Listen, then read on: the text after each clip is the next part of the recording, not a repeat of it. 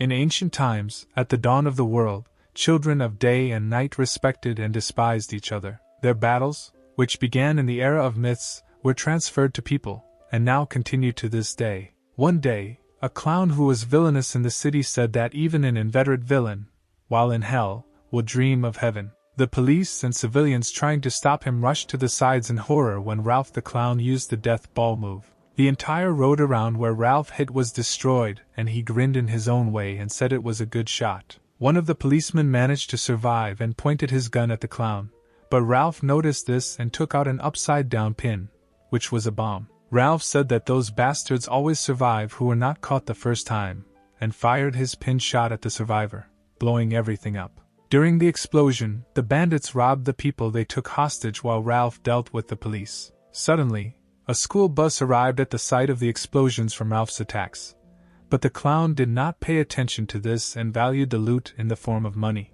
While the clown was enjoying the money, one of the bandits took the girl and child, who were being held hostage, onto a bus that had arrived, but it was closed. Having opened the door, the driver asked the bandit who this woman was, but he was more worried about why the child was there, and, as it turned out, they would give a large ransom for them. It was the governor's daughter Jessica, and when the bandit was about to separate her from her mother, she screamed, but could do nothing more. The girl asked to let her daughter go, but the bandit threw her aside and told her to shut up and sit quietly. But Jessica began to cry loudly. The criminal dragged them both onto the bus, but when the driver heard the child's screams, he stood up and told him to let the girl go. The bandit who was carrying the child did not hear him, so the driver grabbed him by the head and pressed him to the floor, and the second bandit screamed and rushed to attack. In this world there are people with superpowers. Some of them awaken the blood of the child of the night, and they become villains, committing crimes. They follow their own desires, like Ralph, who at that time wanted to get on a school bus and go to his base. Everyone cheered and shouted the name of Ralph the clown, but when he was about to get on the bus, the bandit holding the hostages flew out of it, breaking the window. There are also people in this world who stand for order on the side of society, such as the bus driver who got out through the window. These people fight against the villains, receiving the support of society, and Ralph shouted that he did not understand how this masked man dared to do this. Those who fight against the villains are called psychers, and they have the blood of a child of the day, and the driver turned out to be Psyker Cassian Lee, having an S rank.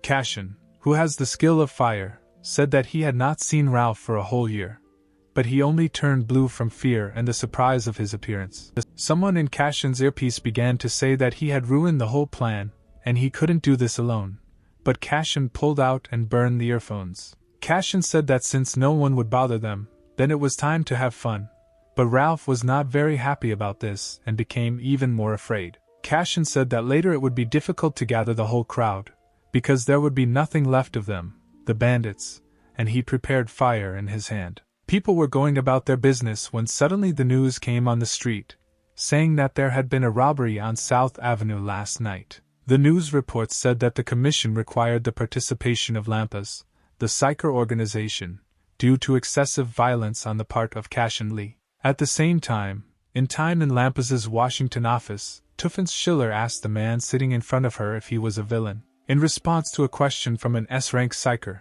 Cassian said that he would not associate with villains under any circumstances. Tuffens replied that Cassian does not think about the consequences at all, because of him Ralph went into hiding, and the public is against them. Cassian said that it was because Ralph had hostages, but the female psycher replied that in that case he was even more to blame. The guy replied that he could have saved them, but Tuffens told him that he had to act rationally and calmly, like all psychers. She started shouting and said that in the end, Cassian's actions were similar to villainous ones, and the consequences were felt throughout the organization. Cassian only remained silent in response, but the woman calmed down and said that he was only on probation and he couldn't break off. Cassian left the office, thinking that she was a real witch, and not understanding how Jeff, his friend, became friends with her. He thought he should cool off with a drink from the machine, but suddenly the phone rang and he answered because it was Jeff. On the phone, Jeff told him to urgently fly to Rhodes, a city in Greece, and Cassian couldn't help but be shocked. Cassian did not ask why, and believed Jeff, because he flew to Rhodes, where the weather was good at that time, Having arrived, Cashin sat alone at a table in a cafe, thinking that he had not seen Jeff for a long time, although he connected many memories with him. Suddenly he became sad, starting to remember his childhood, and the first memory was his orphanage. Cashin, as a child, looked at the toys made of clay that moved and cried out in surprise. The other children were also surprised, but Jeff said that the toys are not really alive, and move due to his strength. Cashin asked if Jeff, who had the power, would become a psyker, but he replied that he did not know, since his power was rather useless. Cashin listened to him carefully and, without thinking for a second, said that Jeff's strength was cool and he would succeed. Cashin smiled while sitting in the cafe, because he remembered such wonderful times when he had no fears or problems. Cashin continued to sit in the cafe, because it was the meeting place. But after waiting for Jeff until the evening, he achieved nothing. Cashin thought that Jeff was too late, and wasn't answering his calls, and it was strange, but heavy breathing was heard from behind. The owner of the breath was Jeff, all wounded and stained with blood from the battle, and he called to Cashin to turn around. Cashin exclaimed who dared to do this to him, and whether it was the work of villains, but Jeff said that it was not worth coming here. He wanted to object, but Jeff handed him a strange amulet in the shape of an eye, and Cashin asked him to explain everything. Jeff finally said that he was fine, but the necklace wasn't, but he didn't have time to finish and started coughing up blood from his wounds. He cleared his throat and told Cashin to quickly run away from here, because if he didn't run away, he would also be in danger, and there was no time to go into details. Cashin didn't understand what happened and told him to calm down.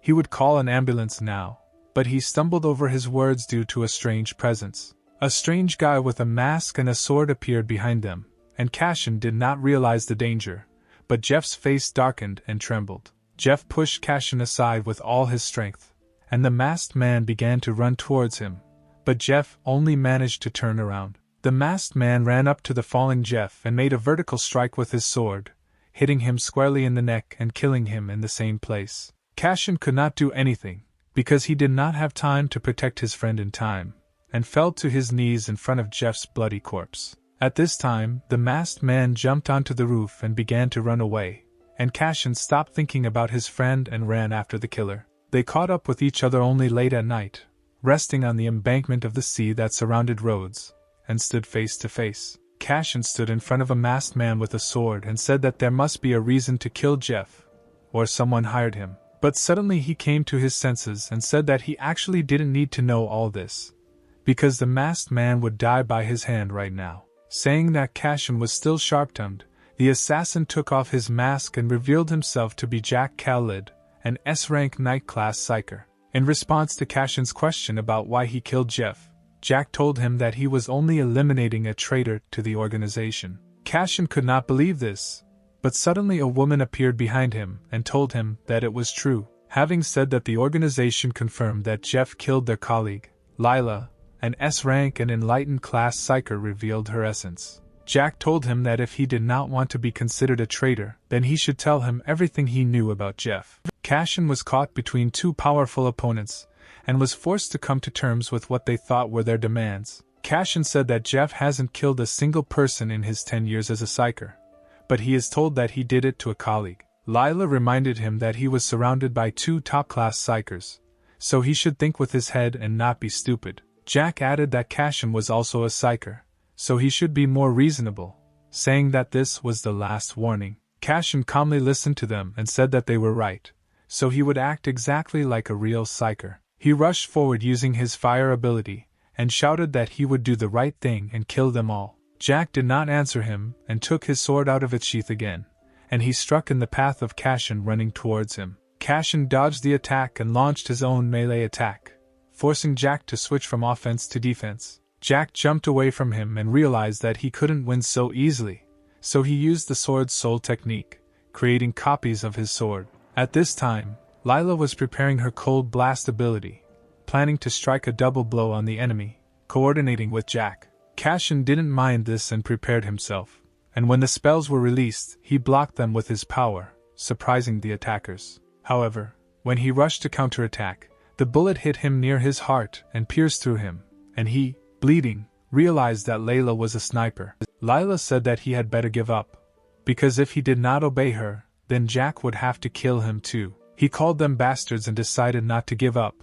so he used his hellfire technique, which they did not expect to see. When the fire filled the entire battlefield, Cashin turned around and decided to escape by jumping towards the sea, expecting that the escape would be successful. However, while in free fall, Cashin did not expect to feel pain due to the bullet lodged in his body near his heart. Cashin realized that he would not be able to land in the water in this state, and felt the approach of death, ending his battle. Plunging deeper into the water, he realized that his consciousness was going to an unknown place, and he didn't want this, because he had to avenge Jeff. At the same moment, some schoolboy was drowned with his head in the toilet, and the rapist shouted that he was already dead, so they ran away from there. Suddenly this same schoolboy, who was lying with his head in the toilet, raised his head and knelt down, surprised by the situation and showing the necklace around his neck. Not understanding what happened, Cashin woke up in the school bathroom with his head in the toilet,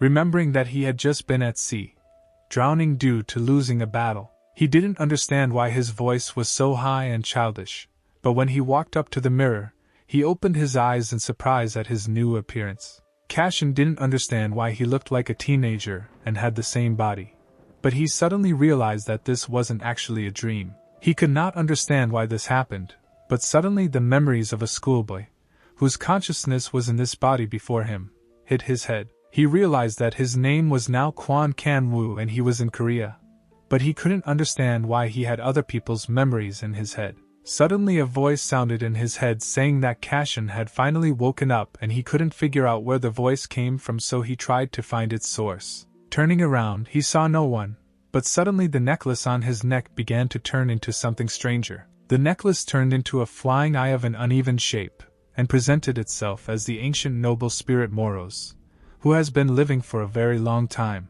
Cashin in Kwon's body said that this spirit came out of the necklace, and this is impossible, but the spirit asked him not to be rude and to listen. Moros said that he should not be impatient, because Cashin had many questions and he wanted to find answers to them. They continued their conversation elsewhere, and Moros said that it was he who brought Cashin back to life, but in a different body, and repeated this several times. They walked around the schoolyard, and Moros said that Cashin had picked up Korean pretty quickly, and he replied that he lived here before he was adopted. While telling this to Moros, in his head he thought that he really died and came back to life in a new body. Perceiving this as delusion, Moros, who flew out of the necklace, said that Jeff gave him this pendant in order to protect Cashin's life, because this was his last wish. Cashin understood what Jeff's words meant, but asked Moros out loud what kind of ancient iron sword he was talking about. Moros told Cashin that this great sword of destruction was forged back in the era of myth, when the children of the day fought with the children of the night for freedom and justice on earth. Cashin in Kwon's body asked him how he knew this in detail, but Moroso replied that he was an ancient spirit to know such stories, and asked him to shut up.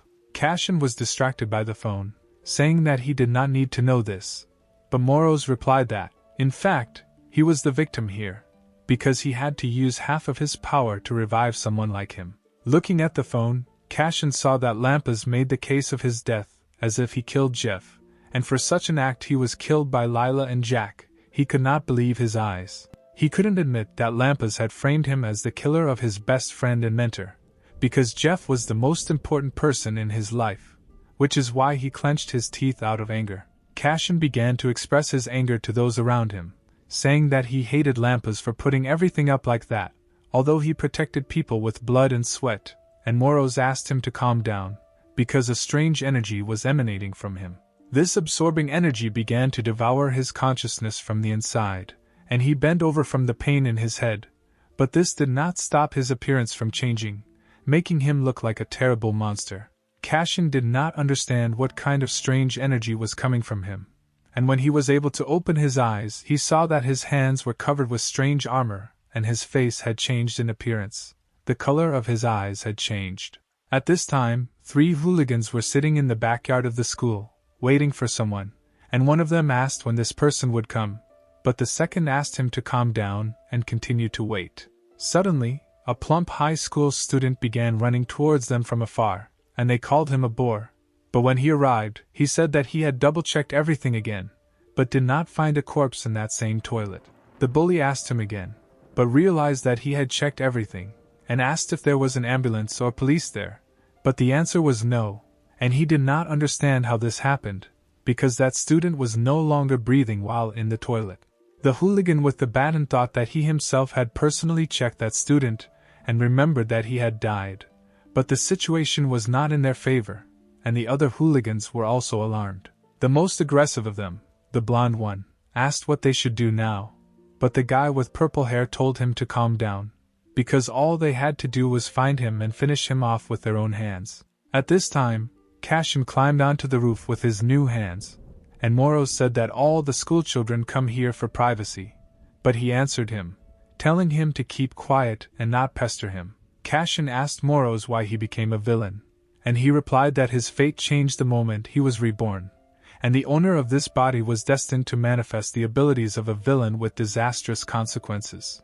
Moros finished talking about the enormous consequences of his power, and Cashin asked if he had taken over someone else's destiny, and upon learning that this was indeed the case, he sank, upset at the impossibility of achieving his old goals. Cashin realized that he, a former psyker of the highest rank, had become a villain, reborn in a new body and taking over someone else's fate, power and life. And out of despair in himself, he hit the wall next to him.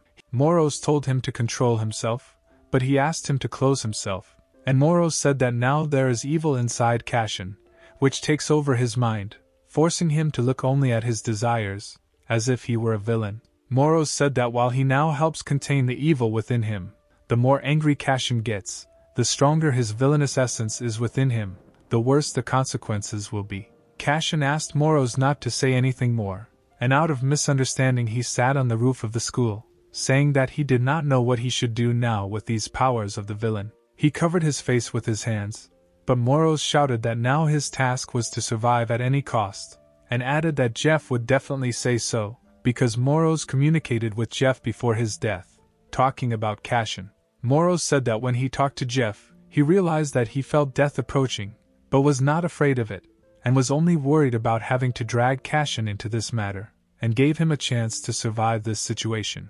For Cashin to survive was Jeff's last wish, and Moros said that he needed to learn to control his powers, to which Cashin asked him to stop giving him advice. Moros replied that without his advice he would not succeed, and since Cashin wants to return fully to human form, then he should listen to the advice and instructions of Moros. After some time, Cashin asked Moros what he even was, and Moros answered if Cashin really wanted to know, and he became wary. Moros said that he would find out everything when he found the Sword of Destruction, and Cashin asked him if this strange sword had anything to do with Jeff's murder, to which Moros replied that it most certainly did. Cashin was lost in his thoughts, but he was interrupted by some bullies who came to the same roof of the school as him, and the main one with purple hair said that he was very glad to see this idiot alive.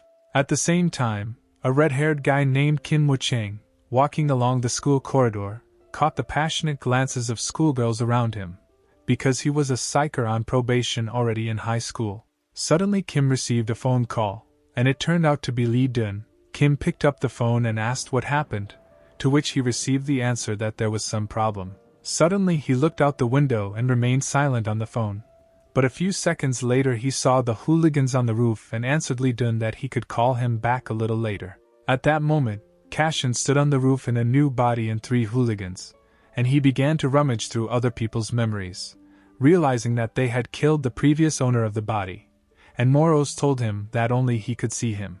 The blonde bully said that he was glad to see him here, because they wouldn't go to jail, and the guy with purple hair said that he should have come to them right away instead of hanging around on the rooftops. Cashin arrogantly asked who he was to say that, and added that he did not like to beat children, but for educational purposes he was ready to do it. Suddenly Moros told him that the villains, even without transformation, have enormous physical strength, 3 times that of an ordinary person, so he should not lose control of himself. Cashin answered him in his mind that he knew about it, and would restrain himself, and at that moment a blonde bully approached him, saying that from his conversation it was clear that Cashin went with his head. However, Cashin, even in a new body, did not lose his skills and confidently looked at the bully, who suddenly could not resist and called him an idiot, raised his hand to his face, and was preparing to hit him. But even so, he did not lose his gaze, and at the moment of the blow, he himself punched him in the face, knocking the bully to the ground, and this surprised the other two bullies standing in front of him. While the main guy among them, the guy with purple hair, didn't understand where such a wimp got such strength and skills, another hooligan with a club ran at Cashin in order to avenge his friend. The bully ran up to him and swung his baton horizontally at him, but Cashin blocked the blow with his forearm and hit his opponent with little force, sending the second bully to the roof. While the remaining main bully was thinking about how he was able to defeat two of them in one fell swoop, Cashin approached him and asked how they were not tormented by their conscience for such actions. The bully was silent at first, standing in shock, but after a few seconds he replied that he doesn't know what conscience is, because he hates conscience and all other people, so he's ready to hit Cashin right now. Cashin listened to all this in silence, but then said that apparently the bully has no conscience, so this needs to be corrected, and his fist will help with this, because new foundations can be hammered into a person by force. Cashin did not wait for a reaction from the bully, so he immediately ran to attack him and dodged his blow, after which he himself struck him in the face, causing him to lose concentration. But he was not going to stop there, so he hit him in the stomach, after which the bully fell to his knees, cursing him, and Cashin said that now a conscience should begin to appear. The purple-haired bully said that he would not answer such a bastard, and Cashin realized that his conscience had not appeared, so he said that one blow was not enough, and he needed to strike again. However, at that moment they were interrupted by a student who came to the roof at such a time, who stood out with his red hair, and asked what they were doing here. The bully realized that this was the same Kim Woo-chang, and Cashin let him go, telling Kim that it would be better if he did not interrupt their business. But Kim replied that one should not beat someone who is several times weaker than him. But even in this situation, the purple-haired bully did not give up and decided that Kim's hurtful words needed revenge, so he attacked Cashin in his new body. However, Cashin was not so simple, and even while talking to another person, he was able to sense the threat behind him, and kick the bully, causing him to fly back. Kim told him it was time to finish, but Cashin forgot about his condition and attacked Kim, hitting him with his elbow, but he managed to block the blow with both hands. Cashin tried to punch again, but Kim moved back, dodging, and kicked Cashin, causing him to dodge, adding that he was very fast. At this moment, Moros, flying next to Cashin and invisible to others, said that his opponent was a psyker, so he needed to win. Due to the fact that Cashin was distracted by Moro's words, Kim found a gap in his defense and decided to strike, which hit his target and grazed him on the cheek, leaving a small wound. Cashin had a hard time believing that this kid was a psyker, but because of his speed, doubts disappeared, and the fight ended with Kim giving him a bandage, telling him that he was hurt, ending the fight of his own accord. Cashin did not listen to Kim, took the patch and left in the direction of the exit from the roof, because the battle was over, and Kim realized that Cashin was able to defeat the three hooligans alone. Kim realized that until that moment he had not met such strong students at school, but suddenly his forearm, with which he blocked Cashin's blow, began to hurt, and it was seriously bruised from the force of the blow. Cashin headed to the computer club, where his goal was to log into his account in the Lampas system, but, as he expected, he was blocked, and he felt disappointed. Some time later, Cashin met with Moros between two buildings and asked how he knew that Kim was a psyker, to which he received the answer that Moros had caught his waves when Kim touched him. Moros said that he could do more than that, and if he had time, he would have read Kim's color scheme and gotten more information, to which Cashin was surprised at his vocabulary. Moros ignored his rebuke and said that Cashin should now turn into his villain form to find out his true abilities in battle, surprising him with a surprise. Moros asked if he would like to, and Cashin said that, in fact, he did not want to do it, but he must learn the essence of the villain's power, understand how to use it in battle. Moros explained that villains come from an inability to control the 5 desires and 7 senses, and added that in Cashin's case, the trigger is anger. Cashin realized that anger would help him activate his villainous form, and decided to remember recent events, shouting throughout the entire alley that he would kill all the idiots from Lampas who dared to kill Jeff.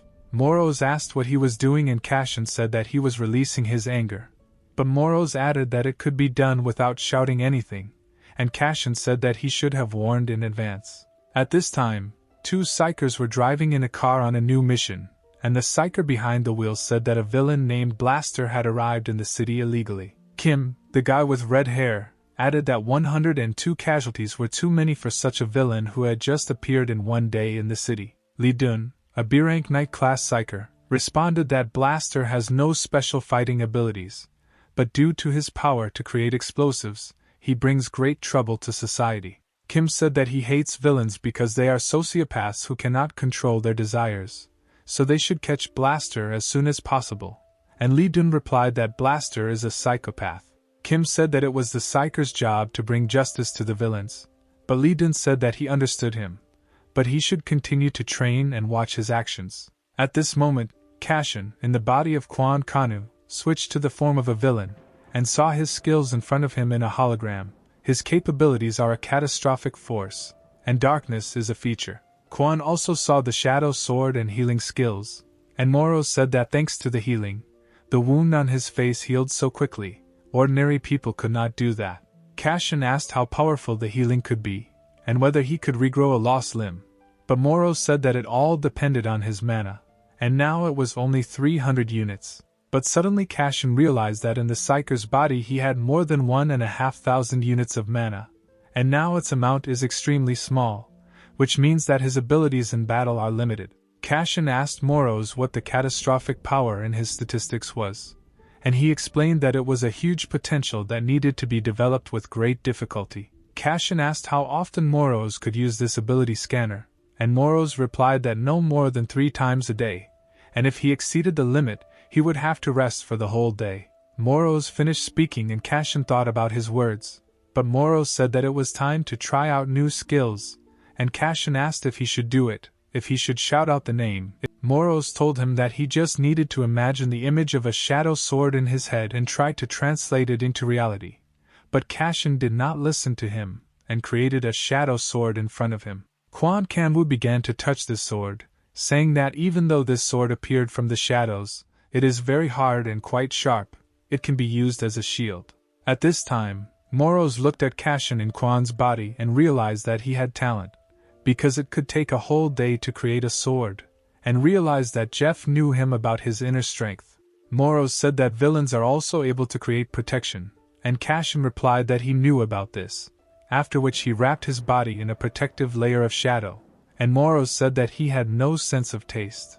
A few hours later, it began to get dark in the city, and Cashin was heading somewhere, which Moros asked about, and he said that now was the right time to return home. Cashin told him that Quan Kangwu has a family, and although his parents are not with them, he lives with his sister, and even in his new body, he respects his new family. He replied to Moros that even if Quan Kang was destined to die this way, he would want to protect his family, so he was going to meet his sister. Moros said that it was his conscience that tormented him, and Cashin said that it was actually because of him that Quan died, but their caustic conversation was interrupted by a sudden explosion. Cashin turned around and realized that the explosion had occurred in the building behind him, and everyone around him was shouting that there was a villain there, and the connection was lost due to a huge explosion. One woman said that the villain grabbed a mother and child, and Cashin did not wait and rushed forward towards the building where the bomb exploded, and Moros chased after him.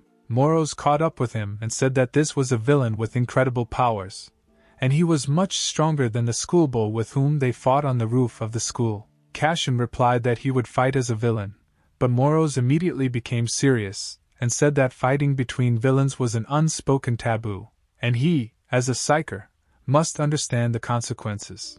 Moros said that he could not find out what was driving him now, but Cashin should not get involved in other people's fights, because he would incur the anger of all the villains by refusing to take revenge on Lampas. Cashin stopped running, stopping in front of the building, and said that this would not be a serious reason for inaction. Moros shouted that Cashin was no longer a psyker, and he remained silent, but then said that this was true, but the villain had a mother and child hostage. Cashin continued to walk up the building and also said that knowing someone is in trouble and doing nothing would be the last thing anyone would do. Moros suddenly stopped after these words, remembering how he spoke with Jeff when he was still alive, that Cashin definitely has a very complex character. Jeff sat with him by the lake and took out a pendant with a photo of him and Cashin and said that in addition to his character, he had a big heart, so he trusted him completely. Moros realized that Jeff chose Cashin, and he chose Jeff, so he has no other choice,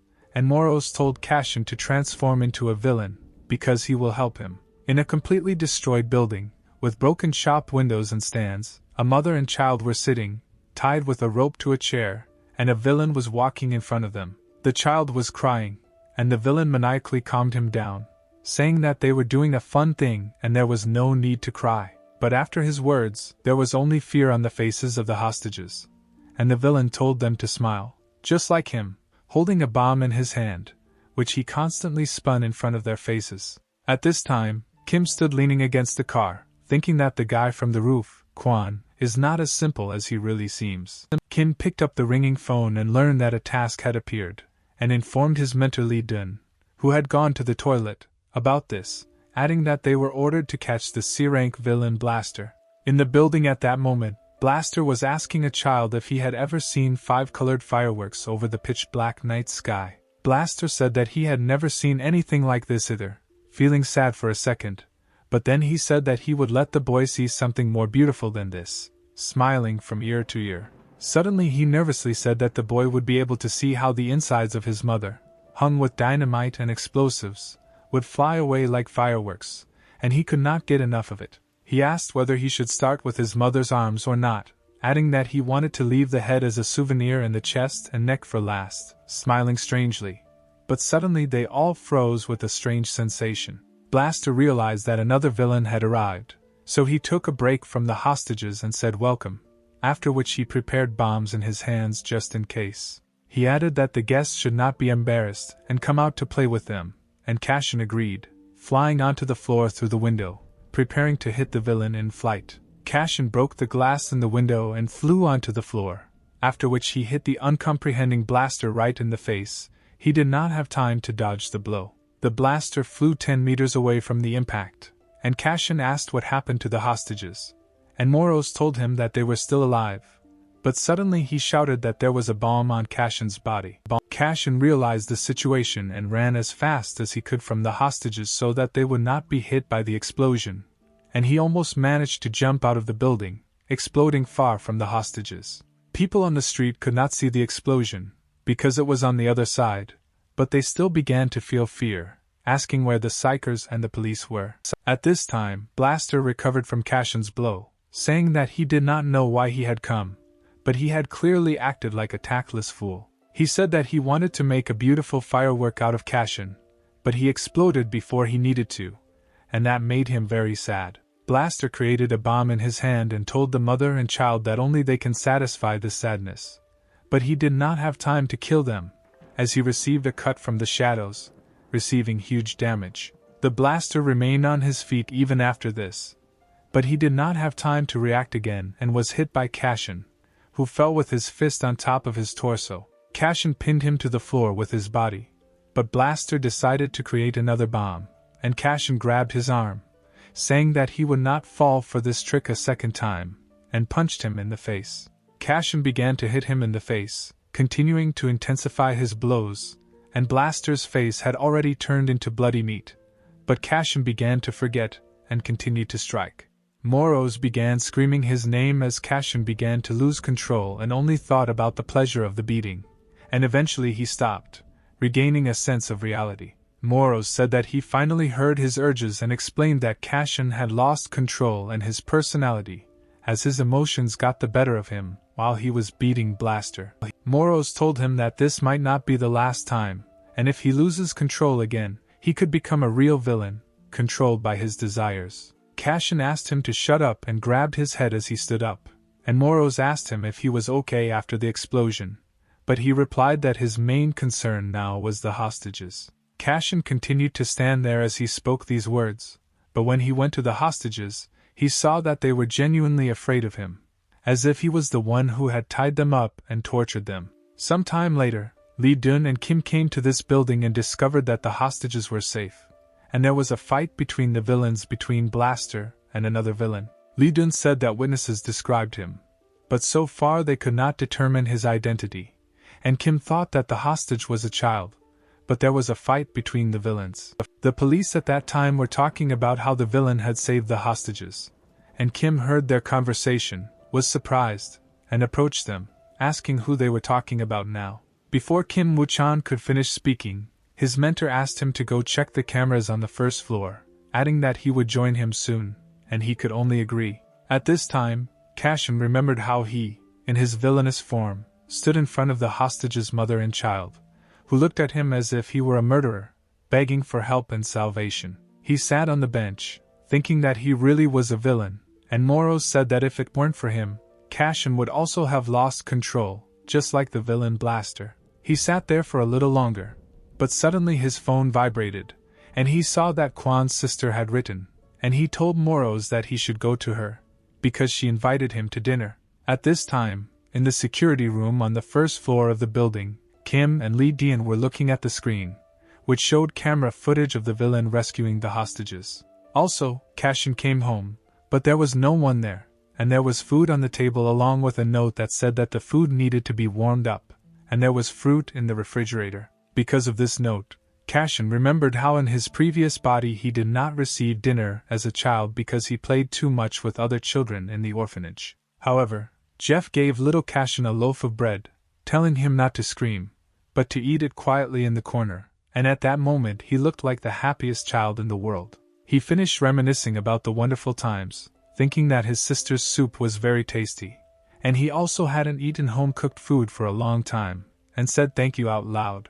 It was 7:50 in the morning, and Kwan Kong-woo woke up in bed in his apartment, expecting a lot from the new day, but a strange feeling did not leave him. Kwan got out of bed and went to the bathroom, starting to brush his teeth, thinking that he was just living someone else's life not in his body, although he hoped that after sleep this feeling would go away. But this feeling did not leave him for a minute even after a good sleep, and he realized that if he returned to the past, he would change it if possible. At the same moment, when Kwan was thinking about traveling back in time, Moros came out of the necklace on his neck, saying good morning to him, but he replied that it was not a good morning at all. Kwan was about to leave for his school, but his sister, Kwan Yuri, called him, saying that he at least said goodbye to her before leaving, but Cashin felt strange in his body. He was thinking about whether to tell her the truth, but she suddenly remembered what she wanted and gave him a bank card, saying that she had promised it a long time ago, and Cashin in Kwan's body thought about it. Memories of how Kwan Kong-woo approached his sister and asked him to give him money for a month in advance, to which she replied that she gave it last week, surfaced in his head. The bullies that Cashin had already beaten had asked him for money in the past using the pretext of friendship, and Kwan couldn't refuse, so he told his sister that he had lost his wallet. The sister turned away from the TV, saying that she understood him, and would give him pocket money, but put it on a bank card, and Kwan froze in place from such an answer. Back in the present, Kwan told his sister that he would be careful, and his sister suddenly stopped him before leaving, saying that he had changed a lot. He suddenly got scared, but Yuri added that his hairstyle had changed and asked if he had a girlfriend, but Kwan ran off to school, saying that he had styled his hair differently. At the same time, in class 3, Blonde, one of the hooligans, was sitting in his seat with a bandage on his face and bruises, and everyone was staring at him in surprise that the hooligan had been beaten. He realized that he was getting strange looks on himself, and shouted at those watching to shut up and turn away, and everyone was afraid of him, but the blonde thought about Kwan. While he thought that it was all because of Kwan, this same Kwan appeared behind him and asked where his desk was, to which the blonde, frightened, pointed his finger at 3 desks in front of him.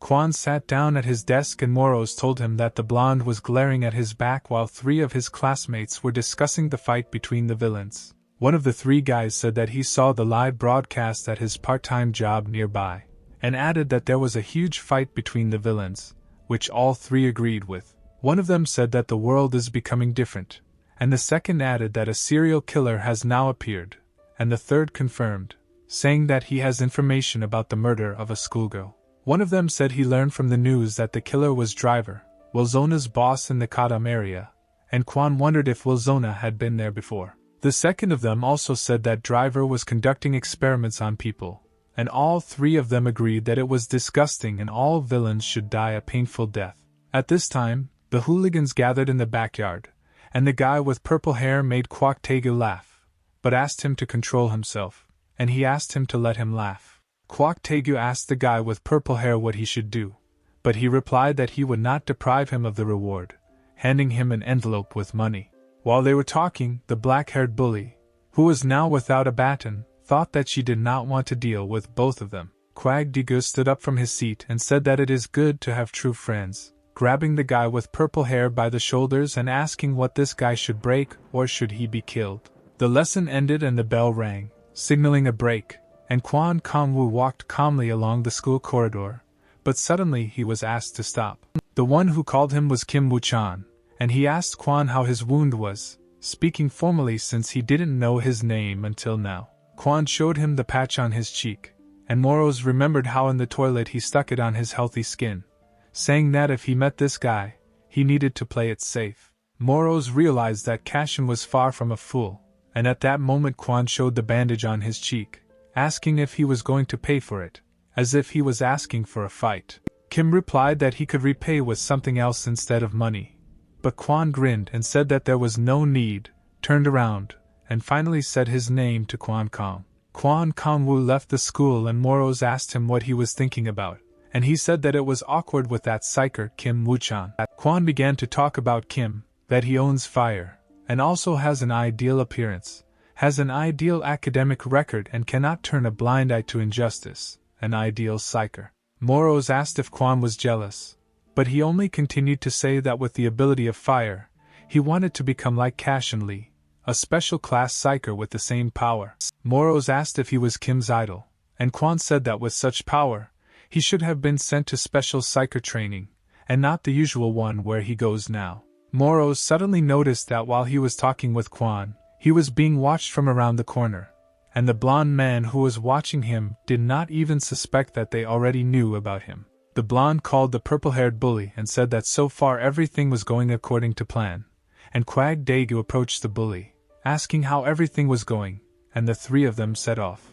Two hooligans were watching Kwon walking down the road heading towards Wilzona, and the blonde thought that this might cause trouble. Wilzona was an autonomous district of villains, and when the blonde thought about this, he was frightened from behind by Kwok Taegu, who got to the bottom of the words of his fear. However, the guy with purple hair asked where their victim was, and when the blonde pointed to the alley, there was no one there anymore, and they were all shocked that they had missed him. They decided that Kwon had turned left and ran after him, but the blonde was scared, because this road leads to Wilzona, where you can die at any second if you take the wrong step. They reached a dead end in Wilson, and Kwok Taegu got angry and kicked one of the trackers in the leg, saying that their job was just to follow the victim, and they failed at it. Kwok Taegu was about to beat up the silent bully, but stopped when Kwon Kang-woo appeared behind them, saying that they didn't find him, but he found them and cornered them. They stood facing each other without saying a word, and at that moment the camera hanging on the wall behind them all started working, indicating that the guests who had arrived were being monitored. The one who captured the view from the camera was a man holding a screwdriver and also sitting on a chair wearing glasses of the same style, and he said that it seemed that there were uninvited guests in their Wilson. At this time, Kwok Taegu said that this impudent kid was not even embarrassed by the fact that they were present here, and began to come closer to him, saying that he had completely lost his fear. Kwok Taegu asked Kwon if he attacked Ki-hun, the guy with purple hair, but received silence in response, and said that he was giving Kwon 3 seconds to escape while he had the chance. However, Kwon remained standing where he was, while Kwok Taegu couldn't help the anger on his face, and his veins began to bulge in anger as Kwon continued to stand there. Kwok Taegu walked up to him point blank and said that he was really asking for it. But Kwon Kang-woo looked down and asked if he could fight, after which he did something that the others did not expect. Kwon Kang-woo poked the bully in front of him in the eyes with 2 fingers, making him defenseless, after which Kwon grabbed him by the hair and slammed his face into the ground, causing him to lose consciousness. All the hooligans stood in shock at what they saw, but Kwok Taegu's friend, a huge thug, ran up and swung at Kwon, trying to take revenge on him for his leader. The goon struck straight at Kwon's head, but he dodged at the last moment, and when the goon was about to strike again, Kwon dodged again, kicking his enemy and knocking him to the ground. The goon was already on the ground and Quan was about to step on him. But he said that he gave them a chance to escape untouched. But they did not grasp the opportunity to escape, so they will pay the price. However, his speech was interrupted by a scream that came from a guy with purple hair, and he turned in their direction, telling them to leave while they were still alive and able to stand. However, the scream came from Kwak Taegu, who stood up from the asphalt and, holding his head, said that now Quan Kanwoo would become a corpse, because he had made him very angry. Cashin in Quan's body wondered if he had overdone his enemy, but Kwak Taegu took a fighting stance, because he was second in the national Muay Thai competition. Ki-hun, the guy with purple hair, thought that Kwak Taegu had finally gotten angry and would now punish Quan, but Quan himself, even in such a situation, remained calm and kept his gaze confident. Cashin in Quan's body remembered how he, in his previous body, was in the gym, where he sparred with C+ rank Psyker John Klaus, who had the striker class, while the bystanders were telling Klaus to go easy on the newcomer,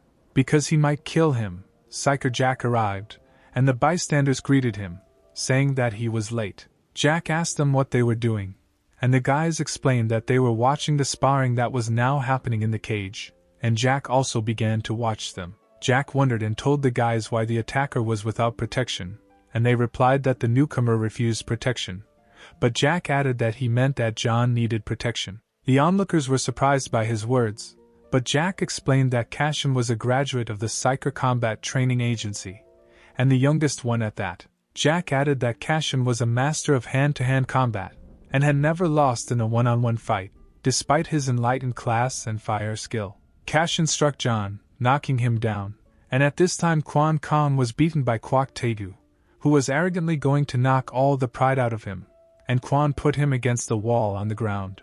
The thug got up from the ground, but saw Quan holding his head by the face, lying on the ground, and Quan thought that all they could do was attack schoolchildren, not knowing how terrible the world was. Cashin realized that if he had been a little stronger, then such hooligans would not have formed groups, and Jeff, Quan and himself would have been alive, because he would have been able to protect everyone with his strength. He realized that if he had been stronger, everyone would have avoided such a fate, and decided that he would become such a powerful villain that he could destroy Lampas and avenge Jeff. The bully, who was blonde, said that now was the right time to get out, but suddenly fell silent when he looked up above him, feeling a strange energy. The one who was emitting this power was Driver, a B+ rank villain who had the engineer class and the light skill, which meant that now they could all be killed by a villain flying on a huge screwdriver.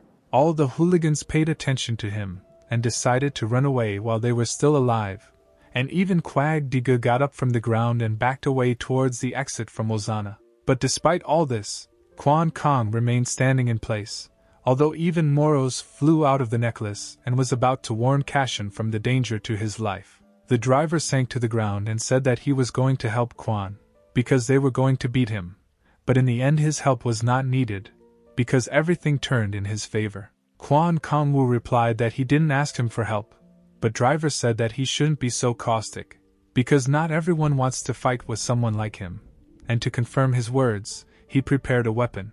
Driver pointed his screwdriver at Quan, which turned into a light gun, and said that it hurts him how he pronounces his name without fear or fear. Driver became serious as he began to say that Quan Kongwu should have been prepared for such an outcome of events, and prepared to attack, but a flower instead of a laser protruded from his cannon, meaning that Driver was joking. Driver laughed, saying that it was a joke to scare Cashin, but then added, becoming serious, that next time it would not be a joke, and he would kick Quan's ass properly. However, Quan did not answer him and turned around, starting to walk towards the exit from the Wilson, and Driver asked him where he went, to which he replied that he was heading home, leaving him in bewilderment. On the way out, Moros began to tell Quan that Driver was too strong an opponent, and he had just almost gotten into a big mess because of his sense of justice. Moros explained that Driver had much more mana than Cashin, and he did not listen to him, leaning against a nearby wall as if he was sad. Moros told him not to be upset, because they would start training when he got stronger, but Quan suddenly asked him to tell him everything Moros knew about the Driver. Quan said that the best training is to actually risk your life while transforming into your villain form, and added that there is no way he can pass up such an opportunity. At this time, Driver was in Wilson, remembering Kwan's movements during the battle, thinking about who this brat was, because his movements were clearly not like those of a beginner. Driver also remembered that Kwan was not the least bit afraid of him up close, realizing that high school students had become very scary lately. But something began to approach him from behind. At this time, Kwan was approaching Driver from behind, and he did not have time to dodge, but turned around and blocked the blow, which was aimed directly at his chest with incredible force. However, Kanu did not wait for Driver to react and was about to approach him point-blank using his Shadow Sword skill, but Driver managed to fly into the sky.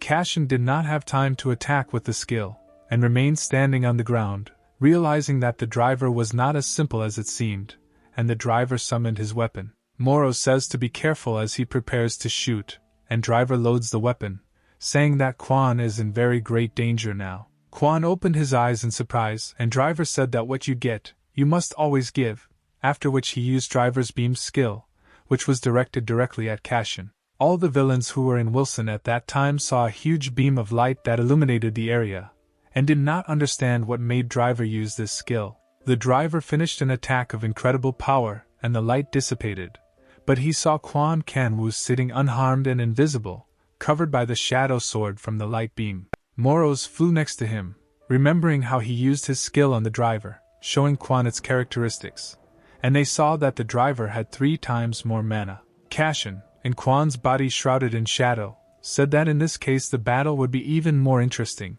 causing Moros to be surprised at such great self-confidence. At this time, the Driver realized that he had not applied enough force, and was already preparing to attack again, saying that this time he would definitely not fail and would try. Driver swung his huge screwdriver with all his might, but Cashin dodged and continued to dodge while Driver tried to hit him. Driver didn't understand how Kwan managed to predict all his movements and avoid getting hit, and wondered how he could not know a guy with such skills. Driver guessed that it was most likely he who killed Blaster, but when he continued to strike with enormous force, Kwan caught one of them and stopped his weapon with his hand. Driver's screwdriver began to crack under the influence of Kwan's power, but he did not lose his head and began pouring mana into his eyes, which is why red light lasers almost appeared from them. However, Cashin dodged and tripped Driver, causing him to fall, and as he ran towards him, Driver realized that Kwan was fighting like crazy. After asking if Kwan was a Mastrel, Driver jumped back a few meters and decided to use his second most powerful skill, his mechanical arm, aiming it at the running Kana. However, Kanu did not stop and continued to run, summoning shadow swords that cut Driver's mechanical arm into pieces. Kanu approached Driver and delivered a straight punch to Driver's face, forcing him to block again with his already beaten weapon, throwing him back. The Driver realized that this was no longer a joke, because Kanu's skills were at a different level, and they could not be developed like this without professional training and training in sparring. Suddenly, an A-rank villain, a crow who was a summoner class and had darkness skills, appeared behind Driver and said that she had been looking for their location for a long time. At the same moment, another villain named Red-Eye appeared behind Driver, who was rank B and had an archer class with the skill of light, like Driver. A few seconds later, the B-rank villain Black Hand, who has the striker class and the minerals skill, appeared behind Driver, saying that it was time for Driver to stop playing with the newcomer. Kanu said Driver called his cronies for help and Crow asked him if he was losing, only to be told that he was still in the process of losing. The Crow realized that their Driver was really losing, but the Black Hand could not believe that their friend would lose to such a schoolboy like Kan. Driver asked Kanu why he attacked and Kanu replied that he wanted to test his strength and couldn't turn a blind eye to how he killed innocent people just for fun. Driver replied that perhaps Kanu was referring to the serial killer from the recent rumors, and Crow said that since he was a killer, he should cut off his head, surprising him with his stupidity. The Driver realized that he was suspected in vain, and briefly explained that he was not the same killer from the rumors,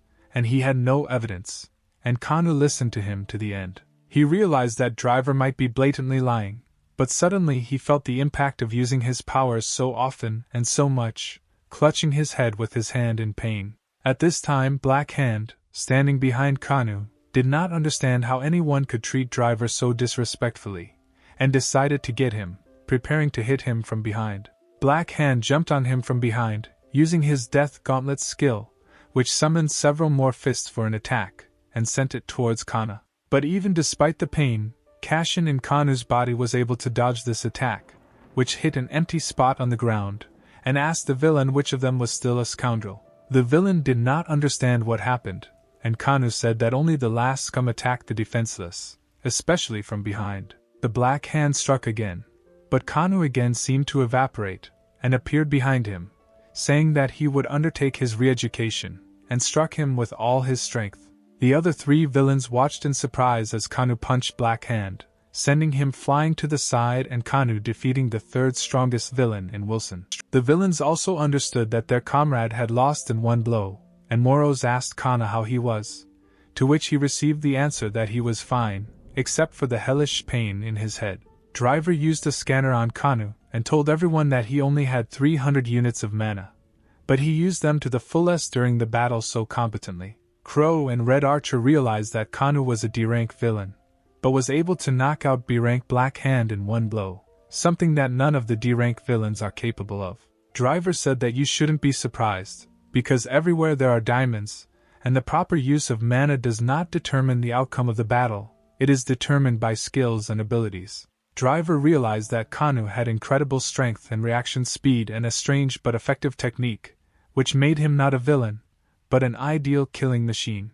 The driver took out something from his screwdriver weapon and asked Kanu if he knew what it was, and he immediately guessed that it was a mana crystal in front of him. Driver explained that villains can increase their mana not only through high-intensity training, but also through the use of crystals, and threw one into Ken's hands. Kanu asked why, and Driver replied that he wanted to make a deal, and it was about the serial killer that Kanu mistook him for at the very beginning. He wants Kanu to catch him. Driver added that accepting his gift was an automatic agreement to the deal, and Kanu realized that in this way Driver was removing suspicions about his account. Kanu understood his conditions and asked why Driver didn't catch the killer himself, but he just chuckled, saying that everything happens for a reason, surprising Kanu and Crow. Kashin in Kanu's body walked down the street, while Moros explained that there are two types of mana crystals, artificial and natural, and the difference between them is huge. Moros said that he was sorry, but Kashin has an artificial stone, but even it will help increase mana, and Kanu said that he already knows this, because he holds this crystal in his hand. But Moros suddenly warned Kashin that it was important to remember that mana crystals can only be absorbed while in the state of a villain, to which he silently looked at the stone. After some time, Kanu climbed to the roof of the building and transformed himself into the form of a villain, holding a stone in his hands, and asked if it was really a mana crystal. Remembering that Jeff told him not to take food from strangers, Kanu, after having his question confirmed by Moros, eats the crystal, but initially feels nothing. Moros told him that he needed to wait a little, and suddenly Kashin felt an energy that could not be controlled begin to bubble throughout his body, and it materialized. Moros began to tell him to control himself and act calmly, but suddenly a beam of yellow light pierced Kanu's body from the sky, causing him to be completely enveloped in this glow. The light dissipated, as did the dark energy around Kanu, and he realized that there was indeed more mana in him, because he felt the energy flowing throughout his body from the inside. Kanu realized that all the villains were chasing mana for this feeling, because he felt that after absorbing just one crystal, he became much stronger. Kanu asked Moros to check his status again, and when he did, he saw that his mana amount had increased by as much as 50 units. Moros was shocked by this, because even if Kanu ate a real, natural mana crystal, he could only get 5 or 10 units of mana, but it turned out 10 times more. Moros realized that such incredible effectiveness from just one mana crystal was due to the fact that Kanu had catastrophic power in his skills. Kanu saw that a new hidden skill for extracting mana crystals also appeared in his status, and he asked Moros how to use it, and he replied that everything was written in the status. This meant that he could extract mana crystals from magic weapons, and even natural stones from legendary magic weapons. Kashin in Kanu's body said that he did not like this skill, but Moros added that now he will be able to get all the mana crystals he wants, and only he is capable of this. Kashin said that he thought that hidden skills would be cooler, because now his skill is useless since he doesn't even know where to find these common and legendary magic weapons. At this time, Lee Dun, Kim Woo-chang's boss, was sitting with him in the bakery, where he showed him his new weapon with the brilliant name Migrits. Kim Woo-chan reacted sluggishly to this, but Lee Dun continued to praise his weapon, saying that it was one of the 2 best magic swords among psychers. He was very lucky. Kim Woo-chan didn't listen to his eulogies and asked Lee Do-woong if he had gotten information about the villain who was fighting Blaster in that building when the explosions happened and the hostages were taken. Lee Dun noticed how smartly Kim changed the topic of their conversation, but replied that there was no data about that villain in Lampa's system, and most likely he had only recently transformed. Kim asked if he could be an outer, but Lee Dun said that he couldn't be an unregistered psyker, because he definitely looked like a villain in appearance. Lee Dun said that there was a matter more important than this, starting a conversation about how because of the serial killer they could not get out of the emergency situation with the special squad. Kim entered the dialogue, saying that the main suspect for the role of the serial killer is now Driver. But Lee Dun said that this is not so, because these are just rumors. Kim Woo-chan asked how he could be sure of this, and Lee Do-woong said that although Driver is obsessed with new cars and implants, he cannot become a serial killer for this. Kim said that Lee Do-woong forgets that all villains are sick and mentally unstable people, and he agreed, saying that this was definitely the work of such a villain. Lee Dun explained that in this case, anyone could be a suspect, because anyone could be unhealthy and go crazy without anyone's help. Lee Do-woong mentioned that it seems that Kim's sister is now interested in modeling, and has also transferred to high school, and Kim confirmed by saying that she has a curfew. At the same time, 2 high school girls were filming in a large building, and the photographer asked them to make more arrogant faces in order to get the perfect shot. Pink-haired high school student Kim Nyeon, Kim Woo-chan's sister, said after filming that she wouldn't have time to stop at a convenience store on her way home. She noticed her friend in Min-young, and she asked her to go with her to the toy machines, right now. Kim Nyeon said that she couldn't, because she had a curfew, but Min-young persuaded her by saying that both of them had not been there for a long time, and they would make it quickly. The 2 girls ran towards the shopping center, where there were vending machines with toys, not noticing how they were being watched by a strange man who smiled terribly. The next day, Kanu was sitting at his computer, studying the news, where a serial killer had killed 3 more during the day, and Moros asked him if he would agree to the deal. Cashin in the body of Kanu said that the killer is unlikely to stop at 3 victims, and there are unlikely to be fewer, so he should take on this case. Kanu said it is difficult to catch a criminal who has no specific target if only the locations of the murders are known and nothing else. Moros advised him that he could take advantage of Driver's gift, but Kanu said that he was not sure whether to do so. Some time ago, Driver gave Cashin a phone, saying that they would use it to communicate, and the phone does not have a location tracker. It is safe and convenient. Kanu said that he did not need it, but Driver replied that he would share information about the killer with him, and if he wanted to know something, he could write at any time. The Driver became serious, and said that he sincerely wants to help him and catch the serial killer, so Kanu must complete this task and catch the little bastard. Kanu was about to write to Driver, but suddenly gave up and threw the phone, saying that he respects himself and will not cooperate with the villain. Moros asked where he was going, and Kanu replied that he could not stay in the apartment, so he needed to go outside and clear his head. At this time, in a shopping store, 2 high school girls were trying to draw a plush toy from the machine, but at the last moment it fell and they lost. Min-young said that they didn't catch anything, so they should play again, but Kim Na-eun replied that it was time for her to leave, while a drone with a camera was filming them outside the window. Kim Nyeon said that even if it's not 8 o'clock in the evening, she already has a curfew, so she needs to finish, but Min-young asked her to stay a little longer. Nyeon asked what happened, and Min-young explained that she saw one of the girls at her school being brutally murdered a few days ago. Min-young said that she wanted to tell someone, but she was scared because she thought the killer would come for her, and Nyeon realized that the killer had seen her.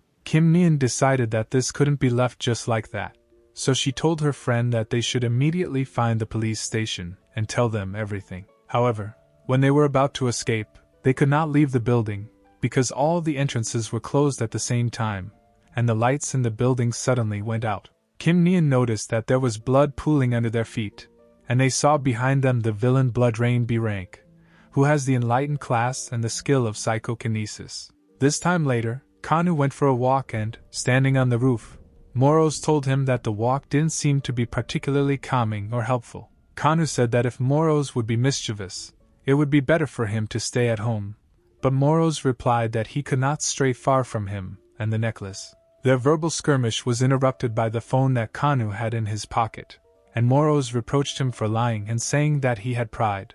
Kanu said that he needed to know if Driver wrote something, and when he read the message from him, his face immediately became serious. Kim Neon at this time stood in front of the villain, realizing that he looked like he was a natural killer, ready to feast on his next victims. When she thought about what they should do in such a hopeless situation, she remembered how her brother gave her a strange emergency communication device. Her brother told her that it was not a toy, and if she used it, he would immediately come for her, so Neon decided to use it now. The villain began transforming into his ideal final form, saying that he would give the tired girls freedom and serenity. However, his speech was interrupted by Kim Neon, who said that since he is so cool, let him show what he is capable of, and showed her middle finger. She decided to stall for time, because they needed to wait for her brother to come and save them, and asked the villain a question why he was killing people. The villain said that this was a stupid question, because there was no need to look for a reason for murder, but he answered, adding that he liked the taste of fresh blood and flesh. He said that this was his greatest pleasure and began to approach them, but Neon screamed at him not to come closer. She said that her brother would come for her soon, and the villain smiled using his power, and said that he wanted to see her brother's face seeing the desiccated corpse of his sister. He said that he would be glad to see this, after which he launched a spear of blood at the girls, and it hit in Min Young, piercing her through. Kim Neon couldn't believe that her friend was now dying, and tried to reach out to her, shouting her name at the top of her voice. At that moment, the villain Blood Rain prepared another spear, preparing to throw it at the girl, and said that he would give it to her as a gift. However, the spear did not have time to hit the target, because in the middle of the flight it was shot down by Kanu, who flew into the building at the right moment. Kanu shouted to Blood Rain that it was time for him to receive his gift, and created a shadow sword, launching it at the villain at full speed. The villain dodged the shadow sword, but at the same second, Kanu was preparing to strike in the air, when suddenly Blood Rain turned over and blocked his strike with his feet. When they calmed down, Blood Rain tried to make out the enemy, and was surprised that her brother was a villain, and also a high school student. Kim Neon, who did not understand anything, wondered what kind of person it was that saved her life and fended off the bloody attack of a strong villain. Standing behind her, Blood Rain stood in front of Quan Kanwoo, defending himself from his attacks, and thought that he had never seen such strange techniques before. He realized at that moment that Kanu was the guy who killed Blaster, and now decided to test his strength with him, and realized that their battle would be interesting. Blood Rain decided to disappear for a while, saying that they would come back at this point, but Ken should not be happy, because he would cause his death, and after that he disappeared. Blood Rain dissolved and disappeared, leaving behind only a trail of blood, and Kanu did not have time to stop him, saying that his words were ridiculous and deceitful. Kanu asked why Blood Rain was running away and stopped in place, realizing that he had missed the enemy. But at that moment Kim Neon, sitting behind him, called out to him. Kim Neon made him turn around and told Khan to save her friend, sitting on the ground and shedding tears while holding her injured body on his lap. At this time, Kim Woo-chan was driving with Lee Do-woong in the car to the place where Naun pressed the emergency button, and Do-woong said that she might have pressed it accidentally. Kim Woo-chan said that she wouldn't have done that and would have called, adding that he had already called the police there and continued driving, hoping that she would be okay. At this time, Kwon Kang-woo called the ambulance from Neon's phone, saying that there was an urgent patient, and told her that the ambulance would arrive in a couple of minutes, and that for now they needed to stop the bleeding. Kan-woo asked her to find something to bandage with, preferably elastic, and Kim Neon started looking for something in her backpack. She gave him her tights, saying that they were quite elastic, and Kanu decided that they would suit her and bandaged her wound, slowing down the bleeding. Kanwoo sat down next to the unconscious Minyoung and asked Moros if he could scan her condition, to which he asked why he would do that. Moros realized that this was in order to understand how bad everything was, and said that the system was not needed for this, because her friend's life was now relatively safe. Kim Mian asked Kanwoo what was wrong with her friend and was surprised to learn that she would definitely be fine, as long as the ambulance arrived faster. At that moment, they heard the sound of police and ambulance sirens, and Kanwoo stood up, saying that it was time for him to leave, because the matter was being handed over to them. Kim Mian asked if he would leave, and Kanwoo said of course, because people run away when they see him in his villainous form, and she looked at him strangely. Kanwoo left the building and ran away as quickly as possible, moving along the rooftops, and Moro said that they arrived on time, because without Kanwoo they both would have died. However, he soon stopped abruptly, turning back and seeing a flying drone with a camera, and asked what this thing was that had been pissing him off for a long time. And at that moment he heard a whistle, and saw that Crow, an A-rank villain, was whistling, and she greeted him, saying that she had long wanted to meet him again and see him. Crow asked if he remembered her, and added that it made her so sad that she wanted to kill him, and Kanwoo began to think about where he had seen her. Kanwoo remembered who she was and said that she would not be easily forgotten, at which time Driver, looking at them through the camera on the drone, thanked him for his good memory. Crow approached Kanwoo and said her nickname, adding that it suited her very well, and learned that Kanwoo did not have a villainous name, being very surprised. Kanwoo brushed her jokes aside and, turning his attention to the drone, asked what it was, and Crow replied that in this way the driver was trying to find a serial killer. Crow explained that this was how they figured out his identity, and the serial killer turned out to be Blood Rain, a villain who was committing murders throughout the country. She said that from the very beginning he was under suspicion and they found the necessary evidence, and added that the internal side of the conflict could not be cancelled. She stopped, saying that she had said too much, and if Kanwoo did not remain silent, she would beat him, because she did not want to do something that Driver, who at that time was looking for lost popcorn, did not like.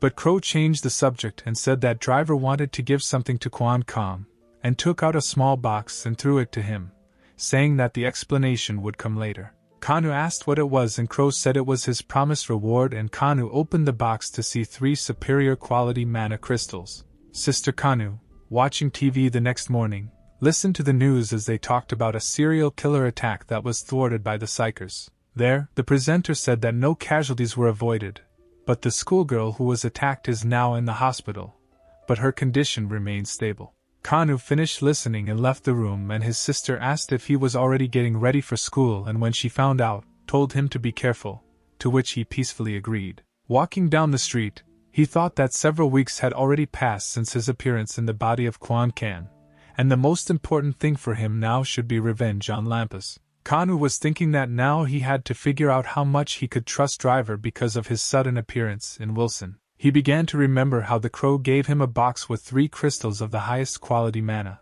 and asked why Driver was so generous with him. Crow told him that she didn't know, but explained that now with his powers he is not able to fight a serial killer, and the rest is decided by the Driver. Crow said that in the box there was a small tracker made by Driver, and said that they had already located the serial killer. She added that it was not that they expected anything from Kanwoo, but told him that he should understand what would happen to him if he upset Driver. Kanwoo returned to reality, realizing that he could not understand Driver's intentions, and Moros said that the school was in the other direction, but Kanwoo continued moving. Kanwoo told him that he needed to go to another place, because he analyzed the materials found by Driver and found information about the Sowa school. Kanwoo added that the 2 schoolgirls he saved were from there, and they should check out Siowa school as they might find new information about Blood Rain. Moros told him that Kanwoo fancied himself an investigator, but he replied that he still needed to try to search, although it would take some time.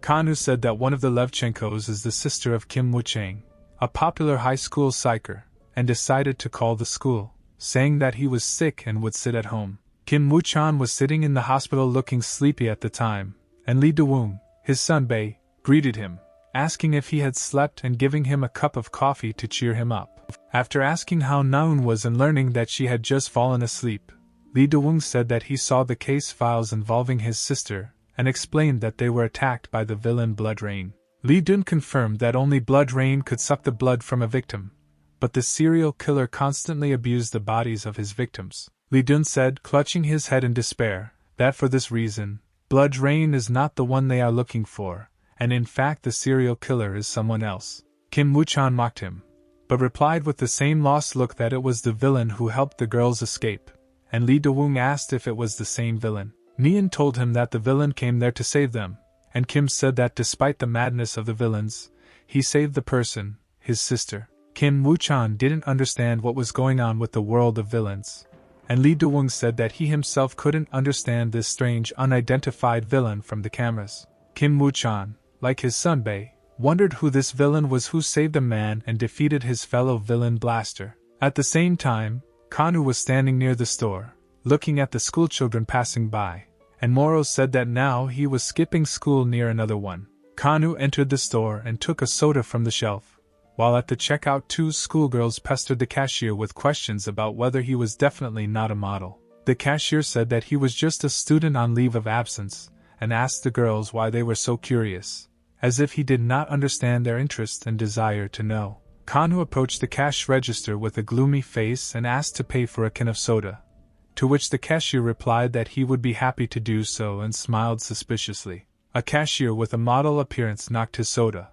saying that Kanu had 3,201, and at that time Kanu noticed the book The Bride of Corinth lying next to him. Kanu began to suspect something, but he was interrupted by his grandfather, who entered the store asking if they handed over waste paper, and the cashier replied that he would help him now. The cashier took the cardboard and carried it to the exit, hitting Kanu with his shoulder, and at that moment Kanu felt that the cashier was not really who he seemed, and Moros also noticed this, but did not show it. Cashin and Kwan Kanwa's body left the store and entered an alley, after which Moros told him that he had important news, and Kanwu replied that he knew that the cashier was a villain. Kanu said that he immediately realized that the cashier was a villain when he saw his eyes, and Moros replied that, unfortunately, they could not find out if he was Blood Rain. Kanu replied that the Bride of Corinth, lying nearby, gave him away, because before leaving, Blood Rain uttered lines from this famous novel about vampires. Moros said that he was surprised that he remembered such a thing from a past life, and Kanu replied that he had been reading all his childhood, and now they just had to see if they were lucky enough to guess Bloodrain's identity. Moros and Kwan Kangwoo waited for this model-looking cashier to finish his work day and began to follow him, not knowing where he was going to go. They continued to follow him and came to a crowded intersection, realizing that the cashier was walking along the road leading directly to the girls' school where Kim Nian and her friends studied. But his thoughts were interrupted by a strange feeling of danger, and he turned around, seeing a truck rushing towards the old man with waste paper, so he ran and jumped to the side with him. The van driver got out and asked if Kanu and the old man were okay, but he remained silent, because he looked in the direction where the cashier was going, and there was no one there anymore. Kanu decided to go to the computer club, and in the toilet of the building he listened to Moros say that it was not worth taking the form of a villain here, and he replied that there were no other options. He locked himself in the booth because he decided to use the 3 mana crystals he received from the driver, and he swallowed them at once, emitting the same bright yellow light. Kanu asked Moros to check his status, and he saw that his mana had increased to 470, and 2 shadow movement and hiding skills had also appeared. Moros said that the number of skills increases with mana, and eating mana crystals gives him new skills, and Kanu thought that he could not do that as a psyker. Kanu noticed that the mana had increased by only 120, and Moros explained that this was due to the body's adaptation to them, and now Kanu would receive less and less mana from ordinary crystals. Kanu was upset, but agreed with Moros, because otherwise both Blaster and Crow with all the villains would have long ago become invincible opponents. Kanu realized that if he wants to become stronger, then he cannot rely only on mana crystals, he needs to find another way to increase strength. For example, the same training. Kanu asked Moros to show Bloodrain's status, and he replied that this was the 2nd time that day, so he would only have 1 time left, but Kanu replied that he knew about it. Kanu examined its characteristics and thought about the Blood Step skill, but then realized that Bloodrain had used it at the beginning of the battle, when they met. He continued to look at Bloodrain's statistics, saying that he has psychic powers, and his distinguishing feature is hypnosis. And Kanu also added that this is bad. It was evening time, and in the hospital, next to the girls' school, all the workers had already left, But strange things were happening in the chief doctor's office. There was blood spilled everywhere in this office. 2 doctors stood in the middle of the room with the chief doctor in the middle, awaiting orders from the villain in front of them. Blood Rain, who was in his true villainous form, told his sweet and obedient servants to bring them to him. While the hospital was already starting to empty, Kim Nian was sitting in on Min Young's room, who was on a chair in front of her friend, who was lying unconscious. Kim Nian was holding a phone in her hands, in which she was looking for information about the villains on the official website of Lampas, but could not find anything about who saved her, trying to find out who he was. However, her search was interrupted by people who entered her friend's room and said that they should examine Min Young, but Naun objected, saying that it was too late now. Her objection was ignored, and the head doctor said that this examination was important,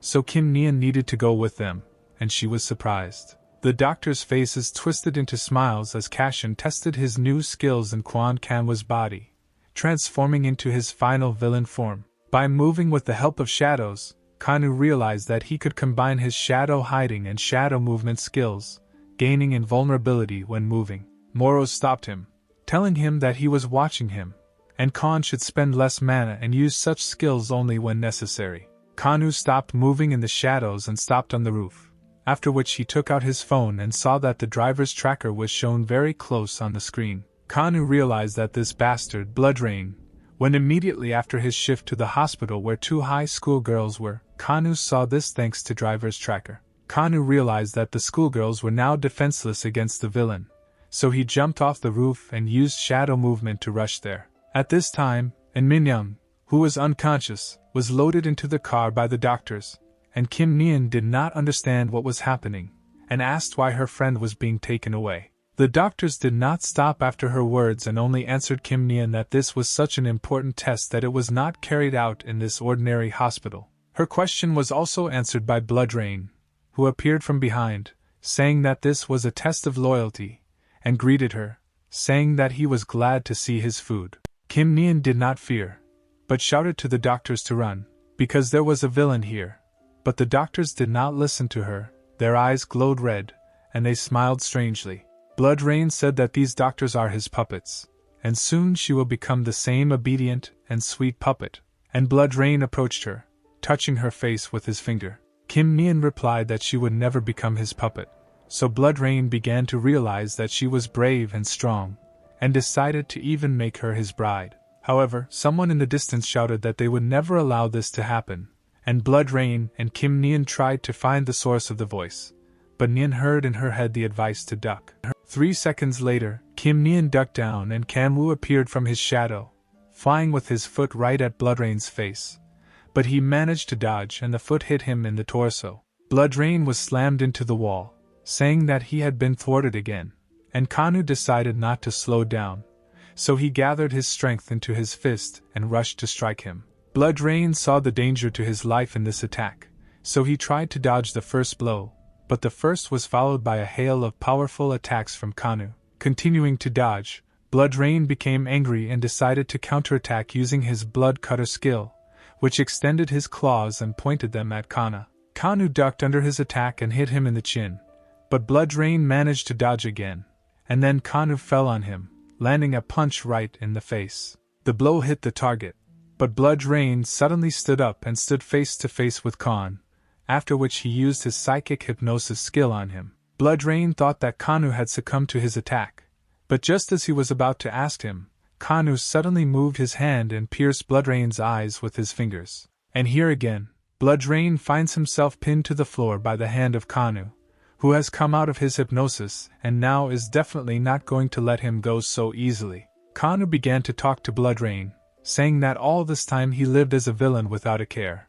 but now punishment has overtaken him, and it's time to hit him hard. Blood Rain began to laugh, and Kanu asked him about it, to which Blood Rain said that he could only laugh, because Kanu could not defeat him, that's how he was made. Kanu did not believe the words of the vampire grinning under his arm and asked what he blurted out, holding his fist above his head, preparing to hit him. As Kanu made his speech, Blood Rain froze, his eyes glowed red, and he disappeared into bloody smoke, and Kanu tried to hit him. The bloody smoke disappeared, and there was no trace of Blood Rain, and Moros told Kin that he was a very annoying opponent, because in a state of blood physical attacks did not work on him. Cashin in the body of Quan Kim remembered his powers in his previous body, and realized that now his fire would be very useful, but he had no other options. At this time, the doctor standing next to An Min Young came to their senses and asked why they were in the parking lot, and Kim Na-eun asked if they were okay.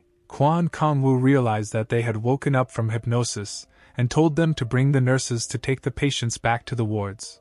But they fearfully cried out in response that he was a villain. Kanu decided that it was time to run away, and he did so, and when he ran out to the parking floor, he said that he needed to catch up with Blood Rain, because he could not go far.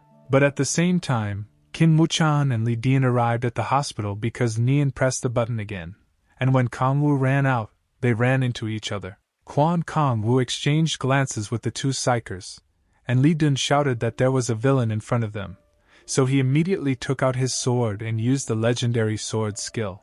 Kwon Kang-woo blocked the sword attack with his fist, telling them not to attack without talking, and that it would be better if they moved out of the way and did not interfere with his progress. Lee Dun caught his magic sword, which was flying at him, reflecting and spinning off Kang-woo, and told Kim Woo-chan, who was standing nearby, not to have his head in the clouds. Kim Woo-chan was trying to figure out what to do, because his sister Nian said that this villain saved her and her friend from Blood Rain, but he was still a villain. However, his memories began to appear in the family plan, and he remembered how his relative died because of the villain, and at that time, Lee Dun called out to him during the fight. But his Sunbi's help was not needed. Kim Woo-chan was fired up with a new sense of revenge against the villains, so he used his fire powers and flash skill. Kanu decided not to slow down, but Uchin's attack interfered with his run, so he used his shadow sword skill, which blocked the path of Uchin's burst of fire.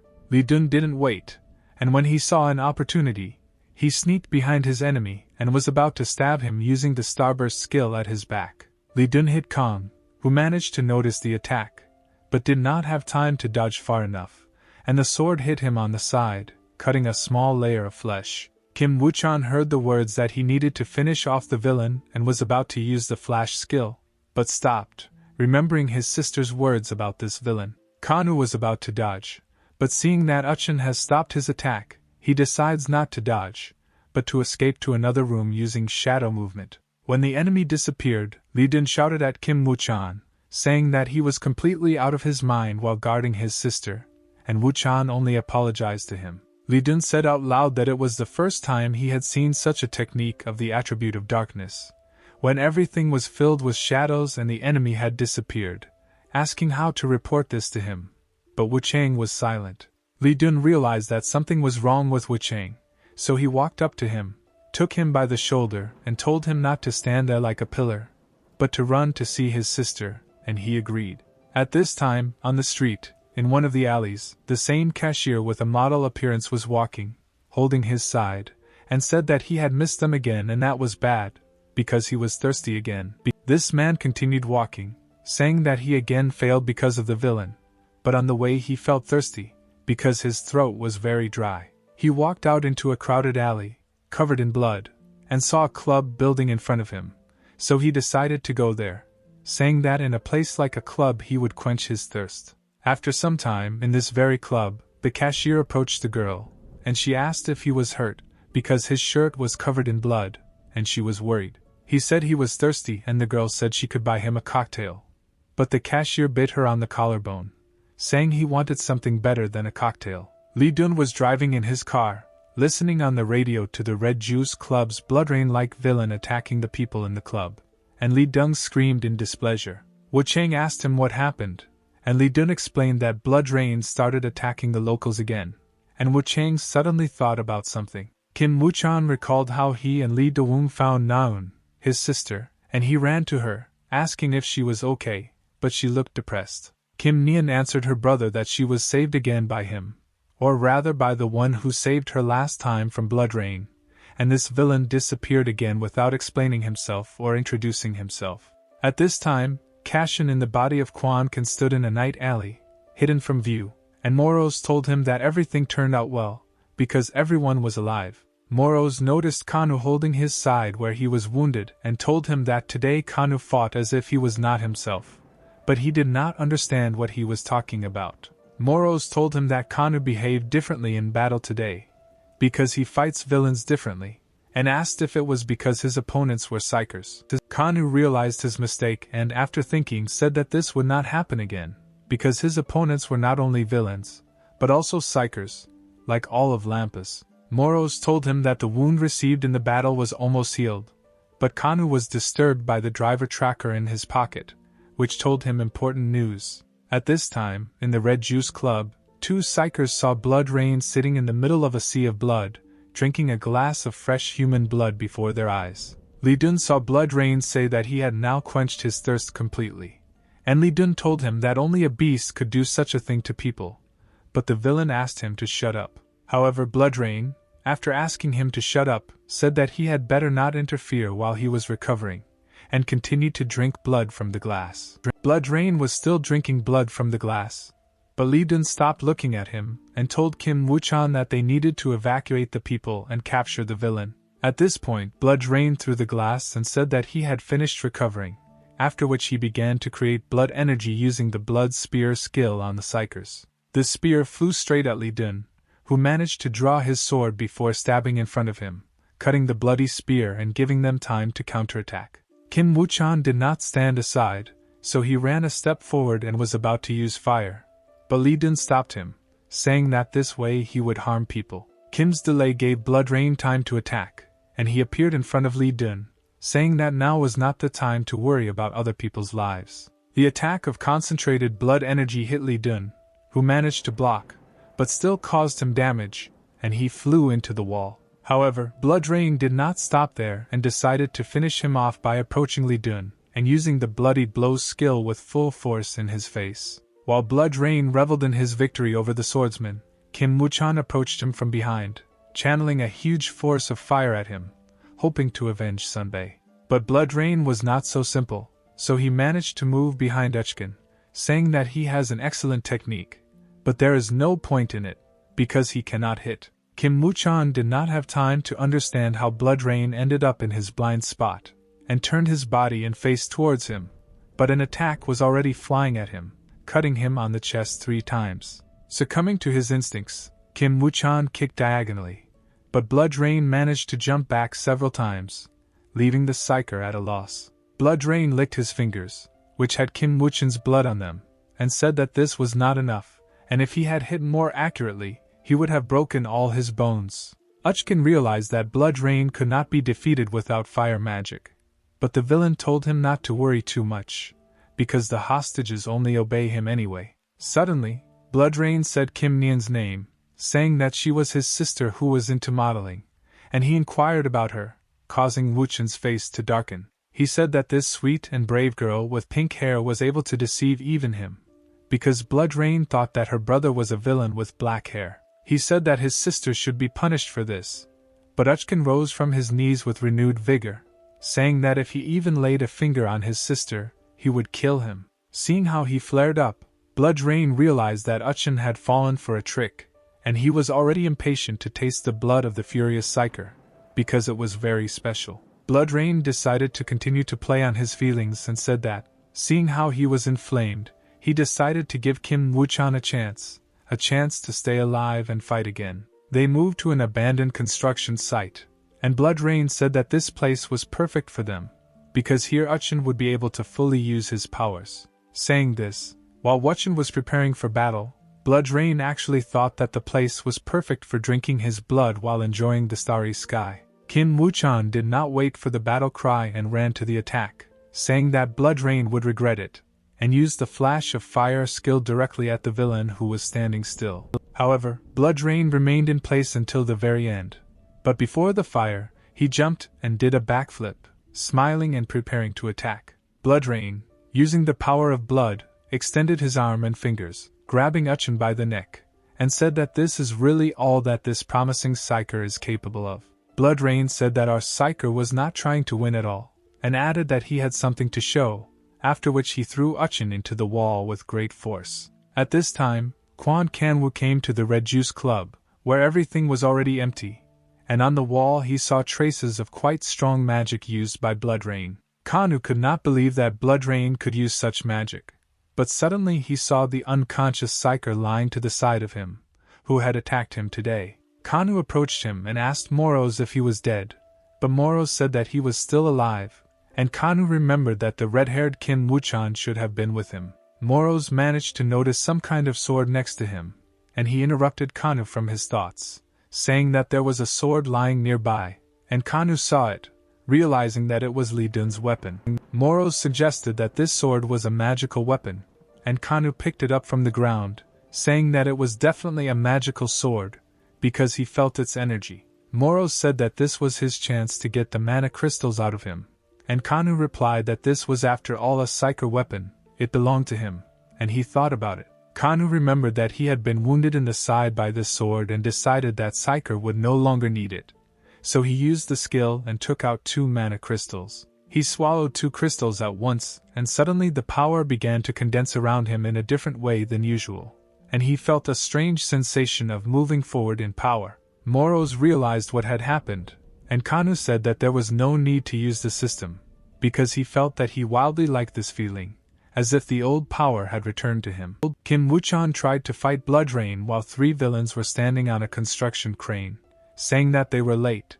They were tired of snacks. The wounded Kim Wuchan was about to strike again at the villain who stood without wounds or injuries in front of him, preparing to attack him with his fire magic. Blood Rain caught his fist with her hand around it, and said that his attacks were too weak before using the power of the blood on him, hitting him in the torso and knocking the wind out of him. Kim Wuchan took this attack and fell to his knee, and Blood Rain said that he can only blame himself and his weakness for this, but he can also become part of the great by being absorbed into it, saying that he would absorb the Psyker into his body. Blood Rain was interrupted by Kanu suddenly appearing behind him in his villain form, who said that he was painful to look at. Blood Rain had never expected him to appear here, and Kanu told Blood Rain to stop talking nonsense to him, calling him a vile insect and looking down on him. Blood Rain told Khan, a boy with black hair, that he was already starting to bother him with sudden appearances right in the middle of someone else's battle. Kanu responded sarcastically, saying that he heard these words from someone who constantly runs away from the battlefield, and Blood Rain laughed, saying that he was in a different state now. Blood Rain continued to laugh, but added that he became stronger, because he absorbed the blood of all those people who were at the party at the Red Juice Club, and increased his mana. Blood Rain also said that now his power is overwhelming him, and he is quite capable of winning even if an S-rank Psyker comes, because his mana is now at its highest. At this moment, Kim Wuchan, who was lying exhausted behind the villain's vampire, tried to get up and saw that the same villain who had saved his sister twice had arrived. Blood Rain paid no attention to this and shouted for Kanu to see his invincible power, creating 4 attacks around himself from the blood power that overwhelmed the villain. Uchin realized that when the villain fought with him, he was not serious and did not use all his strength, and 4 bloody spears of enormous power launched by Blood Rain were already flying towards Kana. Kanu stood motionless until the last second, but at the very end he made 2 crisscross strikes and fought off Blood Rain's attacks, giving him time to attack again. Blood Rain hurried and inflicted a gift on him, grabbing him by the neck with blood magic, and was able to immobilize him, after which he struck with his fist at the place where Kanu's head was, but his blow went through. Kanu dodged his blow, leaving an afterimage, and moved behind Blood Rain at that very second, saying that it was the end for a fool like him. Blood Rain immediately turned around and angrily threw a curved blow at Khan, but he dodged again and hit Blood Rain right in the face, causing him to lose his balance. Blood Rain tried to resist him, but Kanu's power was overwhelming, so Kanu struck again, saying that he did not see his invincible power, and Blood Rain was slammed into the ground by the blow. Kim Wuchan, sitting next to him, did not understand how the black-haired villain was capable of such a thing, because his strength was less when he fought in the hospital, and assumed that he was hiding his strength. Like a villain whose true power is currently unknown to anyone, Kanu was studying a huge amount of energy, looking like he was ready to kill anyone who stood in his way. Blood Rain's powers were already running low, while Kanu approached him, saying that he expected to see the villain have the power to defeat an S-rank Psyker, but his words turned out to be empty. Blood Rain tried to escape again, the bonds of blood magic began to envelop him, and he said that he recognizes Kanu's power, but physical attacks alone will not kill him, and he grinned evilly, saying that his body could turn into blood and that next time he would take revenge. Blood Rain tried to disappear again, but was suddenly prevented by Kanu, using the shadow capture skill. Blood Rain, like Kim Woo-chan, was very surprised, and Kanu said that such garbage as Blood Rain should be gotten rid of immediately, and a fire consisting of darkness appeared in his hand, as if he were Psyker Cashin Lee. This fire flew directly into Blood Rain's face, and Kanu's status gained the feature of Darkness Fire, in addition to normal darkness, as well as the skills of Shadow Capture and Darkness Fireworks. The news in the building the next day said that the villain Blood Rain, who was instilling fear in the entire country, was arrested in Kadamga last night, thanks to young Kim Woo-chan. With this sentence, the report ended, and Lee Dun pushed Kim Woo-chan on the shoulder while they were both lying on hospital beds in the ward, and Lee Dun said that he did a good job and did a good job. Lee Dun was even wrapped in bandages on his head, and Kim Woo-chan told him that it was not he who defeated the villain, he only called the headquarters when the battle ended before his eyes. Kim Woo-chan remembered how he watched this fight and saw how Kanu used the power of fire and defeated Blood Rain, after which Woo-chan wondered how the villain could wield the two powers of fire and shadow. Kim Woo-chan forgot about his 3 deep cuts in the chest area and looked at Kwon Kong-woo as something strange and unknown, because for the first time he saw 2 forces in one villain. Kwon Kong-woo, who hadn't even spent half his mana after testing his strength in battle, told Woo-chan to call the police and report that Blood Rain had been caught. Kim Woo-chan came back to reality, and told Lee Do-woong that he was not the one who caught the villain Blood Rain, but in the end the entire public made him out to be a hero without permission. Lee Dun asked him who exactly defeated Blood Rain, and Woo-chang said that it was the same young unidentified villain who defeated Blaster. Lee Dun asked Kim Woo-chan if he felt guilty for the fame that should not belong to him, and said that these were all trifles, he should calm down and rest. Lee Dun lay down on the bed, relaxed, and said that Woo-chan shouldn't be upset about one loss, he can see many more villains. But suddenly Lee Dun rose to a reclining position and asked what happened to his sword after the battle, to which Woo-chang, calming him down, said that the police would take care of it. At this time, the bullies behind the school were discussing that yesterday Blood Rain appeared at the Red Juice Club and was caught by Kim Woo-chan, and they said that they were lucky not to go there. The bully with purple hair asked Kwok Taegu, sitting in front of him, if he remembered that guy, and he replied that he couldn't help but remember, because he hit him in the head so much that he was still recovering. The guy with purple hair told him that he would not buy medicine, and they should not leave everything like that, but gather the guys and take revenge on this nasty kid. Kwok Taegu told him to moderate his ardor, and added that he was not going to do it, saying that the guy with purple hair did not see how difficult that guy was.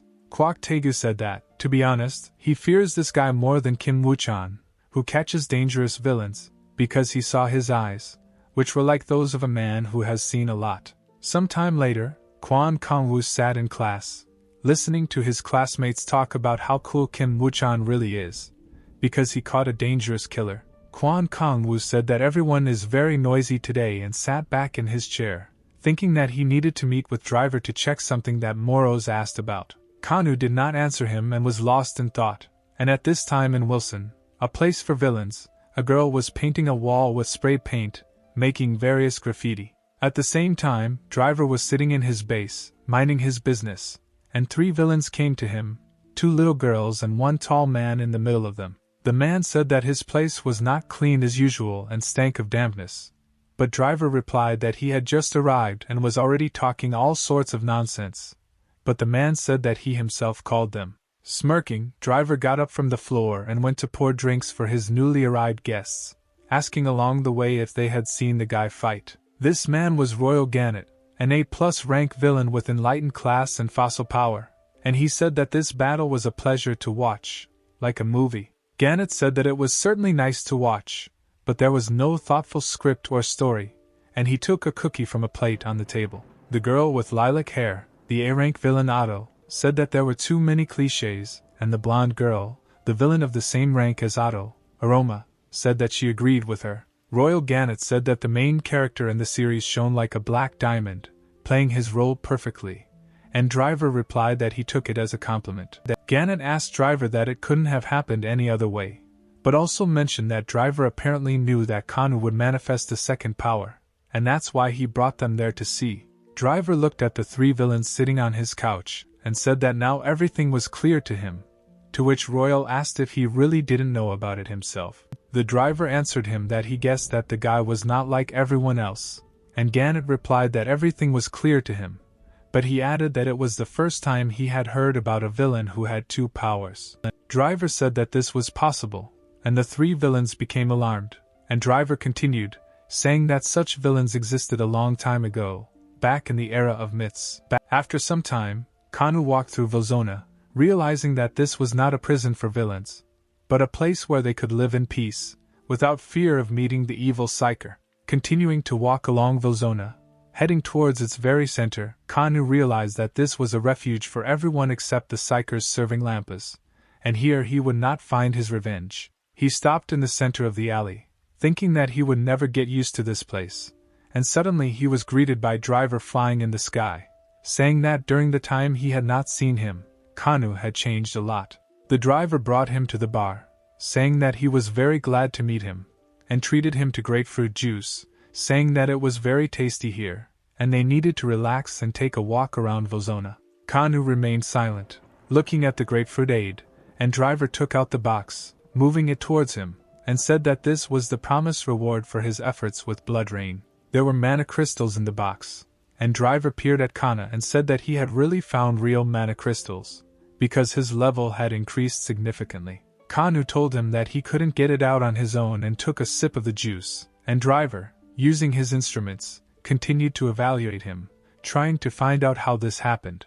Driver learned that Kanu's mana had jumped over 500 units, and realized that Kanu could not have become so strong only thanks to his crystals, and tried to find out how he did it. However, Kanu interrupted his thoughts about his power with his own words, saying that he was wondering where Driver gets these mana crystals from and if he has a supplier. The bartender behind the counter answered these two questions by saying that it was him, and that guy turned out to be Ujeha, a summoner class who had the order skill, and he smiled while rubbing the bottle. He began to move his hand using his strength and served the guests sandwiches with a strange chess piece on a plate with a face and hairstyle, and said that it was a gift. Driver introduced him as the owner of the pub, and also said that Ujiha Outer, a psyker outside Lampas, and Driver asked him to sell them crystals cheaper than before.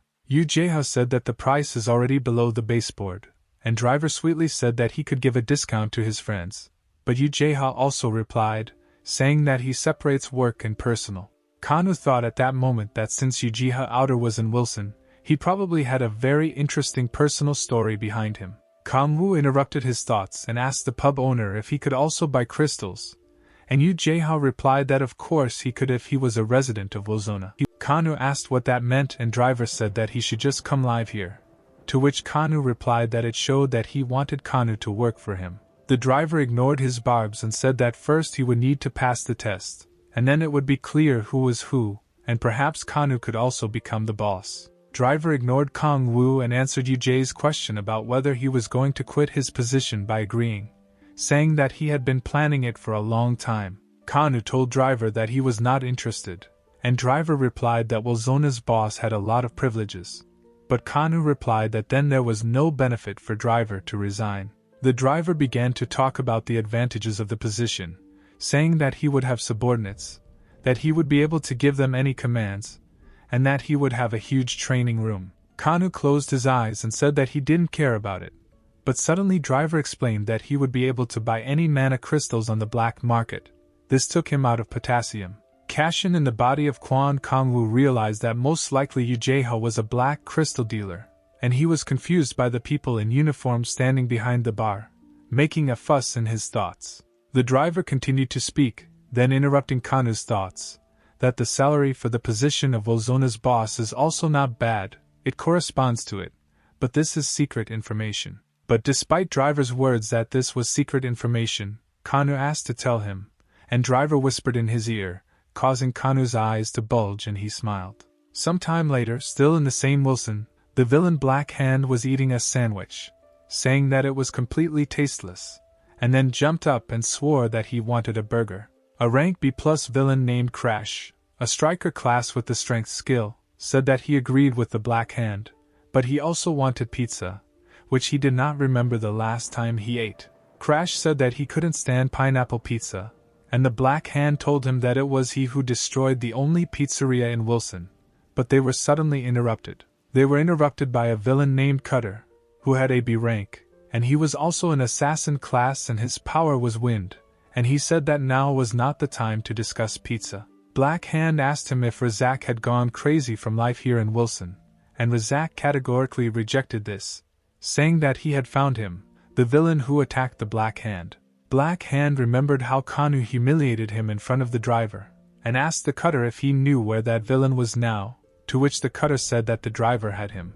Cutter asked him if he planned to go after the villain, and the Black Hand replied that of course, because driver had introduced a ban on fighting in Wilson, but today he would break it. A few hours later, driver gave Kanu a tour of Wilsona, showing how the evil green dog digs the earth, and the janitor behind him removes every speck of dust. The driver said that now everything is in harmony, and such villains do not attack, but if something happens they can fight back. That's what Wilson needs. Kanu realized that he had imagined Wilson differently, but it was all because of him, and asked why driver didn't catch Blood Rain himself, to which he replied that there was a traitor. Driver explained that he needed to fool the traitor by choosing a man who had nothing to do with him, or Wilsona. Driver continued to walk around Wilson with Kanu, starting to say that villains have the same divisions as psychers. Driver began to explain that villains are divided into those who follow all the rules, as well as those who spit on the rules and create their own coalitions,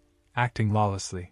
Kanu asked if this meant that there was a connection between Blood Rain and the traitor, and Driver replied that Blood Rain was just a pawn in a big game between the villains. Driver added that there were a lot of people behind this who wanted the end of Vilzone, and Kanu replied that he was not interested, but Driver replied that he knew he would say that.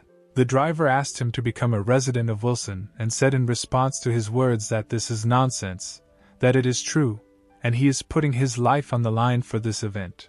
At the same time, parallel to the events in Wilson, Kanu's sister Kwan Yuri worked in a huge building, apparently in someone's residence, as a manager. She was distracted from her work, thinking about how Kwan Kong was doing now and whether he had dinner, because since she gave him her bank card, they had not been able to talk.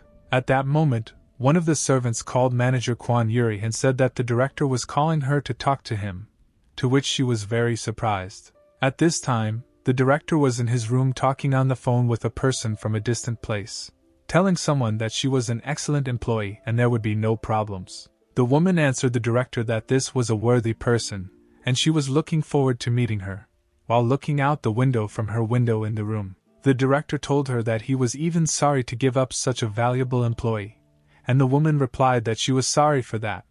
But at that moment Kwan Yuri came. The director hung up the phone, after which I went up to Yuri and gave her the envelope, saying that she had received an invitation from the American department. Kwan Yuri didn't believe it, but the director explained that because of her hard work, she was sent to the main office, to which she, in disbelief, asked if it was true.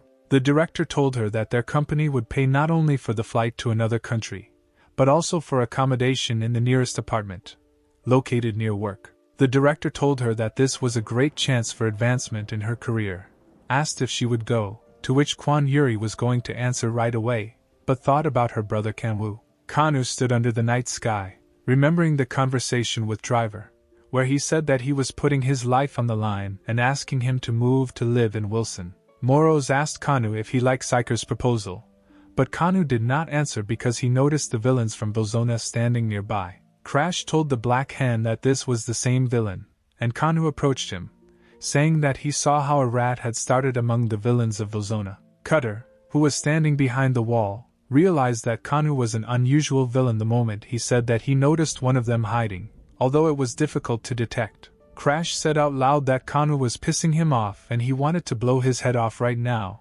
but the Black Hand told him to stand in line, because he would be the first. Black Hand activated his fossil mana, telling Khan that he would now learn for himself what happens to those who humiliate and mock him. Kanu had absolutely no idea what he was talking about, and Moros told Cashin to be overly careful, because all the villains could attack together. However, At that moment, when the Black Hand ran towards Kana, wishing him death, a barrel flew into him, which stopped his fight and changed the situation among them. The villains did not understand what had happened, but a B-rank villainess named Juak, who has the striker class and the strength skill, said that they should not treat guests like that. Black Hand was angry for such a vile act to interrupt their fight, but Juak said that she was just trying to remind them that this fight was against the law in Wilson. She said that in Wilson it is forbidden to start fights by attacking in groups of villains, but the Black Hand replied that Kanu is not even a resident of Wilson. But suddenly, out of nowhere, the voice of the crow was heard, saying that Kanu would soon become a resident of Wilzona, and all the villains turned their attention to the crow sitting on top. Everyone in the place fell silent, and Crow asked them if they were going to leave Kana alone, and the Black Hand, along with Crash, wondered if they should answer. Besides this strange conversation between the villains and Wilson, that night Kwan Yuri returned home after work, her head not working well due to fatigue. She went into the apartment and wanted to go into Kin's room, but remembered that she was invited to America, so she decided to take a shower and go to bed, forgetting about everything. The next morning, Kanu went for a run, wearing sportswear and running weights weighing 10 kilograms, and all passers-by were shocked by this. As if in response to those watching, Moro said that it was not that much weight, and Kanu added that this type of training is great for muscles and physical strength in general. Continuing to run, Kanu said that now the battles may not be one-on-one, and now several opponents can attack him at the same time. Kashin, in Kanu's body, said that this was the best exercise in such a situation, and Moros told him that this was very wise judgment on his part.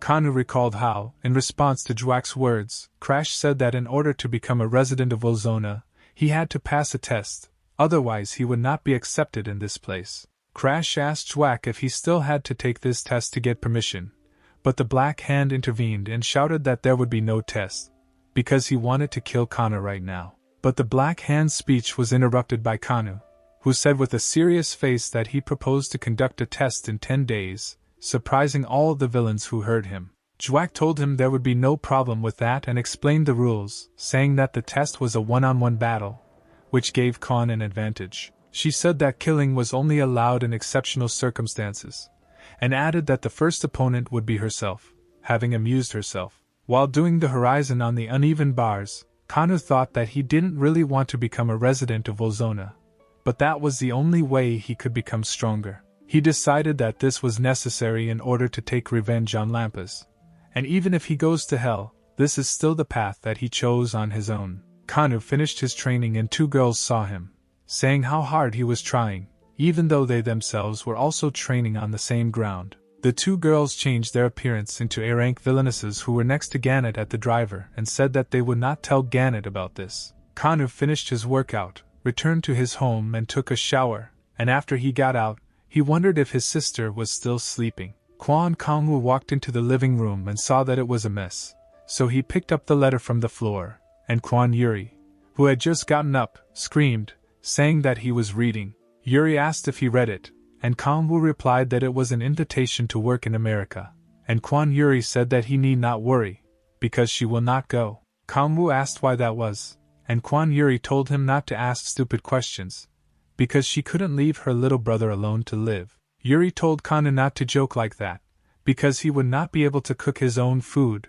do laundry and cleaning, and also sort garbage and other duties. Kwan Kangwoo got angry, saying that he was no longer a child and he was old enough for such tasks, especially, he added, that up until that moment he had done everything on his own. Yuri replied that he was only 19, but Kanu said that she should go to America, because she needs to do what she likes and what interests her. 3 days later, 3 villains gathered in Wilson who wanted to take revenge on Kan, and Razak asked if he would come, since there was only a week left before the exam. The cutter clarified that he was talking about a guy who was going to fight with Juak, and the Black Hand said that he was unlucky, because he was the first to deal with this guy. Cutter said that Driver was rumored to be supporting him, and the Black Hand replied that Kanu was probably sucking up, but Crash said that he was Driver's main friend. Black Hand said who else was following Driver, but Cutter ignored him, saying that Kanu was fighting Juak in the first fight, and it was not a fact that their turn would come. All the villains agreed with this, because Jwack is a strong opponent, and the Black Hand said that in this situation it would, of course, be fun, but it would be if she wins first. But the Black Hand added that this time he is on the side of that guy, because if he wins, then the Black Hand will be able to take his revenge and Kanu will get what he deserves. Moros asked Kashin if it was a good idea to let Yuri go, and Kambu said that he was ready to do it, because it was the best option for both of them, and he said this as Kwan Kanu. Moros asked Kanu if he could handle it, to which he heard consent, and Moros also added that he asked this, seeing Kanu searching on the internet for how to cook food. Kwan Yuri was thinking about what Kangwoo said about her flying to America, because this is her only chance, and at the same time she was holding the invitation letter in her hand. But suddenly she stopped reading in the clouds, returning to reality, where she was sitting in a cafe with two friends, and one of them shouted to the waiter that she wanted to order. The blonde friend asked Yuri what she was worried about, and the black-haired friend tried to guess, thinking that she was worried about the handsome guy. The blonde friend shut the black-haired girl's mouth, telling her to remain silent and show tact, after which they were brought the beer they ordered. They took a glass of beer each, saying that alcohol makes conversation go smoothly, so it's worth drinking, and Kwan Yuri took a few sips of beer. A few hours later, Kwan Yuri reached the apartment, where Kangwoo received her and helped her walk, saying that she shouldn't have had too much to drink, but Yuri replied that she was sober as glass. Kwan Yuri began pestering Kang, saying that her brother had grown up to be handsome, and Moros realized that his sister had drunk too much, while continuing to hiccup.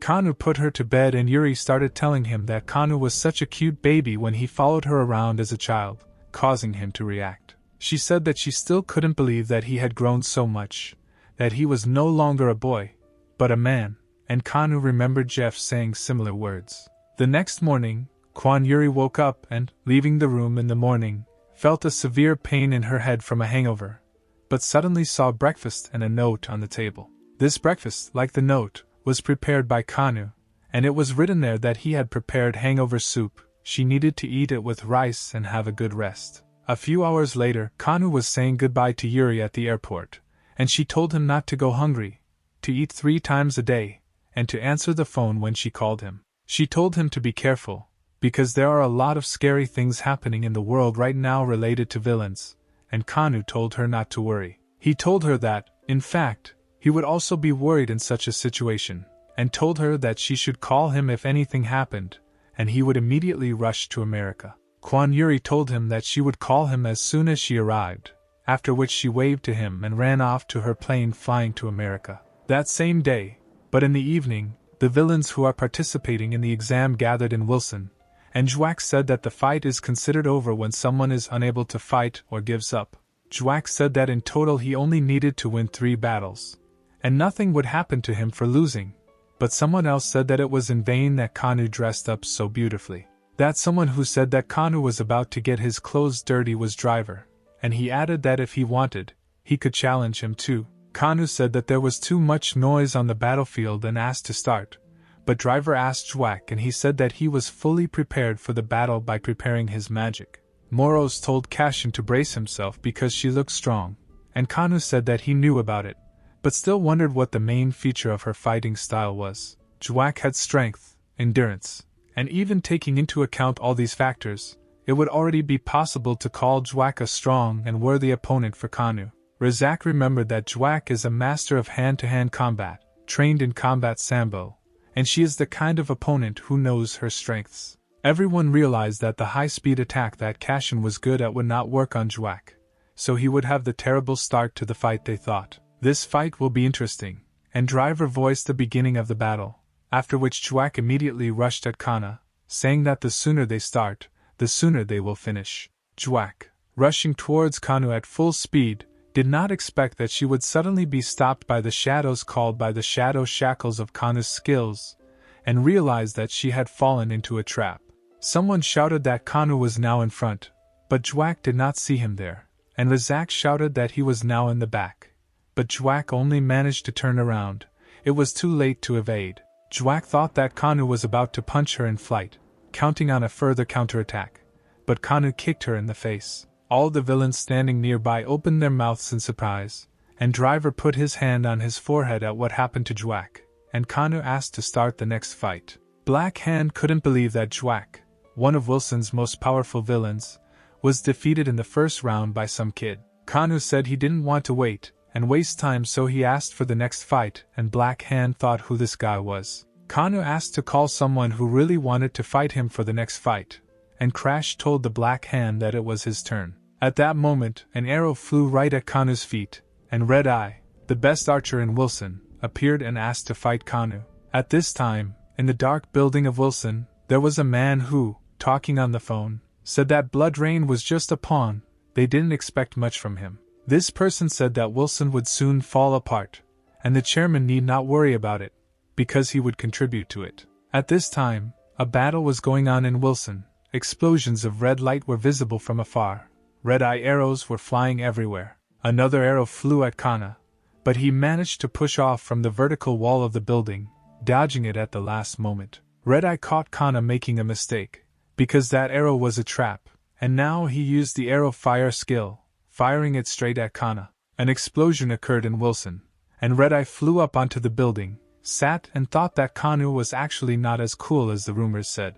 But suddenly, Kanu appeared behind him literally from the shadows, already preparing to strike, and Red-eye realized that all this time Kanu had been a hunter. But just as Kanu was about to strike the enemy, the Red Archer raised his hands in the air and said he was surrendering, surprising him. Kanu was shocked and called the Red Archer an idiot, because he ended the fight at the very moment when Kanu caught him, losing the whole point of the fight. Red-eye said that he was quite sincere, and added that if Driver had not called him to battle, he would never have come here. Red-eye explained to Khan that Driver asked him to fight him because he did not want to see serious injuries in this exam. Red-eye gave Khan a strange thing, saying that it was a desire suppression patch, and all the Wilson villains use it. Red-eye explained everything to him and said that this patch needs to be attached behind the ear, and it is flesh-colored, so it will not stand out. Kanu thought that he was wondering who was making these patches, since the villains in prisons were given exactly the same ones,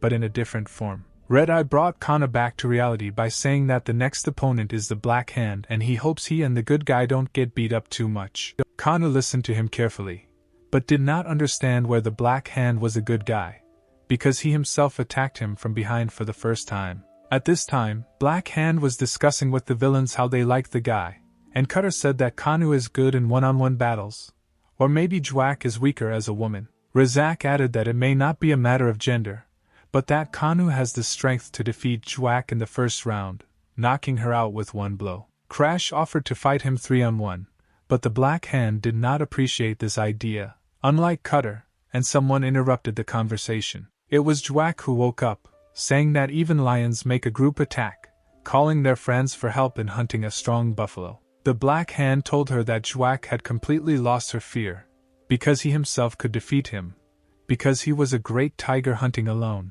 and not some kind of lion. He was told to shut up, but he did not listen, and then Jwack told him that she was not joking with him, but came here knowing that this was not an ordinary test. Jwack said that in fact this test is a trap for people like them, and she, along with Red-eye, tells him this completely seriously. Jwack said that the Black Hand, who will be eliminated third in the final, is also being used only to make Kanu seem better compared to them. Jwack asked him to listen first, saying that she heard a conversation with Driver in the pub about how he was going to make Kanu the next boss of Vilzona.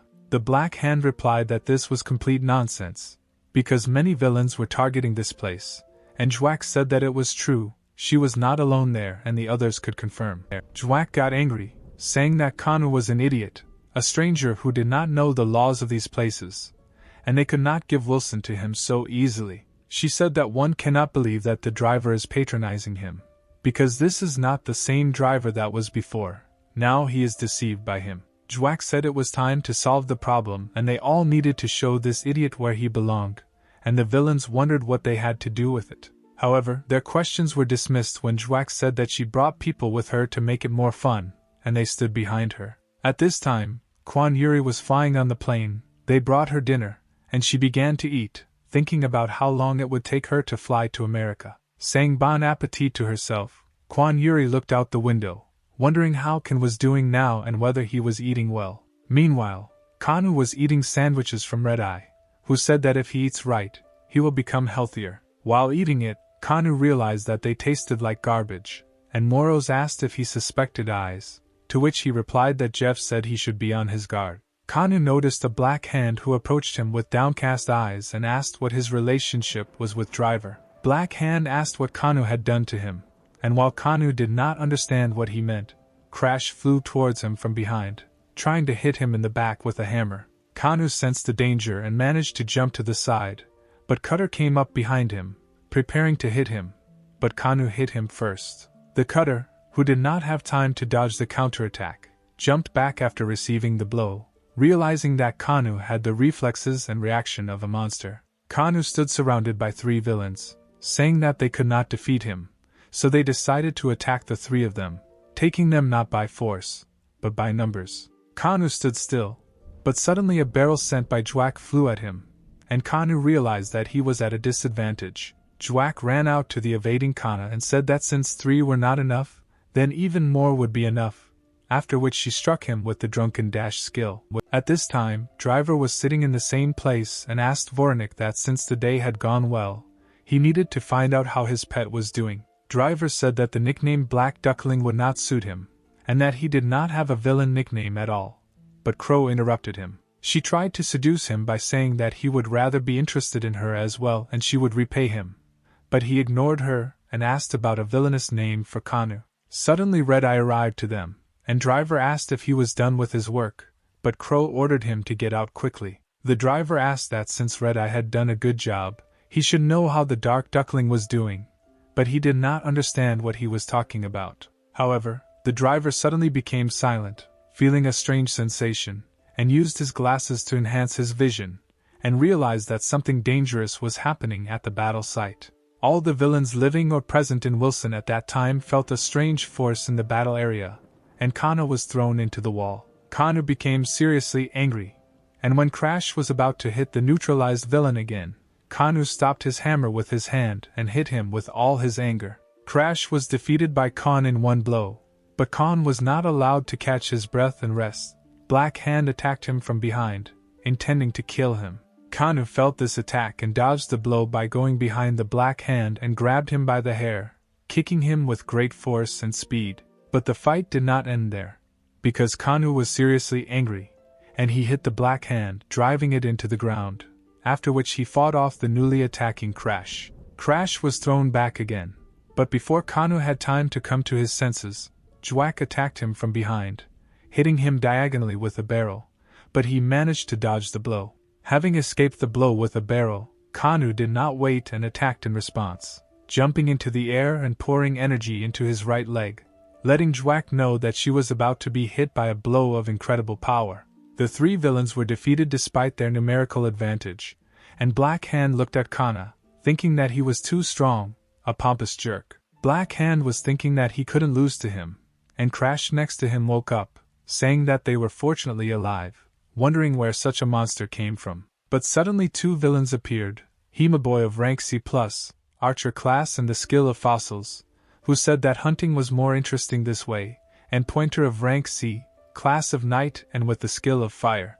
Kanu noticed them and thought that there were more enemies every second, and said that it was time to deal with the midges, to which Pointer got angry. Pointer was unhappy with his words, saying that Kanu had no conscience, but fell silent when Kanu used his mana, releasing an aura and intimidating him. But at that moment the villain Iron Mask of rank B+, Striker class and Order skill came running, and he said that Kanu should be left to him, because he would bring justice. Having said that he was doing this in the name of Wilson, he flew into Kanu at full speed, putting his hands in front of him, and Kanu managed to move away, but was shocked by his speed. Hemaboy immediately began his attack, shouting that the hunt had begun, and used the hammer strike skill, hitting the nail from his body with the hammer in his hands. Kanu reacted instantly, dodging the attack by diving forward and running with fast and sharp explosive movements straight towards the Hemokiller. However, Pointer prevented Hemobreaker from defending himself by standing in front of him and used his Fire Spear skill to summon fire, saying that he would show Kon real fire. But Kana was not at all embarrassed by this. He continued to run towards him and used the Dark Fire skill, surprising the printer with his abilities. Crash and Black Hand watched this, and Crash shouted that perhaps Kanu was an enlightened class, but he was told not to stand idle. The person who answered them was Jwack, who ran into Crash, telling him to attack, and Crash replied that she was crazy. At the same time, she launched her barrel at Kanu with all her strength, but Kanu could not stand it, and used the Shadow Sword's skill, cutting her barrel in half. Crash, who was flying towards Kanu, was about to hit him with a huge hammer, but Kanu used the Knife of Darkness skill, cutting his weapon in the same way as the barrel. Having broken Crash's weapon, Kanu turned around and brutally quickly caught up with him, kicking him with a swing, temporarily disabling him for the third time. Black Hand gritted his teeth in frustration, thinking that there cannot be such a young villain, because Kanu does not hesitate at all in a fight with them, does not give up and attacks. The Black Hand thought that their situation was now hopeless, and realized that perhaps it was not they who were hunting Kanu, but Kanu who was hunting them. Kanu was about to finish off these remaining enemies, but suddenly his leg got tangled in something, and then his whole body also got tangled and was immobilized due to the bonds. The villain who made this trap was a B-rank binder with a support class and a dark skill, saying that he knew Kanu would fall into his net. The binder told Ken that he need not waste his time trying to get out, because his webs bind not only his body, but also the desires and intentions in his head. The binder added that they both had the power of darkness, so he could not resist, but calmly accept the position and go to hell, and Kanu became worried. Kanu could not get out, because his body did not obey him, and at that moment Jwack and Pointer jumped towards him, preparing to strike him while they had the chance. Kanu was able to move his hand and grabbed Pointer's spear, which intended to kill him by piercing him through, but he still suffered an unfortunate fate. At that moment, a voice was heard from behind, saying that all dirt should disappear from sight, for the sake of peace in Wilson, and the iron mask flew into him from behind. At that moment, Jwack said that she agreed with his words and punched Kana in the stomach, causing him to feel all her power on himself, to feel the gravity of the situation. Crash hit Kanu in the side, and Kanu felt that he was losing control of the situation. The fight turned into a beating, and Kanu stopped feeling the pain and retreated into himself.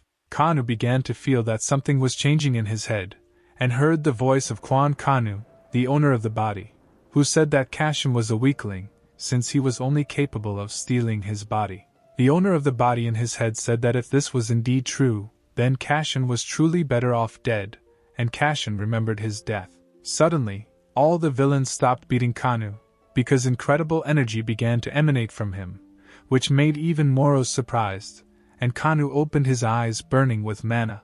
At this time, Driver flew with Crow and Red Eye on a screwdriver to the scene, and Crow asked if he was overreacting. The driver replied that it would be good if nothing bad happened there, and the entire exam would be completed without casualties or losses. However, after these words, a strange wave of energy appeared in Wilson, and Driver said that something bad had happened, surprising Crow. At this moment, Jwack exclaimed in disbelief. Crash and Black Hand stood, not understanding what was happening, while a power that was hard to believe emanated from Kanu. Jwack was the first to come to her senses, after which she ran away with her fist at the ready and shouted that there was no need to be afraid, because just a little more and they would finish him off. However, at that moment, the binder's shadow bonds were cut by Kanu's shadow swords. Jwack was stopped by the shadow sword, greatly surprised. Kanu was angry and began to summon shadow swords in huge numbers, creating a boundary between him and the villains, and he was eventually driven back. Jwack said that he was crazy, but Kanu did not hear her, saying that he must take revenge, and under no circumstances could he die in this place. Kanu stood in the middle of the battlefield, and Driver looked at him along with Crow from above, asking if this was exactly the same dark duckling. Driver peered at Kanu with his scanning glasses and said out loud that Kanu's mana was now more than 2,000, surprising everyone with this. Red Eye realized that Kanu was now at a catastrophic level of danger, and Crow asked how to deal with it now. At this time, Moros tried to shout to Kanu, who was out of his mind, telling him to come to his senses, that he couldn't be that bad. Moros continued to try to return Kashin to his body, rejecting the villainous nature that played out within him, and telling Kashin to wake up. Moros fell silent. Kashin, in Kwan Kanwa's body, returned to his previous state, but held his head with his hand, telling Moros that he should not think that he would lose control of himself forever.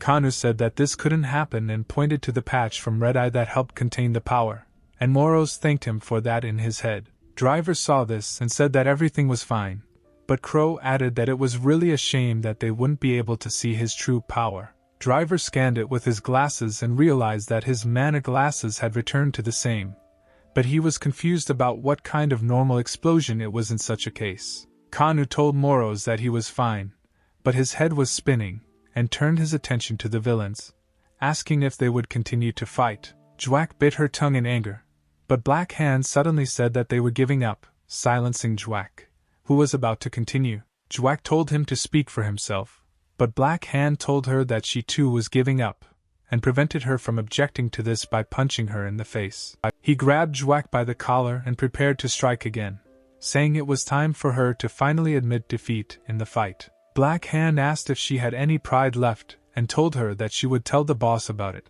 at which point Driver appeared behind them. Driver looked at them, then turned his attention to Kana and said that he congratulated him on his victory, grinning cheerfully. Kanu asked if he was happy, and Driver replied that of course he was glad, because now Kanu was a full-fledged resident of Ozona, the city of villains. Kanu replied that since he was an equal resident of Wilson, he could rest here, and fell into Driver's hand, losing consciousness. The next morning, Kwan Yuri left the airport in Philadelphia, thinking about how Kanwoo was doing now, hoping that he was doing well. She texted him on her phone, but stopped and turned her attention to a man standing with a sign that said, "Welcome, Kwan Yuri." This man named Sean came to meet her, saying that this was her duty, and invited her to inspect her house, to which she agreed. Sean said that this is also his responsibility, and Kwan Yuri said that she was grateful to him, asking what kind of person is the boss. Sean told her that the manager really loves his job,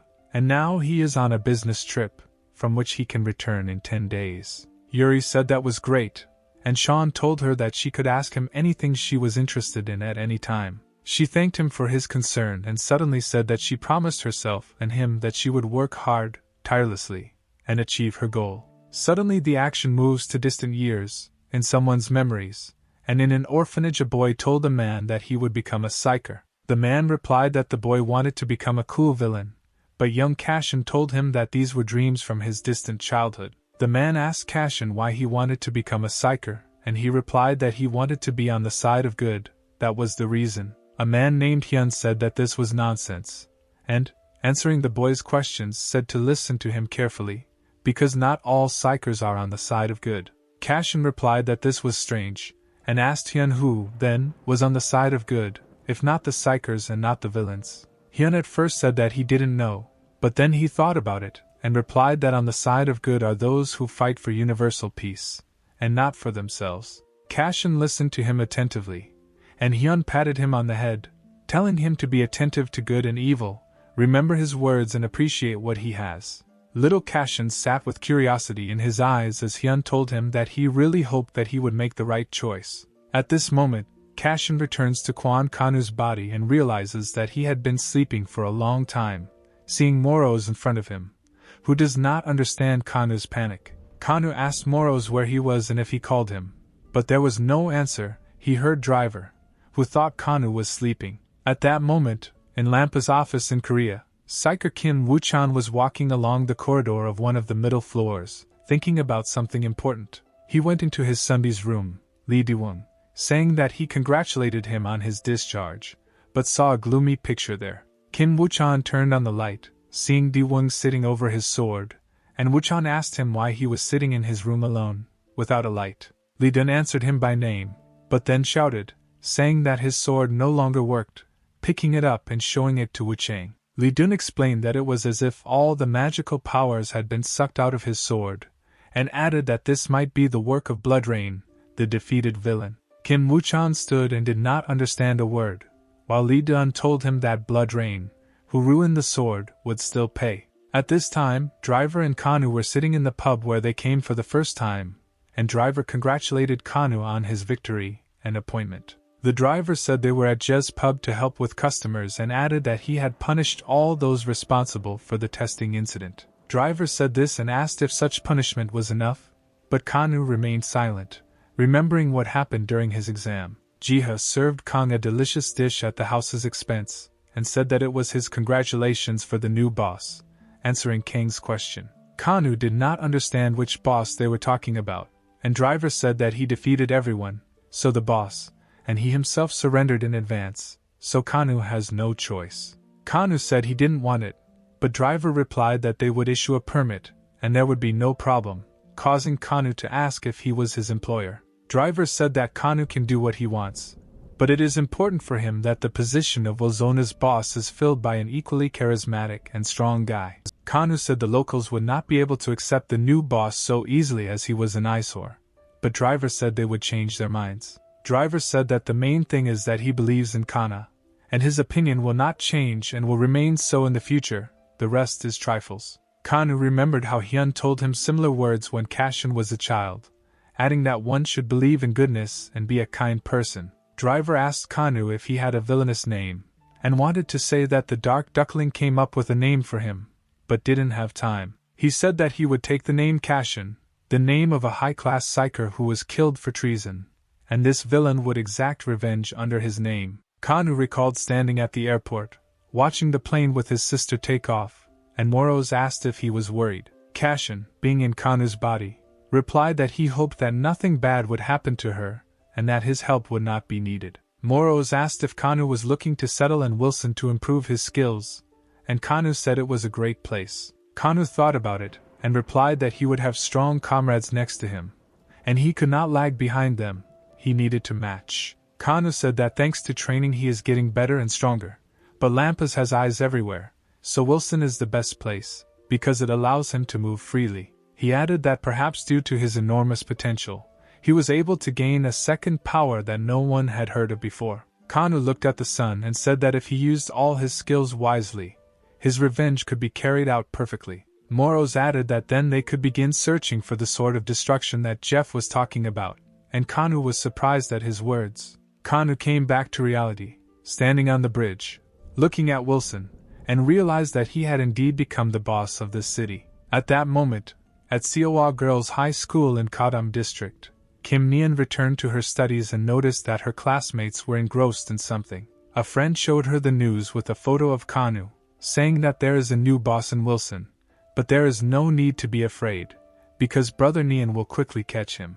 While her classmates said that it would be easier than Wuchan catching Blood Rain, Nian was shocked that Kanu was Wilson's boss. At this time, in Wilson, the Black Hand asked Crash to give him a list of the 6 best villains, but Crash replied that there was no need to be angry if he didn't make it there. Black Hand reproached him, but Crash replied that he was in 6th place there, and Black Hand got angry, saying that the ranking was delusional and false. Crash wondered why Kanu chose the villainous name Kashin, and, answering the Black Hand's question, said that the name belonged to one of the best psychers. Black Hand asked who the other psycher was, and Crash replied that he didn't know anything, but Black Hand said that he didn't know their names. Blood Cutter replied that Kashin had recently died, and Crash realized that Kanu took the name of this psyker out of superstition. Razak said that the superstition is that if a villain takes the name of the deceased psyker, then his powers will be transferred to him. The Black Hand said that this is complete nonsense,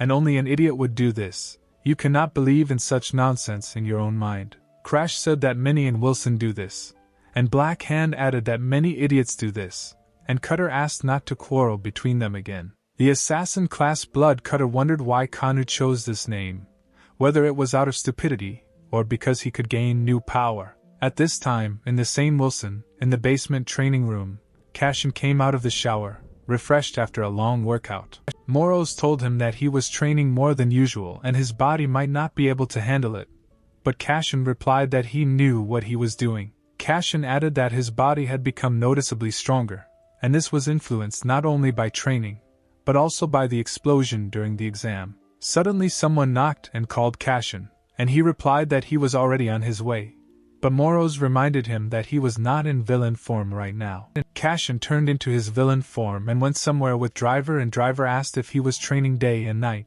but Kanu asked him to get straight to the point. The Driver told him that a meeting of Wilzona's villains was being held soon, and his presence was mandatory, because he was Wilzona's boss. The reason was that prisoners escaped from the punishment cell, but the main problem is that they most likely went to the trader. At this time, a villain was sitting in one of the Wilson buildings in the Buxton district, asking the newcomers how they had the conscience to fail the mission, survive and come here. One of the women standing behind the villain in the chair called Jwack and Pointer rats, and they looked down as if in fear. Another woman said Wilson had changed bosses and that driver, a former thorn in their plans, was no longer such a problem. Barracuda, an S-rank villain with the striker class and the fossil skill, sitting in a chair, told them that he was giving them a week to make the Kadam district his. The driver explained that 400 people live in Kadam, and only 100 of them are villains, the rest are simple homeless people. He added that although everyone gets along in a place in complete peace,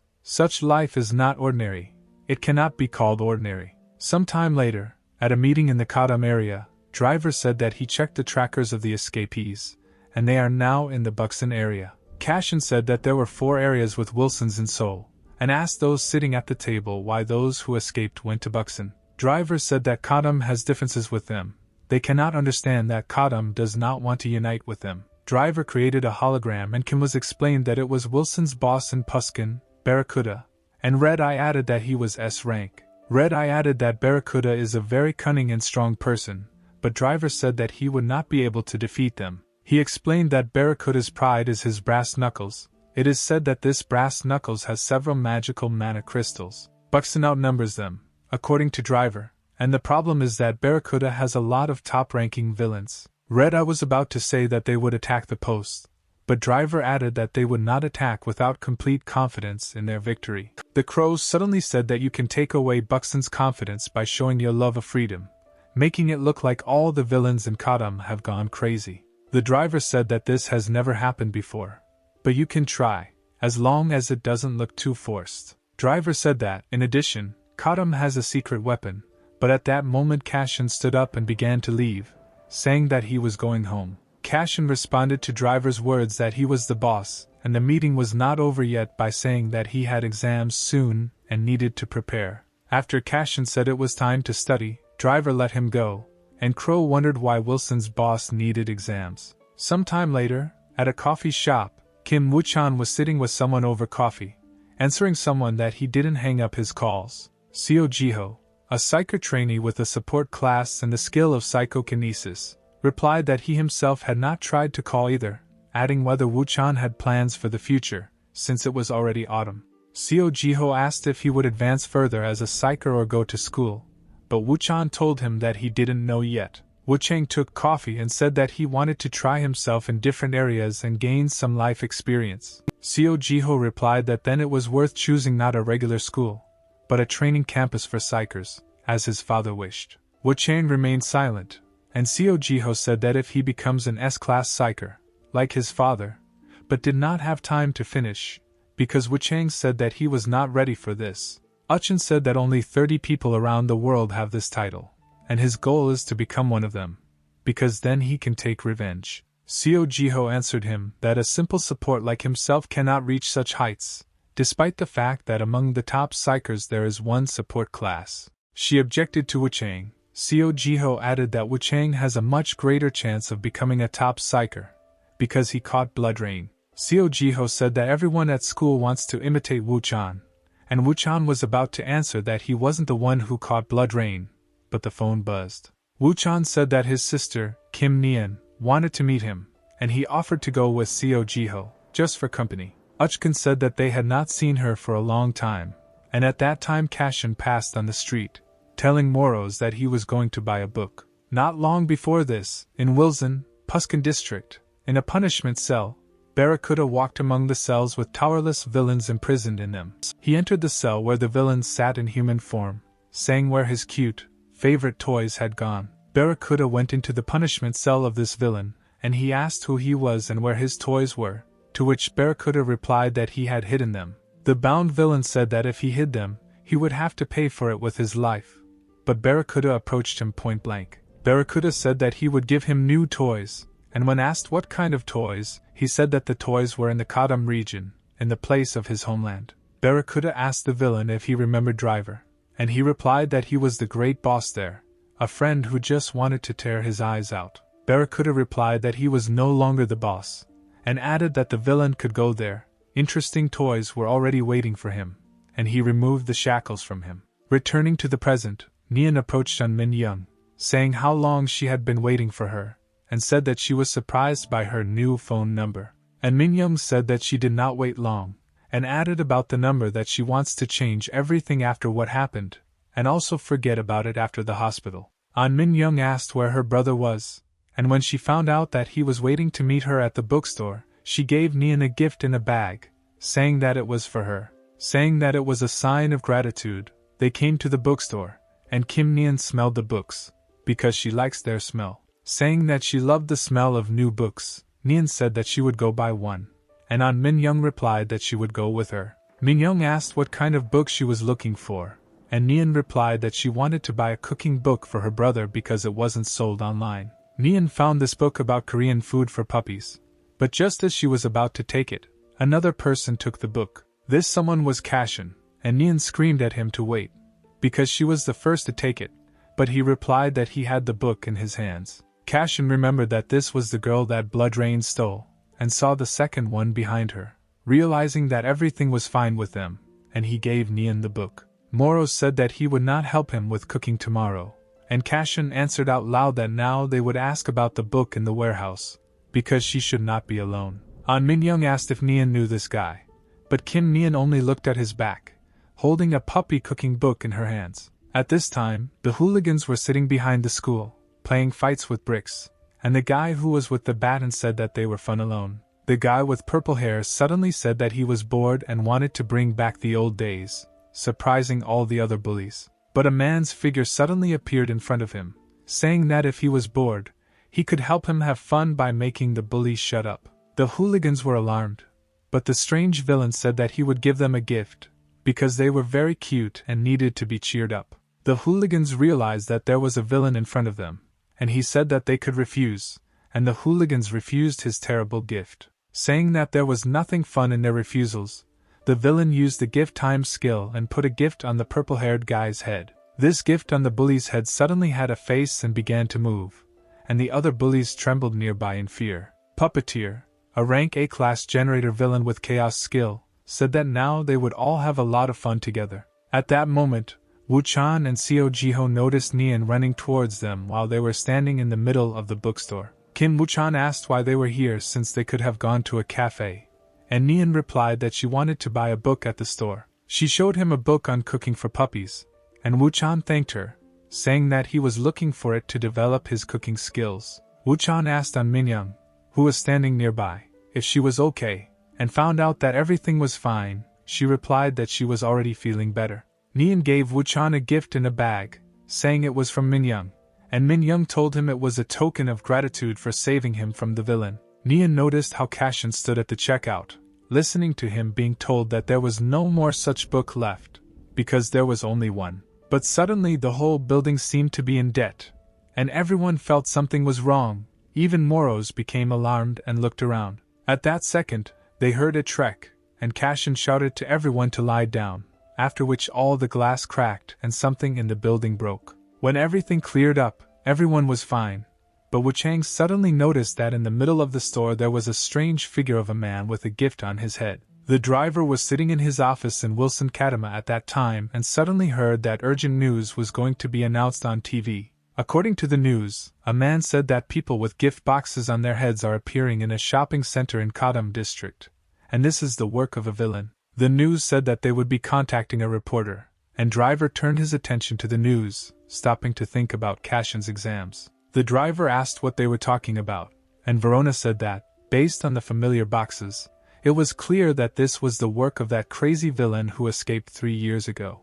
Meanwhile, at the shopping mall in Kadama, Wu-chan and Seo Jiho were looking at the man in the gift box, thinking that he was a villain.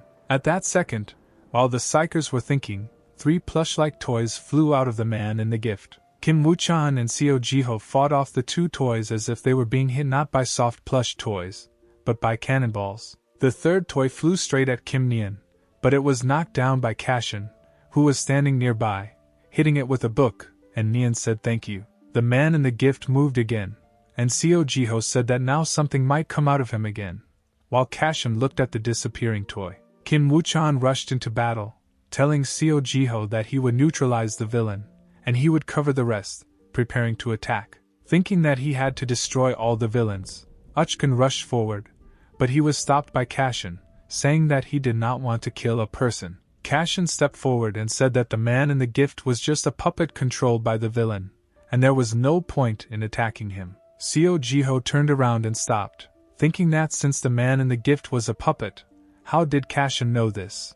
But he remained silent. Cashin remembered being told in Lampas that if he was a psyker, he had to think like a psyker, be rational and look from the outside. Cashin advised Wu-chang and Ji-ho that the safety of civilians was paramount, and they needed to look at the situation from different angles.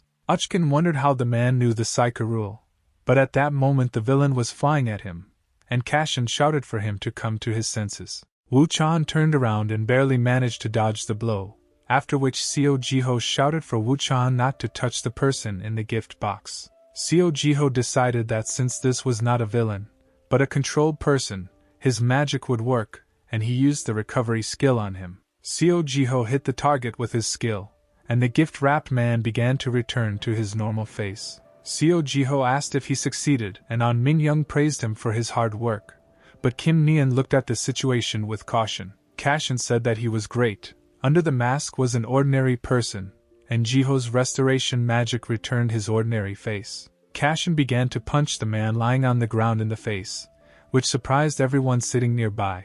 But Kim Woo-chan was thinking about something else. At this time, complete chaos was happening in Kadam. People were running in the streets with gifts, and the villain puppeteer was standing on the roof of the building, content with the view from below. However, he suddenly stopped laughing, feeling that someone had offended his toy, and began to seek revenge for it and find the offender. His thoughts were audibly interrupted by Driver, sitting behind him, who said that he would not find anyone, forcing him to turn around. The puppeteer realized that it was the driver, and he said that he had warned him that if he came into their territory, he would not leave him alone. The puppeteer replied that Driver's intimidation was too weak for him, and said that he was very glad to see him again. After his words about meeting again, the puppeteer said that he loved his beautiful sparkling eyes, and the poet was going to snatch them from him with his own hands. The puppeteer attacked him, but Driver was prepared for this, so he used his large screwdriver as a club, hitting him from the side. After that, Driver said that these dummies annoy him, so he doesn't want to see them and might even get angry. At this time, in Seoul, in Wilson district of Buksan district, the news showed that there had been a terroristic attack by villains in the Gadam district. Barracuda, sitting among the villains, said that this was not enough, and the beginning for Gadam should be even more fun. Rockhand, an A-rank striker with an ore skill, asked why they couldn't just barge in and destroy everything in the Gadam area. The villain Ice Demon is an A-rank mage class and with the skill of ice said that all he cares about is that he can freeze everything around him. Barracuda suddenly said that he didn't care about the others. The main thing was that the drivers should be left especially for him, taking all the most delicious things for himself. Smoker, an A-rank villain with a magic class and wind skill, said that she wanted fried chicken, so she would take on Crow. An A+ rank black ghost with an assassin class and a darkness skill said that he was interested in Cashin because they were both attribute of darkness. The smoker said that it was unusual for him to be interested in people, and Barracuda replied that he was talking about Vilzona's new boss, Gadam. Barracuda answered Black Ghost's question by saying that he could do whatever he wanted, and he thanked him with an indifferent face. CSM asked what would happen to the puppeteer, the toy maker, and Barracuda replied that he would get rid of him, because he had fulfilled his role by starting the war. Ignoring the fact that it was cruel, Barracuda said that this time he would surely capture the Gadam for himself, putting on a determined face. And in this very Gadam, people were running in gift boxes in the middle of the streets, and one of them was about to catch up with civilians. At that moment, Seo Ji-ho, together with Wu-chan, caught up with the man and used restoration magic on him, returning him to his previous form. Wu-chan said that they need to catch the villain, but Seo Ji-ho said that it would be better to wait for reinforcements, and Wu-chan replied that he should not hesitate for a second. Seo Ji-ho asked who was behind this, and Wu-chan replied that the villain was a famous psychopath, a toy maker. He saw records of him in Gadam's library of villains. Uchin said that the toy creator puppeteer is a dangerous psycho who is ready to take any risk and do anything for fun. Cashin took the phone and said that driver had contacted him, and Moros said that, apparently, the creator of the toys was a problem, since driver asked for help. Moros said that there were too many eyes around, and Cashin replied that he needed to get out of here and disappear from people's sight. He was about to leave, but Kim Nian stopped him, saying that it was dangerous there, and it was better to wait for her older brother, Wu Chan, because he was a psyker. Cashin realized that it would be difficult, and Moros, as if confirming his thoughts, said that escaping from them was more difficult than it seemed at first glance. But suddenly the puppeteer appeared behind the girls, about to hit them on the head with a gift, and Cashin rushed forward, saving their lives. The puppeteer praised Cashin for his speed, and Wu Chang suddenly noticed that he, his sister, and Min Young were thrown to the side because of the villain. The creator of the toys drew attention to the psychers, saying that he would punish them for damaging his toy, and Uchkin realized that the villain himself had come into their hands. The puppeteer said that he was very glad that after 3 years someone still knew him, and said that Uchkin should be rewarded for this. The villain created a gift in his hands with which he was going to hit the psychers, and said that this special gift was especially for them. The puppeteer rushed towards them, but Kim Woo-chan was the first to attack, using his flash skill, forcing him to stop with his fire. The puppeteer threw the gift from his hands, and a plush fish flew out of the gift, which attacked Wu Chang with water, forcing him to defend himself. The puppeteer was about to finish off Uchkin, who was defending himself from the fish, but stopped because a phone was thrown at his head. The puppeteer turned around and asked who was spoiling his fun, but then Uchkin had already managed to come to his senses and attack the villain with fire in his fist. Wuchen punched the puppeteer right in the face, who did not have time to dodge the blow, and told him to eat all his fire. The gift flew out of the villain, and the puppeteer flew several meters away from the impact when Uchin said that all the villains must be destroyed.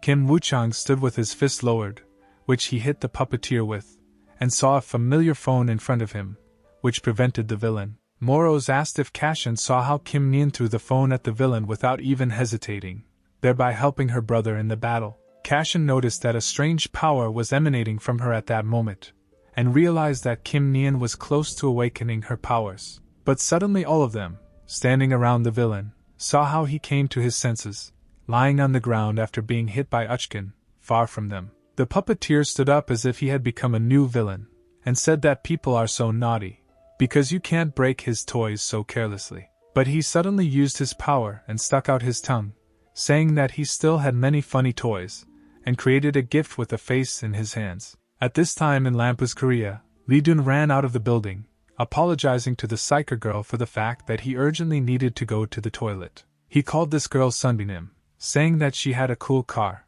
but she replied that a pain like him had better get into the car quickly. Ham Jisuan, an A+ rank striker class psyker with the skill of physics, said that Gadam is densely populated, so delay is prohibited. She also said that the suspected villain is the puppeteer, and Lee Dung said that he did not expect the toy maker to return. Ham Jisuan said that his partner Wu Chang reported what was happening, and Lee Dun asked if he was alone there now. She replied that psyker trainee Seo Jiho was with him, and Lee Dun replied that he would call him now and tell him not to stick his neck out again. Ham Jisuan told him to tell Wu Chang to wait in a safe place and wait for reinforcements without repeating the incident with blood rain. She said that she had a bad feeling because it was very strange for a villain who disappeared 3 years ago to suddenly appear again. Lee Dun said that the villain probably got bored with hiding and started going on a rampage, but Ham Jisuan replied that it was not that simple. She said that not only in Seoul, but also in every Wilson region of the country, strange activity of villains who have gotten out of control has been noticed. Psyker also said that it looks like someone is trying to stir up conflict by pitting the Wilsons against each other. Lee Dun asked who benefits from this, and Ham Jisuan replied that the one who wants to absorb all the Wilsons will benefit. Lee Dun screamed, saying that Wu Chang's phone was turned off and it was most likely the work of the puppeteer, but the girl told him to call again. Lee Dun shook all over, saying that the second time there was silence, worried about his partner, and Ham Jisuan told him to shut up and not interfere. During this time in Gadam, the puppeteer began to create many gifts, saying that it was time to have fun until they dropped dead. The puppeteer launched these gifts at peaceful people, and Kim Woo-chan began to repel the attack, breaking every gift in his path. But the toys that flew out of the gifts hung on Kim Woo-chan, restraining his strength, and the puppeteer said that this was his special slime gift. The puppeteer said that this gift is unique, and soon Woo-chang will become the best toy for him, and the toys began to consume his body. Cashin shouted at Seo Jiho, calling him blue-haired, and told him to use his ability on Woo-chang and not stand there like a pillar. Seo Jiho did as Cashin said, and the toys began to fall off Kim Woo-chan like water, releasing his power. The puppeteer realized that the one who was killing his puppets was Jiho, and jumped towards him, telling him to stop breaking his toys. Uchkin managed to push him in the back while jumping and began to attack the puppeteer, but he began to read his attacks and dodge the blows. The puppeteer grabbed Kim Woo-chan by the neck, saying that he had a super rare item in his hands, and he would be honored to become his toy. But suddenly, the shadow sword cut through this gift in his hand, and the shadow bonds rolled up the puppeteer, immobilizing him for a while. Kim Woo-chan caught the moment when someone interfered with the puppeteer again, and delivered a punch to his face, causing him to fly away. The puppeteer was incapacitated and thrown back, and Uchin noticed that it was the same sword that the unknown villain used to save his sister. Driver watched the battle from above using his drone and said it was best to pretend he didn't see anything. The next day there was a TV report about the events that took place in the Gadam shopping area yesterday afternoon. The host asked Ham Ji-soon if the toy creator was responsible for this, and she confirmed his words, saying that huge damage was caused. The man asked the reason for the frequent attacks of villains in Gadam, and she replied that Wilsona is a place of socialization for villains. Ji-soon said that according to statistics, cities with Wilsons have lower crime rates than other cities without Wilsons. She said she thought the result of the recent spate of crimes was that the ringleaders were not Wilsons. The presenter asked her how to solve this problem, and she replied that to solve it, it was necessary to reorganize the Wilsona in the Gadam region. Ji-soon said that if the psychers had been inactive, there would have been many more casualties among the population. She said that the participation of psycher Kim Woo-chan deserves special attention, because he is one of the most promising in the Korean Lampas. Ji-soon said that there were rumors about his internship being cut short, but then Kim Woo-chan took the remote control and turned off the TV completely. He remembered how Lee Dun told him after the battle with the puppeteer that he was proud of such a partner, and he could say that he had completed his internship. He remembered how Cashin saved him several times, and thought about why the villain saves people, and why he does such actions. He bit his tongue in misunderstanding and disagreement, thinking that this villain had the same name as the great psycher Cashin Lee. At this time, Driver spoke with the villains that a group had appeared that wanted to eliminate Wilsona Gadam, doing this through the press. Royal Gannett said that he thinks that soon Wilsona Buxton will declare that he wants to take over Wilsona of the Gadam region, making it his own. A villain girl with lilac hair sitting next to him said that this would be an official declaration of war on Wilsona. The driver asked him about the rest of the Wilsons of Seoul, and Gannett said that they were hiding like mice and waiting for the moment to attack. He said that in the future, in any case, they will get them, and Driver said that, in other words, they know that everything is rigged. Driver added that they were made the first scapegoats, and now Wilsona Gadam looks like an easy target for others. The driver told Gannett that they couldn't do it without his help, but also added that he had his own secret weapon, and he asked where it was now. The yellow-haired girl said that she couldn't smell the new boss Gadam, and the second villain said that the new boss was just trash. Driver said that he was currently busy taking midterm exams, so he did not come, and should be back soon, surprising Gannett. At this time, Cashin was standing on the roof of Gadam High School, talking to someone on the phone given to him by Driver. While eating meat pie, Cashin said that he was eating well, and his sister should stop worrying about him and think about herself. Kwon Yuri, who was walking through the residence, said that she could not help but worry because something dangerous happened in Gadam yesterday. Cashin in Kwon Kangwa's body replied that he was not there and was studying for exams at home, so she was too worried, and Moros looked at all this with boredom. Kwon Yuri asked if exam time had already begun, and he replied that midterm exams had already begun today. Yuri asked if he was studying hard, adding that he should remember what would happen if his grades dropped, and Kanu replied that he would do his best. Yuri replied that he should always give his best, because she wants to see the result. But the conversation was interrupted by Kim Woo-chan. He suddenly told her that he needed to go to the toilet, and would call her back later, after which he put away the phone and turned to face Wu-chan. Kim Wu-chan stood with a serious face and suddenly called Kong-woo by his name and said that he had important words for him. Meanwhile in America, Kwan Yuri thought that her brother was nervous and she should have told him to take some healing herbs from home. A man in a suit suddenly called her, saying that he couldn't get through and find her, and she replied that she called home, asking what happened. Sean said that he was on another occasion and said that the director of this residence returned from a business trip 10 days later. Sean said that as soon as the director returned, he immediately said that he wanted to meet Kwan Yuri in person, which surprised her. A minute later, Sean came into the director's office, saying that he had brought manager Kwan Yuri, and she thought it was the first time she had seen this man. The director turned to face them and said that he apologized for such a sudden rude invitation, and even at such a late time. His face was pale, like an elf's, and he had blonde hair, and he extended his hand, saying it was nice to meet you.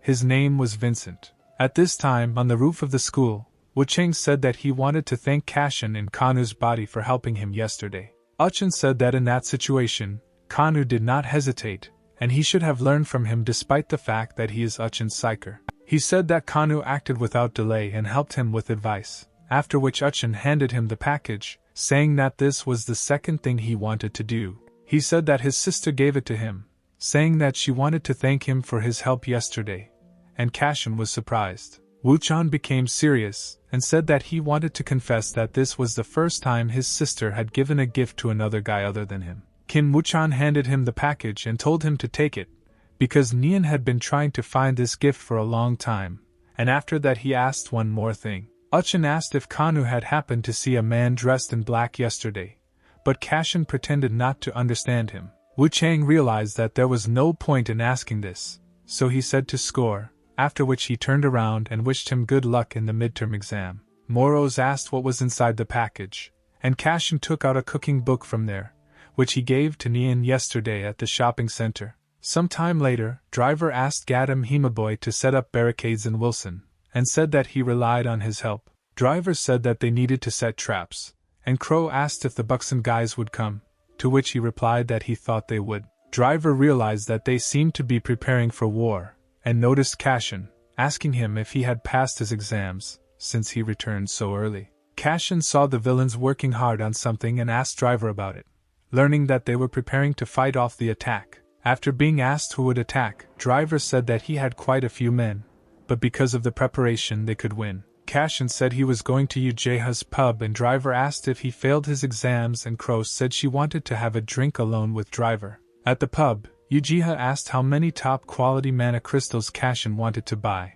and he replied that he needed all he had. Ujiha asked if he had enough money, because the crystals were incredibly expensive, and he wouldn't give them away for free, and Kashin asked how much they cost. Ujiha thought for a moment, after which he said that Kashin was very persistent, and if he was not bluffing, he invited him to inspect the goods. They went down to the basement behind the counter, and Ujiha pulled out 2 boxes, saying that there were only 5 in stock, and Kashin replied that he expected more, saying that almost all the crystals had recently been bought up, and also that they were very difficult to get. Ujiha handed him a paper with the price of the crystals. Ujiha said that the price was very small, and Kashin suddenly replied that he would buy all 5 for a 20% discount, but he was refused. Kashin said that he would then buy 4 crystals, but would take the 5th as a gift, and Ujiha realized that the buyer was very stubborn. Ujiha said that he would give Kashin a discount, but only if he paid the entire amount at once, and Kashin asked for the invoice number. Some time ago, Kashin sat at the computer with Moros, saying that he has a Swiss bank account in Kashin's name, which only he knows about. Kashin told Moros that Jeff had opened this account in case he disappeared, at which point he was able to access the account. Moros said that there was a lot of money there, and Kashin replied that he would rather keep all his savings there if he knew about the account. Moros asked what he was going to do with the money, and Kashin replied that he was going to invest it in his improvement. Kashin bought 5 crystals from Ujiha and left the pub, after which Ujiha thanked him for the purchase and asked him to come see him again.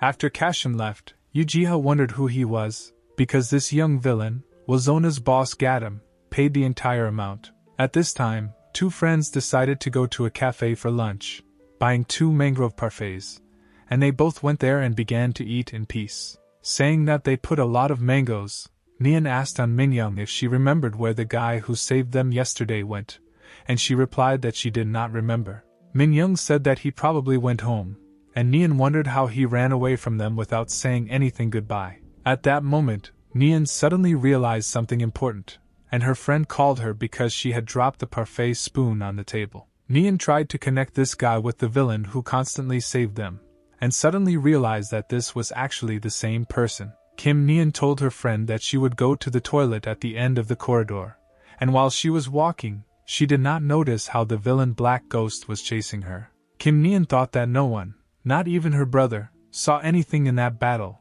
Only she saw how that guy helped her brother. She thought what would happen to him if she revealed his identity to everyone, but at that moment she saw in the reflection that this same villain had entered the toilet. She asked the villain what he was doing here, but he did not answer, simply remaining silent, while looking somehow different than last time. And Minyoung thought that Nian was very late and did not respond to her messages. But suddenly the wall broke and someone shouted that there was a villain. Minyoung asked what happened, but the villain who looked like Cashin asked her in response if she was Kim Na-eun's girlfriend. Radiating a strange aura, the villain told her that if Nian's brother wants to return his sister, then he should come to Wilsona in the Gadam district. Already in the evening, in Wilson, Gadam the Black Hand and Crash saw a barricade in front of them, and Razak said that it was from Buxton's attack. Crash said that it was better to break it, because it would still be more useful if they attacked Buxton everywhere first. Black Hand walked forward and invited them all to go to Buxton together, but Cutter warned him that there were traps ahead. Cutter said that it was Hemaboy and Earth Dog who tried, but Crash suddenly turned in the direction opposite to Wilson. Crash asked if Kim Woo-chan was running towards them by chance, and Black Hand asked who it was, thinking it was the villain from Buxton, but it was Psyker. The Black Hand asked everyone to step back, saying that Uchkin was his, preparing to attack and asking why the Psyker came to them. The Black Hand called the Psyker to come up, because now he would get a lot. But Uchkin prepared to attack, saying that he had come for his sister. Uchkin stepped on the trap, after which the ground beneath their feet collapsed, and Black Hand fell into a huge hole next to the barricade. Crash, looking at everything that was happening, asked which of them was the bigger idiot, but Cutter, standing next to him, did not answer. At the same time, in Wilson, Gadam district, in his personal training room, Cashin stood in the middle of the room. Cashin stood still, feeling the strange energy he always feels when he consumes mana crystals. Moros asked how it felt after absorbing the 5 stones, and Cashin said not much, asking to check the status. Cashin's mana increased to 860, and Moros said that now they either need to look for natural stones or absorb many artificial ones. But finding high-grade artificial mana crystals is difficult, so Cashin decided to focus on training. Moros said that the choice was Cashin's, but noticed that his mana had grown greatly since that explosion during the exam. Cashin asked what the numbers after the skills meant, and Moros said that it meant the skill level had increased. Moros said that during the battle with Blood Rain, Cashin used 2 shadow swords at once, and he said that it happened by itself. Cashin realized that by leveling up his mana, he could now level up his skill levels without training. He remembered that as a Psyker, he had to develop his skills only through brutal training. Only a few, thanks to their diligence and efforts, were able to combine existing skills to create new ones. Therefore, Cashin decided to focus on training. Now he will not be able to use several skills like during the exam, but he decided not to give up and thought that someday the time would come and he would become strong enough to take revenge on Lampas. However, Cashin's thought was interrupted by him thinking about combining skills, and his words surprised Moros. Cashin thought about what would happen if he combined the Shadow Sword with the Shadow Flame, and made it a reality by creating a new weapon. Cashin screamed with joy, but Moros wondered how he could combine 2 skills into one so easily. However, he remembered Jeff's words that Cashin had great potential, and he would definitely become one of the best Psykers. But they were interrupted by Driver, who knocked on the door, telling Cashin that he had a guest who was eager to meet. Cashin asked who it was, and Driver said that Kim Woo-chan had come to them, wondering what Psyker had left in Wilson. At that moment, in Wilson in the Buxton district, on the lower floors of the building, a villain similar in appearance to Cashin was walking, carrying Kim Nian on his back. he changed his appearance, turning out to be a villain who was close to Barracuda, and the smoker told him that he quickly returned. The shadow ghost said that he would lock her in a cell, and Barracuda agreed, answering the smoker's question that he was going to frame Gadam. Barracuda said it would be fun when they said on TV that the Gadam bastards had kidnapped Psyker's sister. It was great press bait, and the CSM said they would attack the Gadam villains like hungry stray dogs. Barracuda said that at this moment they will be left alone against the whole world, and then he will take Wilzona Gadam into his hands. Returning to Wilzona Gadam, Cashin stood in front of a bound Uchin, saying that he thought they had kidnapped his sister. Cashin remembered who Kim Nian was and said that he had nothing to do with it, because dirty methods were not for him, and Driver confirmed this. The driver said that the guys from Buxton want to set them up badly, because they stole a person and slandered the villains from Gadam for this. Wu Chang told them not to fool him and tell him where his sister was,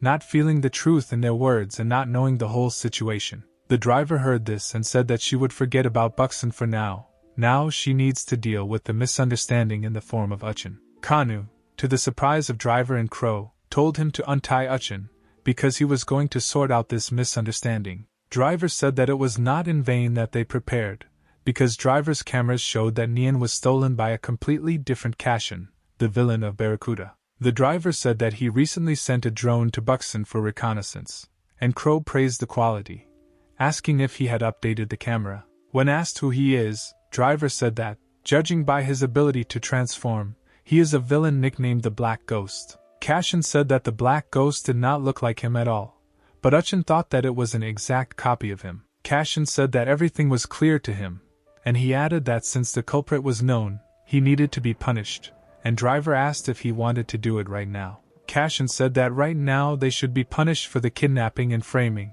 but when he went, he was suddenly stopped by Uchkin. Wu Chang said that if he was going to go to Buxton, then he would go with him, because he had to save his sister from there. Cashin approved of this decision, and Driver said that they would not go without him, and Crow confirmed his words, sympathizing with Driver. Driver said that attacking is more fun than sitting on defense, and cheerfully added that today they will destroy Wilson Buxton. However, at that moment, when Driver finished speaking, Black Hand, Crash and Cutter burst into the room, saying that they were with them. Black Hand said that they couldn't allow Driver to go without them, and Cutter asked quietly if they could win. Cashin said that he didn't mind if they went together, but there were some things he would have to deal with before attacking Buxton. Cashin said this and looked at Uchin, and Driver first wondered what needed to be done, but then realized the problem. The action moves to the La Vie and Rose Hotel, located in Seoul, in the general manager's room, designated as a suite. Jewels and jewelry were laid out on the table,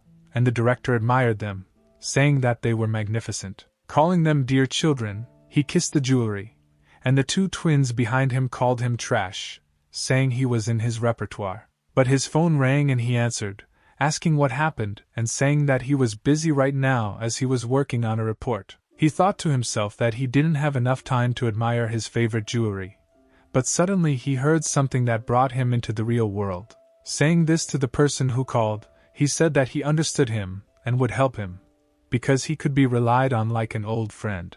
At this time, Cashin and the villains stood in Wilson Buxton in front of their main building, thinking that enemies lived here. The driver said that once they are here, there is no turning back, and added that before action they need to repeat the strategy again. Driver said this phrase to all the villains from Gadam, and personally addressed the person standing behind him, telling him to come closer. Driver told him that even if he was a rookie, that didn't give him the right to just stand there, and called Kim Wuchan Red Mask, his new villain name. Some time before, Cashin had told Uchin that if he wanted to go with them, he had to wear this red mask, and he asked why this was necessary. Cashin told him that this was to ensure that no one knew that Uchin was a psyker, otherwise he would be in trouble, and Driver agreed with him, saying that he had created this mask before. Driver said that he didn't mind giving away this mask, because he didn't expect that it would be useful to anyone, and Cashin said that he advises wearing it if Uchin doesn't want problems for himself. At this time, in front of the main building of Vilzona in the Buxton district, there was a conversation between the villains from Gadam that their main target was the boss of Vilzona Barracuda. Cashin said that rescuing the hostage was a secondary goal, and Verona replied that his idea was very risky, because it was difficult to checkmate with such a lineup. Cashin asked Driver to find the shortest path, saying that the speed and surprise of the attack were two of its main components, which they should all rely on. The driver said that he was already in the process of searching, and Cashin added that now he would tell the roles for everyone, so you need to listen carefully, and Uchkin remained silent.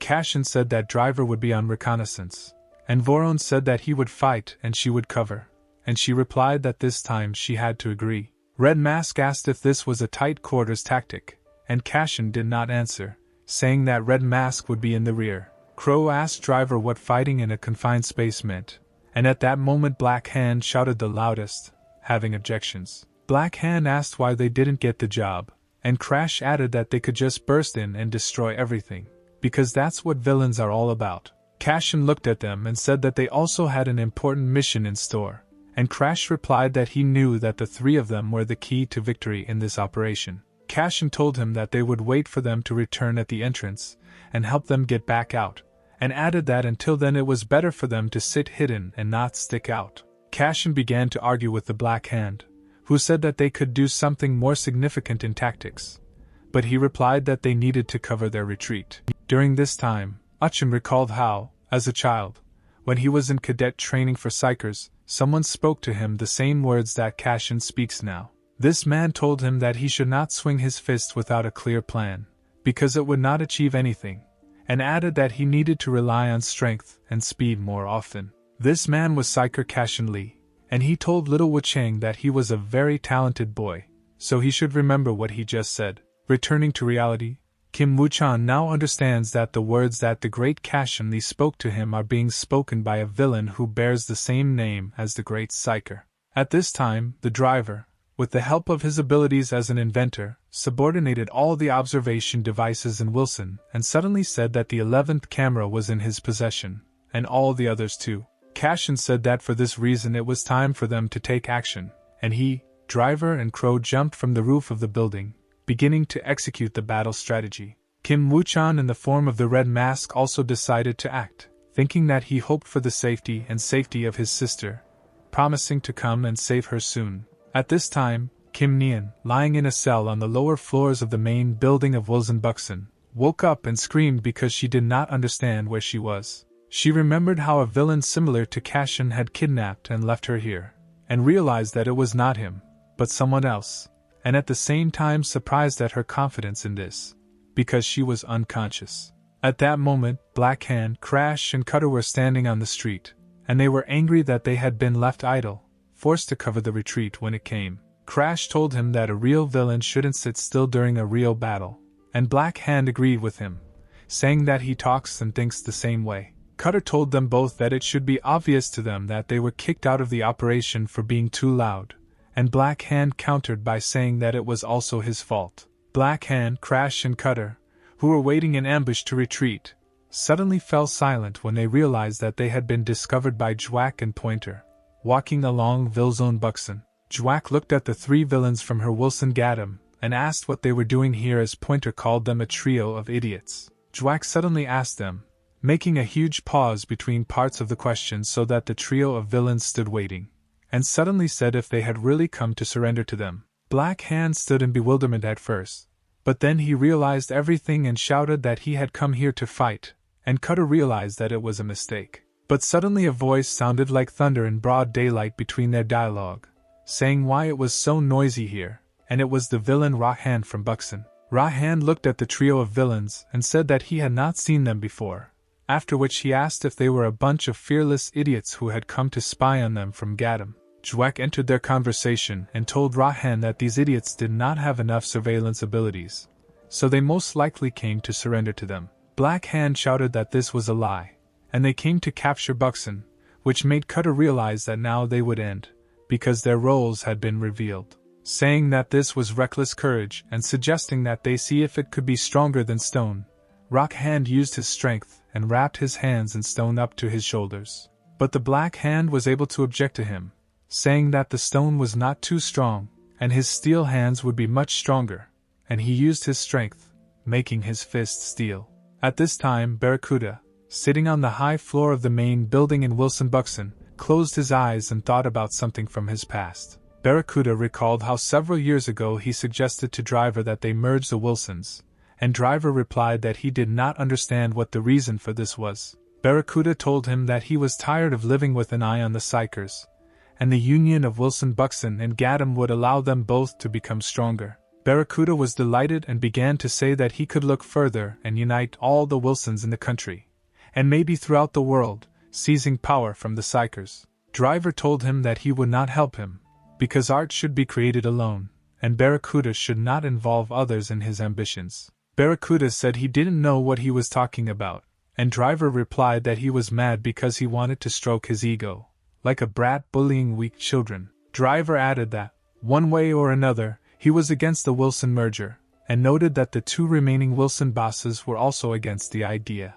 Barracuda expressed anger, but Driver said he didn't want to bore him with his cruelty by taking out his weapon and pointing it at him, and said that he could get seriously hurt. Barracuda finished remembering the past and said the name Driver out loud, but the villain girl disturbed him, saying that a report had been delivered to him. It was Len's girl, a Meiji Class B-rank villain with the skill of light, and she reported that the villains of the Gadam district had been discovered outside their Wilson area. Barracuda became interested in the news, and Len's girl said that there were only 3 villains, and all of them were B-rank, and Barracuda said that in that case the problem was small. Barracuda realized that there were only 3 villains and asked who the Buxton were there, to which Len's girl showed a projection, saying that Rahand was fighting in that place now. Wilson's boss Buxton expected a lot from Rahand, an A-rank villain, so he told her that Rahand didn't need help and could defeat the villains alone. But he suddenly fell silent for a few seconds, after which he told her that these 3 villains were just bait, surprising Len's girl, who could not understand the Driver's idea. Barracuda told himself that Driver's moves were too obvious, and such childish tricks would no longer work on him, activating Barracuda's brass knuckles on his hands. Barracuda said that the bosses of the other Wilsons would not have the courage to do the same, and told Driver that he was not the same as before and should not be underestimated. The 3 villains and the red-masked Psyker stood on the roof of the building, and Cashin said that they got there very quickly, to which Driver replied that it was his merit. The Driver said that before entering, they should check the situation inside the building, and showed a new drone, which was smaller than all the previous ones. Crow flirtatiously asked the Driver to give her one, to which he replied that he would give a couple at home, and Red Mask thought that the 2 of them were very strange. But suddenly all 4 heard a strange sound, and Kim Woo-chang and a Red Mask said that they had been discovered, after which Cashin got ready to deal with the problem. Cashin was about to go to the source of the sound, but suddenly smoke enveloped the roof of the entire building, stopping him, and uneven female laughter was heard. This woman asked where they were hiding, and suddenly Smoker, Vilzona Buxton's A-rank villain, appeared out of the smoke, and she said that she had found her scared rats. The Smoker was surprised, saying that she did not expect to see both Driver and Crow here, and Driver asked if she knew her, to which Crow replied in denial. When they finished talking, the Smoker said that Driver was the boss, so she would let him through, but she had the Crow in store for her lunch. Crow immediately responded to this provocation by stepping forward and telling her people that she had important business to do here and they could go without her. Driver asked her if everything was okay, and Verona replied that this was a simple conversation between girls, which Driver had better not get involved in. Cashin, looking at this, realized that Crow was angry and asked if she needed help, to which Driver said that she could handle it herself, because she was just having fun. Cashin, along with the red masked Kim Woo-chan, rushed into the main building, and the Driver told Crow not to linger, after which he set off with the others. The Smoker smiled and said that since no one was bothering them now, why don't they spend time together more interestingly than before? Crow sarcastically answered her that she was out of her mind now, since she believed that they were interfering with her, and added that Driver, with his presence, saved the Smoker from her. The Crow took out his staff and bewitched a lot of crows, saying that now they are not being disturbed, so now they will go crazy until the hour of death strikes. At this time, in the main building of Wilson Buxton, 2 villains and Red Mask were running down the corridor while someone outside the door shouted not to leave the invaders alive. The door in front of them opened and a crowd of villains ran out, led by Sharktooth of rank B+, Striker class and Water attribute, and he shouted to destroy the invaders. As the 3 invaders ran straight towards the villains, Cashin accelerated, surprising them, and crashed into the crowd of villains, knocking out each of them in turn.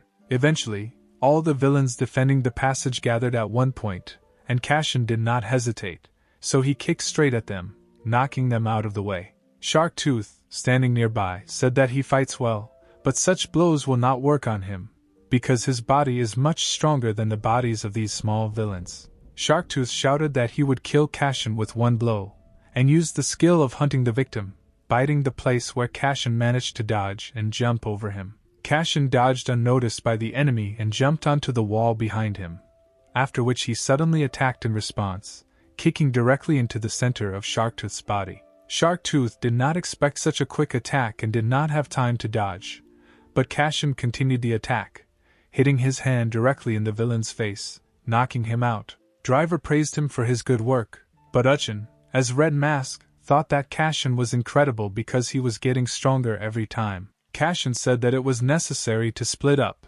He and Driver would deal with the leadership, and Red Mask would save his little sister, and Driver threw something into his hand. It was a device showing his sister's location, and Driver told Uchin that she was on the top floor of an underground building, because the drone had already figured out her location. Kim Wuchan as Red Mask hesitantly thanked Driver and rushed to the place while Driver realized that Wuchan was a true caring big brother. However, just as Driver finished his thought, more buxom villains appeared from behind, and he told Cashin that he should go on alone. The driver began to twist his weapon with a screwdriver and said that if he delays, there will only be more of them, and he needs to wait for Crow here at the entrance. Cashin did not deny this and only replied that Driver should try, after which he ran further while Driver replied that he would definitely catch up with him later. The villains came closer and closer to him, and Driver poured mana into his weapon, swung at them, and said that he would chat with those who remained alive. During this time, Smoking Girl, while fighting with Crow, said that she hated how they were compared together before, and she used the skill Breath of Death, firing it at Crow. The spell hit Crow, but she gracefully dodged every air blade that could cut her in half, and she skidded along the ground. The smoker said in surprise that she didn't expect Crow to be so good at dodging, as if she wasn't Crow at all, and said that she recognized her talent for dodging. The Crow answered boastfully that it was better to speak directly, that she dodged well, and the smoker realized that for the Crow it was better not to speak of praise. The smoker said that Crow should have fun while she could, because now she could disappear, and she used the death chain breathing skill. However, when the skill began to approach Crow, she used her Crow head staff, creating the exact same head with the Crow hide and seek skill, sucking in the smoker's spell. Smoker hovered in the air, feigning shock that her spell had been absorbed, and Crow stood up victoriously, saying that it was nothing. However, at that moment, a hurricane of dark smoke, shrouded in lightning, flew into the Crow, which touched one of the crows sitting on the villainess's shoulder. The smoker smiled evilly as she directed more and more smoke at Crow, saying that if she inhaled it, her blood would boil and her lungs would burn from the black house. The smoker continued to say what a deplorable situation the Crow was in, although just recently she seemed so cool, and directed more and more smoke at her. However, at that moment the smoker stopped grinning evilly, because from the center of the smoke the Crow's voice was heard, saying that she had committed an unforgivable crime. All the black smoke dissipated due to the Crow's powers, and she said, sitting on the ground, that the smoker in vain dared to touch her precious little Crow, the treasure given by the driver. Smoker's powers began to fade and be absorbed by Crow's powers, and she said that Crow couldn't have such powers, realizing that this was the awakening of her true villain power. The Crow began to look as if huge crows were about to fly out of it, and she said that for such a crime the Crow court would now sentence her, pointing to the smoker. At this time, on the second underground floor of the main building of Wilson Buxton, Wu Chang in a red mask was running, thinking that he was now indebted to the villains who helped him. Thinking that they were helping him on purpose, Uchin in the form of the red mask looked at the device from the psyker, thinking that his sister was nearby. But suddenly someone froze the ground under him along with his feet. The villain in the ice mask asked Red Mask if he had come from the Gadam area, and said that it was not in vain that he stayed to guard the hostage, expecting that someone would come for him. However, Red Mask melted the ice on his feet with fire, allowing himself to move, summoned fire in his hand and told the villain that he should shut up and get out of the way. The villain in the ice mask said that Red Mask's abilities are strange, matching those of a human, and he added that the fire ability fits his character perfectly. Having created ice claws, the villain in the ice mask said that their abilities are opposed to each other by nature, and a very interesting battle awaits them. At this moment, in Wilson Buxton, in every corner, all the villains heard a loud cry of pain and saw a purple light, and feathers from the crow were flying all over the sky. At this time, in the main building of Wilson Buxton, on the 12th floor, Cashin walked through the room and told someone to stop hiding and come out in front of him. From the darkness, in the middle of the room, a rank A+ villain Black Ghost appeared, who obediently answered Cashin that he was very attentive, and he had been waiting for this meeting for a long time. The ghost told Cashin that he had the same darkness attribute as him, and Cashin asked him if he kidnapped Kim Nien, framing Wilson for Gadam. The Phantom did not answer the question and said that he had obtained a lot of information about Cashin. From the very beginning of his villainous life he had reached extraordinary heights. The elusive man said that as an unspoken rule, fights between villains outside of Wilson were prohibited, but Cashin ignored the rules and fought with other villains several times. He pointed his finger at Cashin, saying that he was an enemy of the people, and if he killed him here, then no one would even dare to mention responsibility for the murder of the villain. The elusive man continued by saying that even though he was a renegade, Cashin still became the boss of Wilzona Gadam, and Cashin asked him what the big deal was with all this information. The elusive man responded by saying that Cashin's words may have seemed like a mockery, but this was only a small misunderstanding, because the elusive man respects him completely. The ghost said that he, like a real villain, should get angry at the criminal and start going on a rampage, but he, who lives in darkness, cannot even repeat this. Cashin listened to all this, completely not understanding why the ghost was telling him this, and Moros told Cashin that he should praise him, but Cashin remained silent. But suddenly the ghost said that he wanted to become like Cashin, and he activated his powers, taking out a strange weapon on a chain, and saying that he wanted to become not a shadow, but darkness, like Cashin. Cashin, like Moros, thought that the Phantom was crazy, but he said that he was talking too much, which was not like him, and prepared for the attack, saying that the battle would begin now.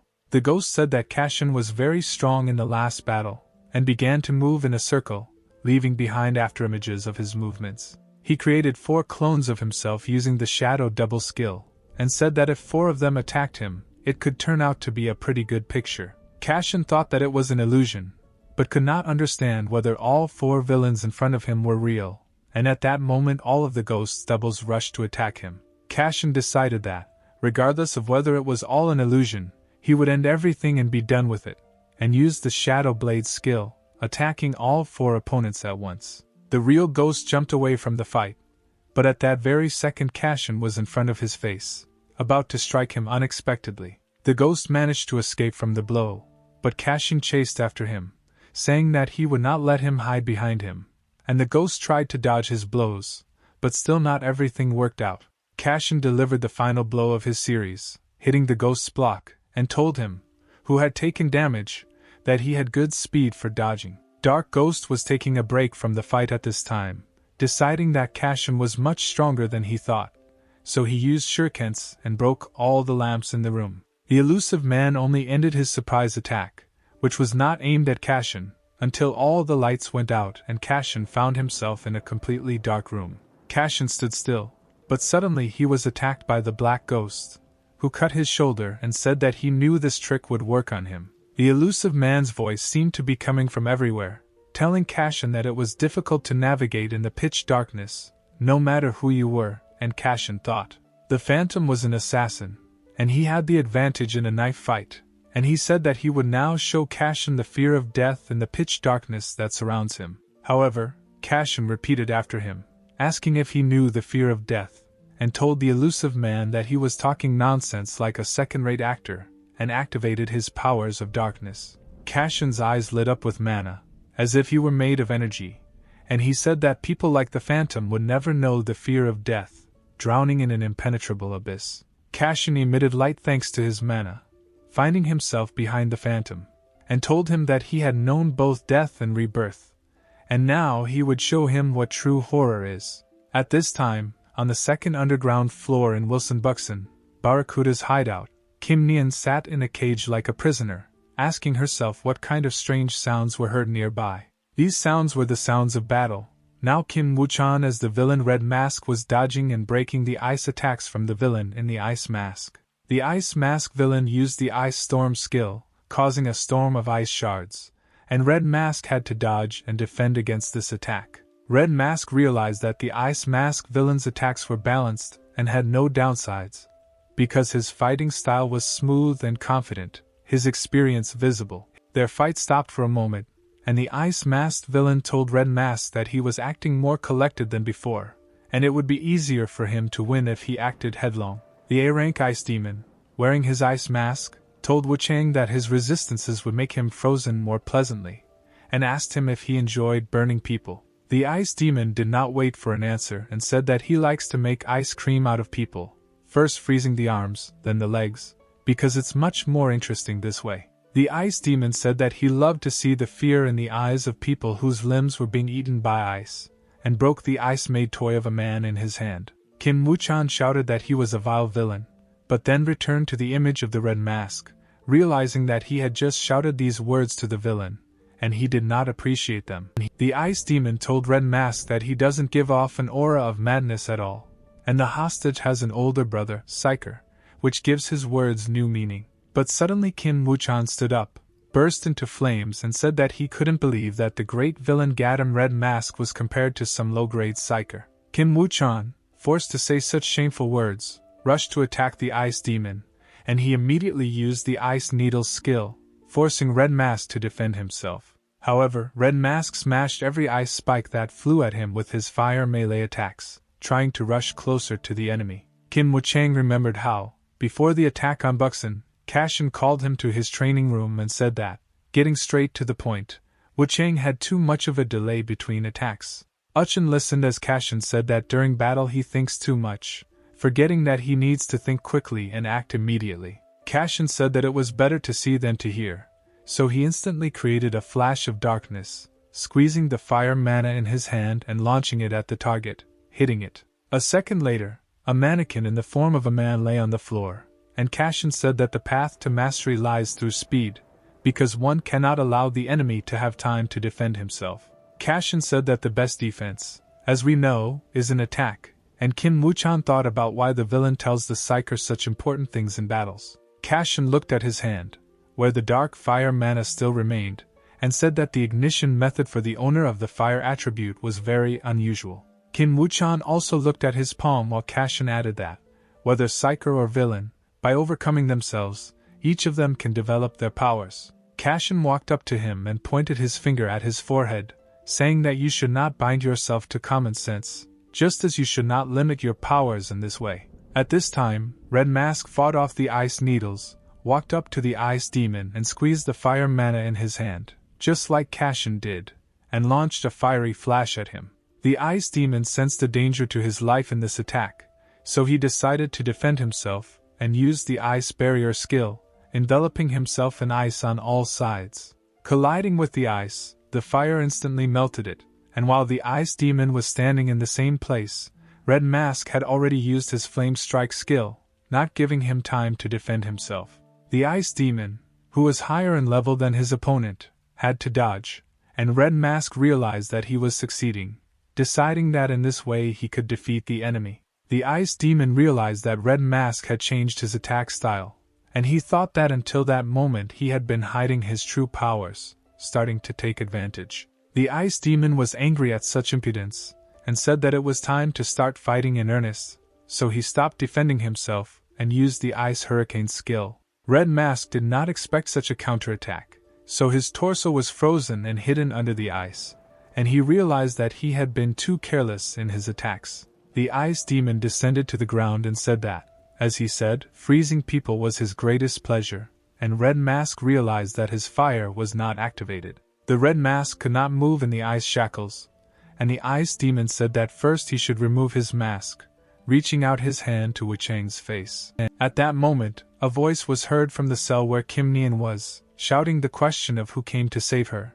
and Woo-chan under the Red Mask drew attention to this. The ice demon stopped his hand and angrily asked if she could shut up, but Kim Nian asked to be pulled out of here, shouting it out loud while banging on the cage. The ice demon got divorced, repeating his words about her to shut up, and used his ice powers, sending a sharp ice spike at her, causing her to scream in fear. Kim Woo-chan, under his red mask, remembered Cashin's words that he must think and act quickly, without being bound by common sense. Kim Woo-chan thought about how the ice demon even dared to touch his sister, and the fire began to act, forcing the villain to pay attention to it. Acting as if he were Cashin Lee, Kim Woo-chan melted the ice shackles, freeing himself, and struck the ice demon, saying that he would not forgive him for this. Kim Woo-chan used the Hellfire skill, the same as the great Cashin Lee, and a huge wall of raging fire stood in front of the ice demon. At this time, on the 12th floor in Barracuda's shelter, Barracuda himself was thinking that something had happened, because by this time their victory should have been announced. At that second, the voice of the Black Ghost was heard from behind Barracuda, apologizing to the boss for failing to complete the task, and Barracuda turned back in shock. Releasing the elusive man he was holding by the head, Cashin turned his furious gaze to the villain before him, asking if he was Barracuda. At this time, in Wilson, Gadam, on the roof of the Royal Gannett building, told Red-Eye that it was strange that everything was going quietly and calmly. But Red-Eye replied that he loved calm, as if he were a psyker.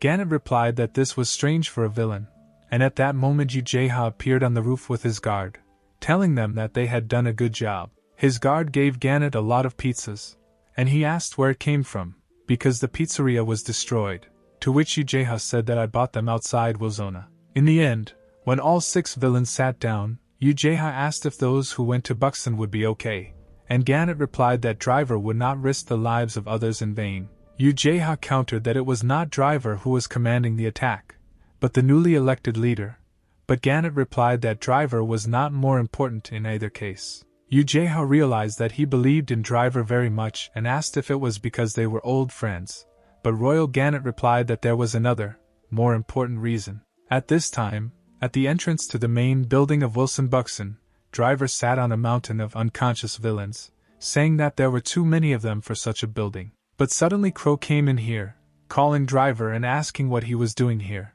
to which Driver replied that he was waiting for her return, making Crow very happy. Crow said that she had bad news, handing Driver a mechanical crow and asking if he could fix it, to which he replied, looking that everything was quite possible. Driver realized that if car was broken, then the crow most likely got out of control in the battle with Kuroshitsa. But now she looks quite adequate. But suddenly strange sounds were heard from below, as if the building was in debt, and Crow asked if there was anyone from Gadam below, to which Driver replied that there was a black horse Gadam, red mask. But in addition to the sound from below, the same sound was heard above the two of them, and Driver realized that Wilson's boss, Gadam, had also taken up his work, fighting Barracuda. Meanwhile, on the 12th floor of the main building, Barracuda told the Black Ghost lying in front of him that he had failed his expectations by losing to Cashin. The Black Ghost darkened his face, about to justify himself, but at that same second a blow from Barracuda's fist with brass knuckles flew into his face, causing him to break the wall with his body. Cashin told Barracuda that he treated his subordinates poorly, but he, stretching his shoulder after the blow, said that it was none of his business. Moros turned his attention to Barracuda's brass knuckles and told Cashin that his magical weapon was made from natural mana crystals, but he remained silent in response. Barracuda did not find Driver with his eyes and asked Cashin where he was, and Cashin replied that he would come soon, but he could handle him alone. Barracuda said that he only had business with Driver, and there was nothing for the newcomer to catch here, but Cashin suddenly replied that he also had business, but with Barracuda. Cashin said that he knew that Barracuda had kidnapped a man and was trying to frame him, and he responded by asking if he should be paid compensation for moral damages. Cashin activated his mana, summoning the powers of the shadow in his fist, and told Barracuda that everyone owes responsibility for their actions and mistakes made to Cashin. Barracuda laughed at his words, saying that Cashin doesn't know his place and he shouldn't think he's cool just because he caught the Black Ghost. He added that he had heard from Jwak that Cashin had outstanding fighting abilities despite his low mana levels, but it seemed that he was just lucky on weaklings. He just got lucky with the Black Ghosts, and Barracuda asked if the same trick would work on him, an S-rank villain, But Cashin also had an answer. Cashin said that it was all just because of magical items, and Barracuda asked who dared to say such a thing to him, to which Cashin replied that the driver himself told him so, causing Barracuda to think. Barracuda asked Cashin if he was trying to piss him off because he wasn't strong enough to fight him, but Cashin replied that he hadn't even thought about it. Barracuda replied that it was very funny to respond to provocations, saying that he meant that he wanted to enjoy an appetizer before the main course in the form of driver. After wondering how tasty this snack would be, Barracuda activated his powers, summoning spikes from his brass knuckles, and 2 spikes also emerged from his back.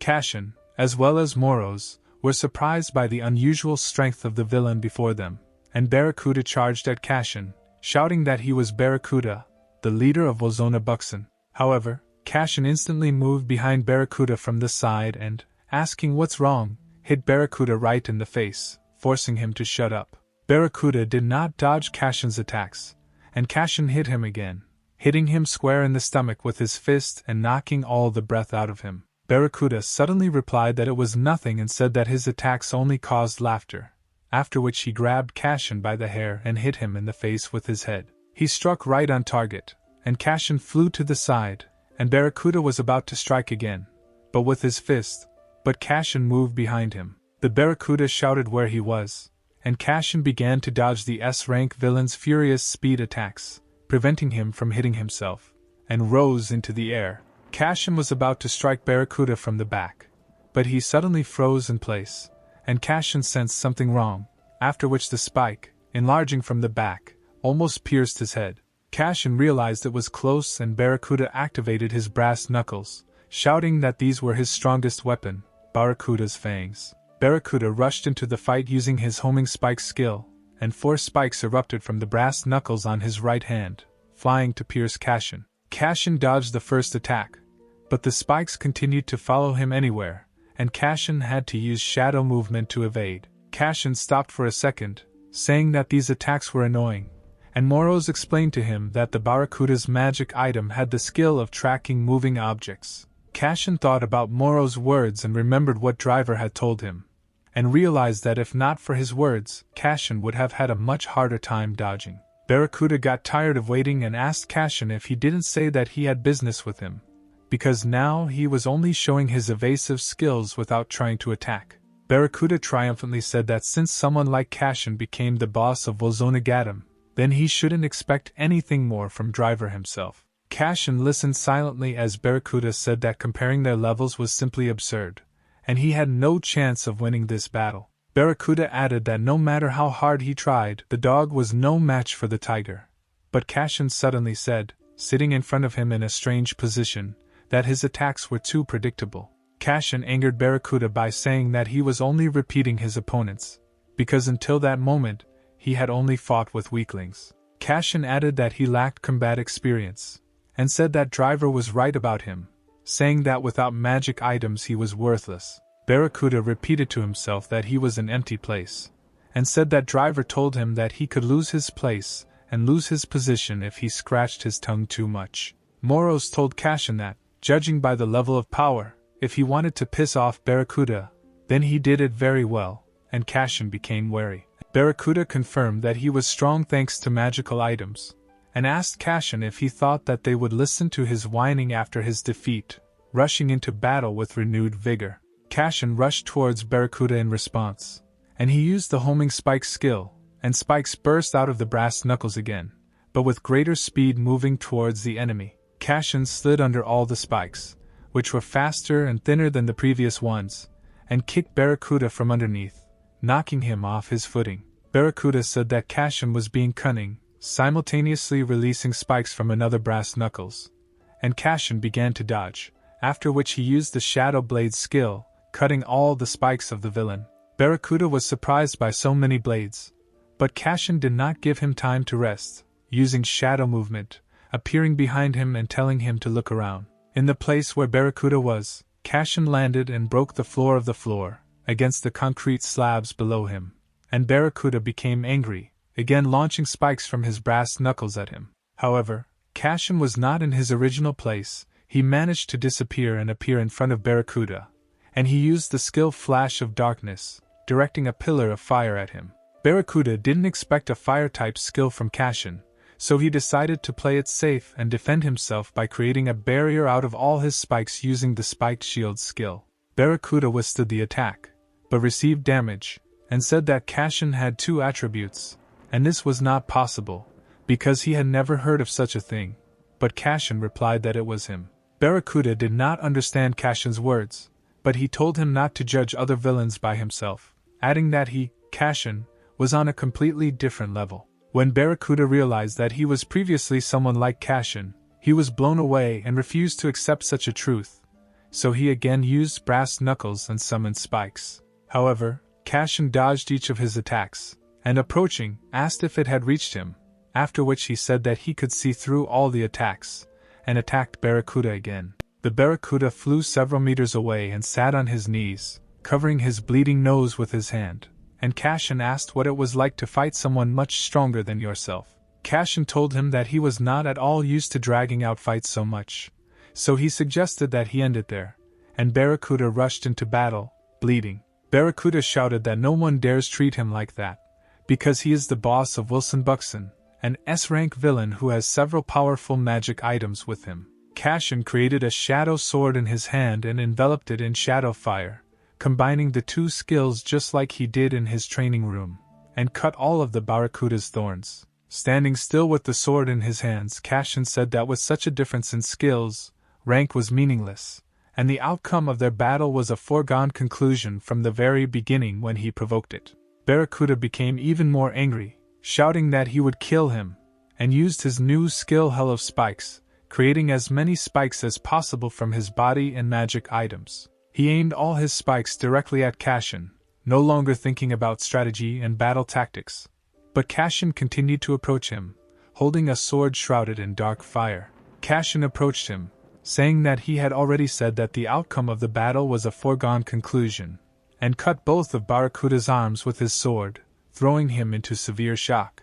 As Barracuda screamed in pain from losing both his arms, Cashin said that he should have had enough of the Buxton region, and his arms were the least payback for his greed. Barracuda sat on the floor, drooping, with both arms cut off at the shoulders, and said that if he says that arms are an easy payback, then he is talking nonsense. He suddenly raised his head and, with crazed eyes and mouth, shouted to Cashin that he would take revenge on him for this, and give his word, the word of Barracuda, as if it mattered. Cashin said that this was bullshit and became serious, saying that Barracuda would only take revenge if he survived, but he did not promise that he would spare him. Cashin poured even more of his mana into the surrounding atmosphere, and said that this was the end for Barracuda, and he could only meanly call him in response to these words. But at that second Cashin felt a strange energy behind him, after which he turned around and only managed to block the strange laser, which threw him far behind the wall of the building. The one who attacked Cashin so suddenly and unnoticed was Len's girl,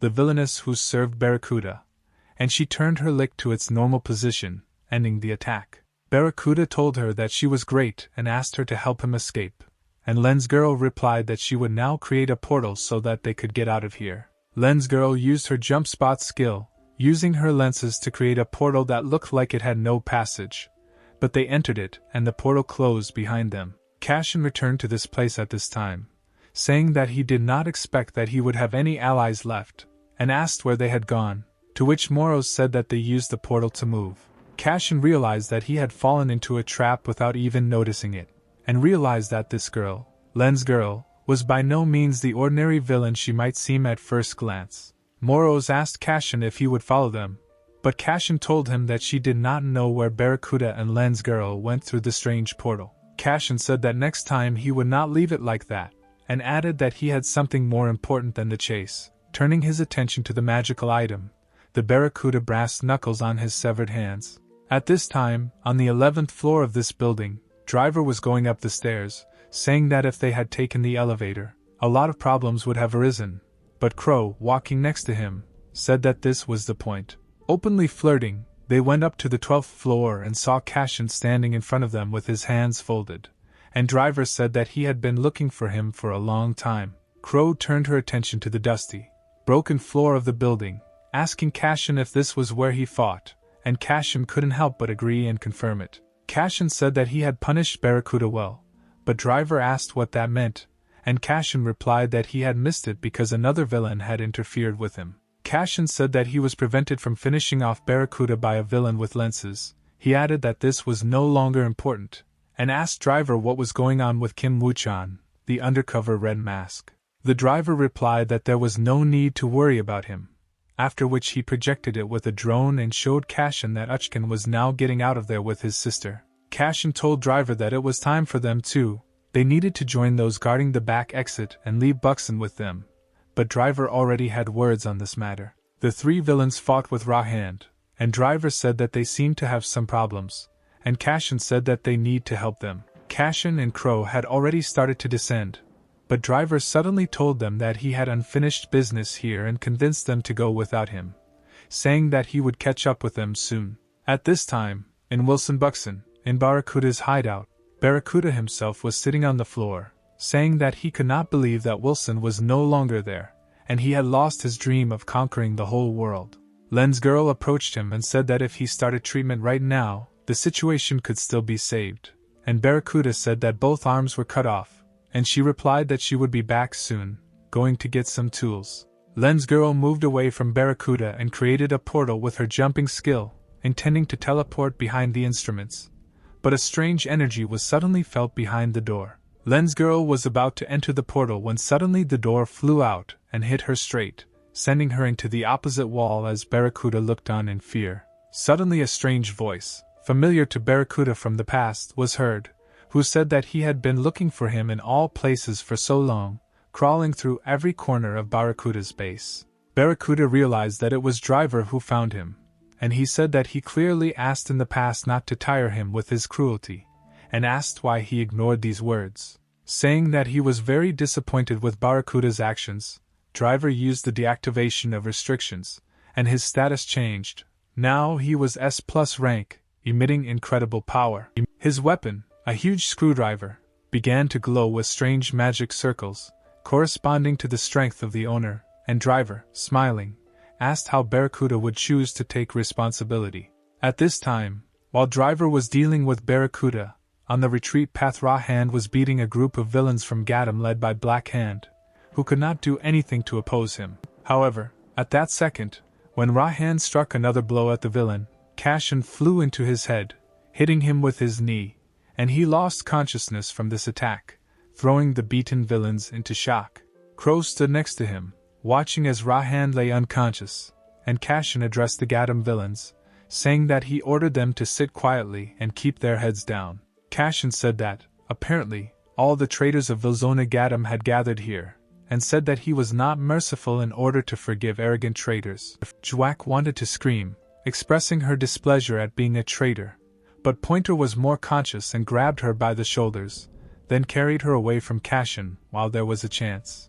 Black Hand screamed in anger at Cashin, saying that he had captured his prey, which he had almost finished off, and Cashin responded that he was more like the prey himself than Rock Hand. Crash was sitting on the ground at this time and asked why they returned from Buxton so early, and Cutter asked how Cashin went in the battle with Barracuda. Cashin replied that he had escaped, and Crash asked if he or Barracuda had escaped, but Cutter immediately realized that it was Barracuda who had escaped, and Crash, along with him, widened his eyes in surprise. Cashin remembered that he was prevented from finishing off Barracuda by a villainess with lenses, and Black Hand also widened his eyes in surprise, not believing that Cashin made Barracuda escape.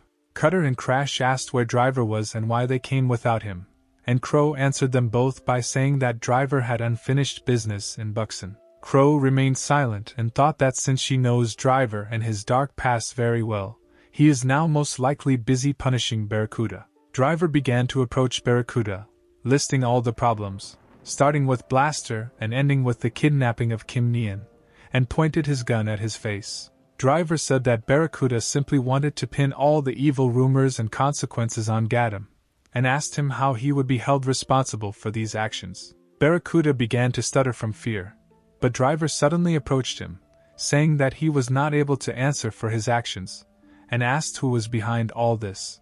At that moment, Len's girl, who was thrown by the door, stood up and told Driver that, as he said, he was incredible, and driver wondered how she was still standing after his blow. Len's girl used the jump place skill to create a portal, saying that he wanted to meet with driver, and driver replied that he greatly dislikes unplanned meetings. A gallant old man, dressed in an expensive suit, came out of the portal, along with an attendant, who told driver that his words were very offensive, because any meetings are valuable. The driver said that the words about a valuable meeting could not be attributed to the arriving man, and pointed his weapon at him, saying that there was no point in starting a war. The old man said that he needed to be understood correctly, because he came here not for the sake of a fight, but to pick up the small barracuda, and, at the same time, to look at the driver. Driver haughtily said that apparently the matter was so important that it required the man's personal presence, and he replied that he valued his servants, even if they were hopeless idiots. Driver was offended by the man's servants' inability to do their jobs and asked him if the man was the one who ordered barracuda to take over Seoul. The man laughed, and arrogantly replied that Seoul was just the beginning, and soon all the Wilsons in the world would be under his control, speaking to the S+ rank driver as if he had no idea. Driver replied that even if this man is one of the 4 lords of evil, it is possible that he will not succeed, and he invited driver to come over to his side, but he refused. The man accompanying the old man looked at driver, and one of the 4 lords of evil said that driver would help him regret his choice, but he said that this was unlikely to happen. The master of evil told driver that even if he says so now, in the end everything will be exactly as he planned, but driver did not agree with this. Driver replied that he also had a few words in response, and told the Lord of Evil not to interfere with them, otherwise he would make him regret it, and driver prepared the technique for the attack.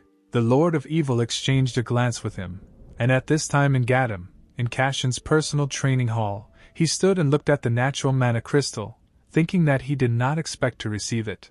Moros asked Cashin why he was staring at the mana crystal, and Cashin said that it was actually strange to hold the item in his hands. Moros replied that it was better for him to know that the natural magic stone obtained from weapons is different from the natural mana crystal found in nature, inferior in the strength of the effect. Moros said that Cashin would receive slightly less mana from such a stone, but that the mana crystal from the weapon would also contain qualities that belonged to the weapon. Cashin understood what would happen if he swallowed this mana crystal, and Moros finished the deal for him, saying that Cashin would receive qualities like the fangs of the barracuda. Cashin said that he was sorry that the crystal was inferior in power to many mana stones, but Moros added that this was compared to natural mana stones. Cashin made up his mind and swallowed the magic crystal, after which memories from the battle began to emerge in his head, and new energy began to emanate from him. The next morning, Kim Woo-chan sat in the building, watching the news on his phone that yesterday there was a battle between the Buxton and Gadam Wilsons,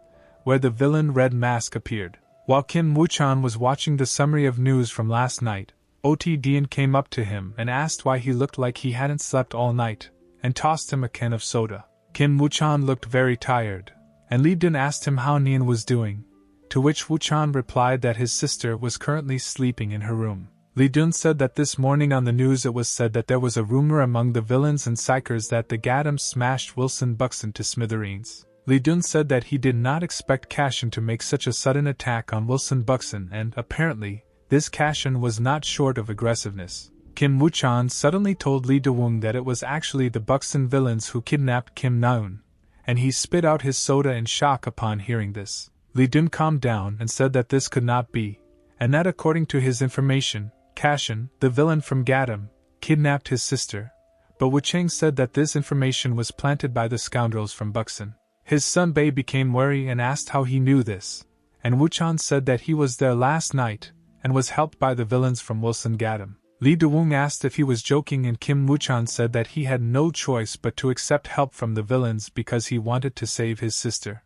Kim Woo-chan calmly said that fortunately, everything ended well, and Lee Dun at that time could not believe his ears, spinning the idea that the villains helped Psyker. At this time, in Wilson, Gadam, a D-rank villain Fury screamed out of misunderstanding of who turned off the voltmeter, because he was almost promoted thanks to him. Suddenly Yu Jae-ha came up to him and said that there was such a problem with electricity throughout Wilson, and also that someone had stolen all the speakers and TVs. The cleaner said that his tablet had also disappeared, and Fury screamed about who dared to steal in Wilson in broad daylight. Red Eye, who arrived in response to the scream, said that this was the work of the driver, because yesterday during the fight he lifted the restrictions, and the disappearances are a side effect. Red Eye said that driver always walks around with a smile on his face and no one even knew it.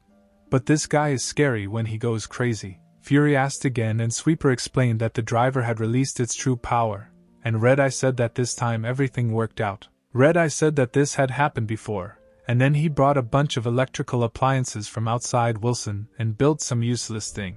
Ujiha asked Red Eye what kind of useless thing he was, and he hesitantly answered that it was a spaceship for flying to Mars with an autopilot. Ujiha realized that this was a really scary thing, and Cashin was watching it all from the roof of the building when Moros said that it was too noisy today. Cashin leaned on the fence and told Moros that it was time to talk openly, and he expressed misunderstanding, but Cashin added that he wanted to know the truth about Jeff's death. Moros realized that the time had come and said that he had previously told Cashin that Jeff's death was connected to the Sword of Destruction, an ancient artifact. Moros said the only clue to finding the Sword of Destruction was a platinum disc that a man was spinning in his hand while sitting in a chair at Neo Factory in Songnam City, Gyeonggi Province. This man was the Money King of S+ rank, Striker class and Physics attribute, and he said that he wanted to find the Sword of Destruction, a great power that would give him the whole world. Moros said that the Sword of Destruction would be difficult to find, because the platinum disc is in the hands of the Lords of Evil, the strongest villains of this world, and the Money King is one of them. Meanwhile in America, Kwan Yuri was writing back to Cashin that she was worried about him because of the situation in Seoul, and suddenly, while walking down the corridor, she accidentally bumps into some boxes. Kwan Yuri apologized for her carelessness, but the man in front of her said that he himself was to blame for this, because he could not see anyone from behind the boxes, and Yuri realized that it was the director. A few minutes later, they were both unpacking things from the boxes, and the director thanked Yuri for his help, because it would help him finish this faster. While sorting out her things, Kwan Yuri took a framed picture and asked the director if she could put it here, and he replied that there would be no problem, but Yuri suddenly looked at it.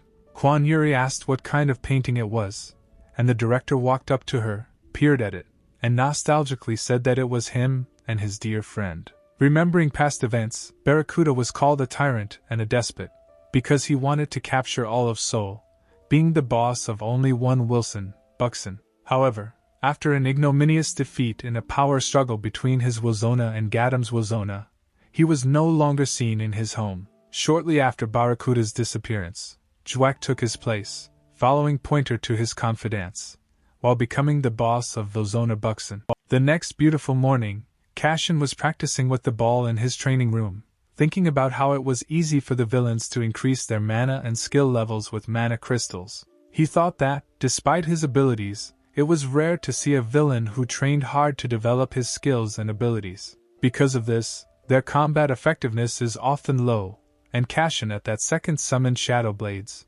which themselves cut the ball in half. Moros said that a homing attribute had been added to the Shadow Blades, and Cashin added that an armor attribute had also been added thanks to the Barracuda's fangs. Speaking of villains, there are exceptions who are obsessed with developing their powers, and the most prominent of them are often called monsters. Such crazy villains have an unchanging goal. They only need strength and power. They are different from ordinary villains from birth. Therefore, they are difficult to contact, and such villains are called the Four Lords of Evil, the strongest of all the villains in the entire world. Cashin circled the word platinum disc on his board, saying that it was the key to finding the Sword of Destruction, and that he thought the top four now had it. Moros answered evasively that this could well be the case, and Cashin thought about his answer, realizing that Moros was hiding something from him. Moros revealed Cashin's status and said that the effect of the natural stone was not bad, because not only the mana points increased to 1,120, but also the skill levels. Cashin thought that regeneration and Shadow Blades had also increased in level, but he said that this was not enough to fight the overlords. Cashin said this because a large number of mana points does not guarantee victory in a battle in the same way as combat skills. Cashin thought that if he was going to fight the Lords of Evil, he needed to at least gain mana points equivalent to an S-rank villain. Moros said that to rush means to make people laugh, because in such a matter as increasing mana points, rushing will not help and can harm the result. Cashin objected to him, saying that if he did not hurry, it might be too late, because there was no need to hesitate when the lords of evil seemed to be in the palm of his hand. Cashin said that the opportunity could not be lost, and suddenly Driver interrupted him, entering the training room and saying that he had guests. The black ghost from Buxton entered the hall and knelt down, and Cashin asked what happened to him, but Driver said that he had to explain everything himself. The black ghost suddenly said that Cashin is the greatest villain of all time, and he and the darkness seem to be one whole. All the shadows and darkness are in his hands and powers. The black ghost became serious, and said that Cashin was the very embodiment of darkness, and he was worthy of his devotion, so he asked Cashin to accept him. Cashin said that he was glad that the black ghost had come to surrender, and he asked if he would accept him, but Cashin suddenly refused him with stern voices. Cashin asked Driver about testing for the elusive man, and he said that he could look at his documents, and Cashin saw that he did not have to take the entrance exam. After a while, Driver said that they had a problem. Now Wilson is running out of basic necessities, water and electricity will soon be turned off, and there will be no freight transport. Cashin asked if the government and society should help with this provision, since Wilson is a specially designated house for villains. Driver said that even with the government there could be problems, and Cashin asked if it could be solved with a couple of bribes, to which he replied that he sounded like a real villain. The driver started talking about how the fact that their resources are running out is actually such a serious problem, despite the fact that it is very annoying. The driver said that you can find ways to solve the problem. For example, you can eliminate its source and everything will improve instantly. Driver said that among the lords of evil there is such a villain as the Money King, and most likely it was he who had a hand in the problem. The driver said that disconnecting Gatam from water and electricity is just the beginning. Soon they will take more serious measures, and the King of Money can erase Vilzona from him in half a day. Cashin asked why the Money King was interested in them in the first place, and Driver bluntly replied that it was because he rejected his offer. Driver told Cashin that the Money King's goal is to unite all the Wilsons of Seoul under his control, and it's not about power or money. Cashin wondered what the Lord of Evil was looking for in Gatam, and Driver suddenly said that he understood what he was looking for, and turned and pointed his finger at Cashin. Driver pointed not at Cashin, but through him, saying that there was a story passed down by word of mouth from the villains of the Gatam. This story is about a legend where there was a villain who was stronger than everyone in his time, and this villain was called the Unkillable, because no one could defeat him. Legend says that the black armor worn by the Unkillable One is located somewhere in the Vilzon of the Gatam district, guarding itself. At this time, in Seoul, in Wilson, Namgang district, at the boss's mountain residence, a meeting was taking place, and the messenger told the boss sitting opposite that his mountain residence was magnificent. The ambassador said that the tea was beautiful, like the building itself in the mountains of Wilzona Namgang, but the boss of this Wilzona, sitting opposite, said that he clearly did not come here for tea. Wilzona's boss was Mujin, an S-rank knight-class villain with the Or attribute, and he told the ambassador to get straight to the point, asking why he had come. This ambassador was Deputy Chief Kim, from the Neo Center, and he said that he had an excellent proposal for Mujin, while thinking that it was difficult to get used to his mechanical voice. Len's girl stood nearby, but already having an S rank, with the same skills, and the Money King's messenger said that he was worried about the rights of the villains, because now they had reached the very bottom. Deputy Head Kim said that the head wants to create a world where the rights of villains will be protected, because the freedoms and rights of their relatives must be respected. Musden said that he had had enough of idle chatter and, taking out a knife and pressing it against Deputy Head Kim's throat, said that it was time to get to the point. The ambassador got to the point and said that the head wants, starting with the 4 Wilsons of Seoul, to unite all the Wilsons in the world, thereby increasing the power of the villains. Musden laughed and said that he expected an excellent offer, but in the end he realized that the King of Money again wants to bind everyone with one chain and spin them as he pleases. Deputy Head Kim said that everyone who agreed will have their own role, and the head offers Mujin to become his right hand, giving orders to the others through him. He also took out a box of top-quality mana crystals, saying that this was a modest gift from the head, and there was no malicious intent in it. Musden, being the boss of Wilson Namgang, was seriously thinking,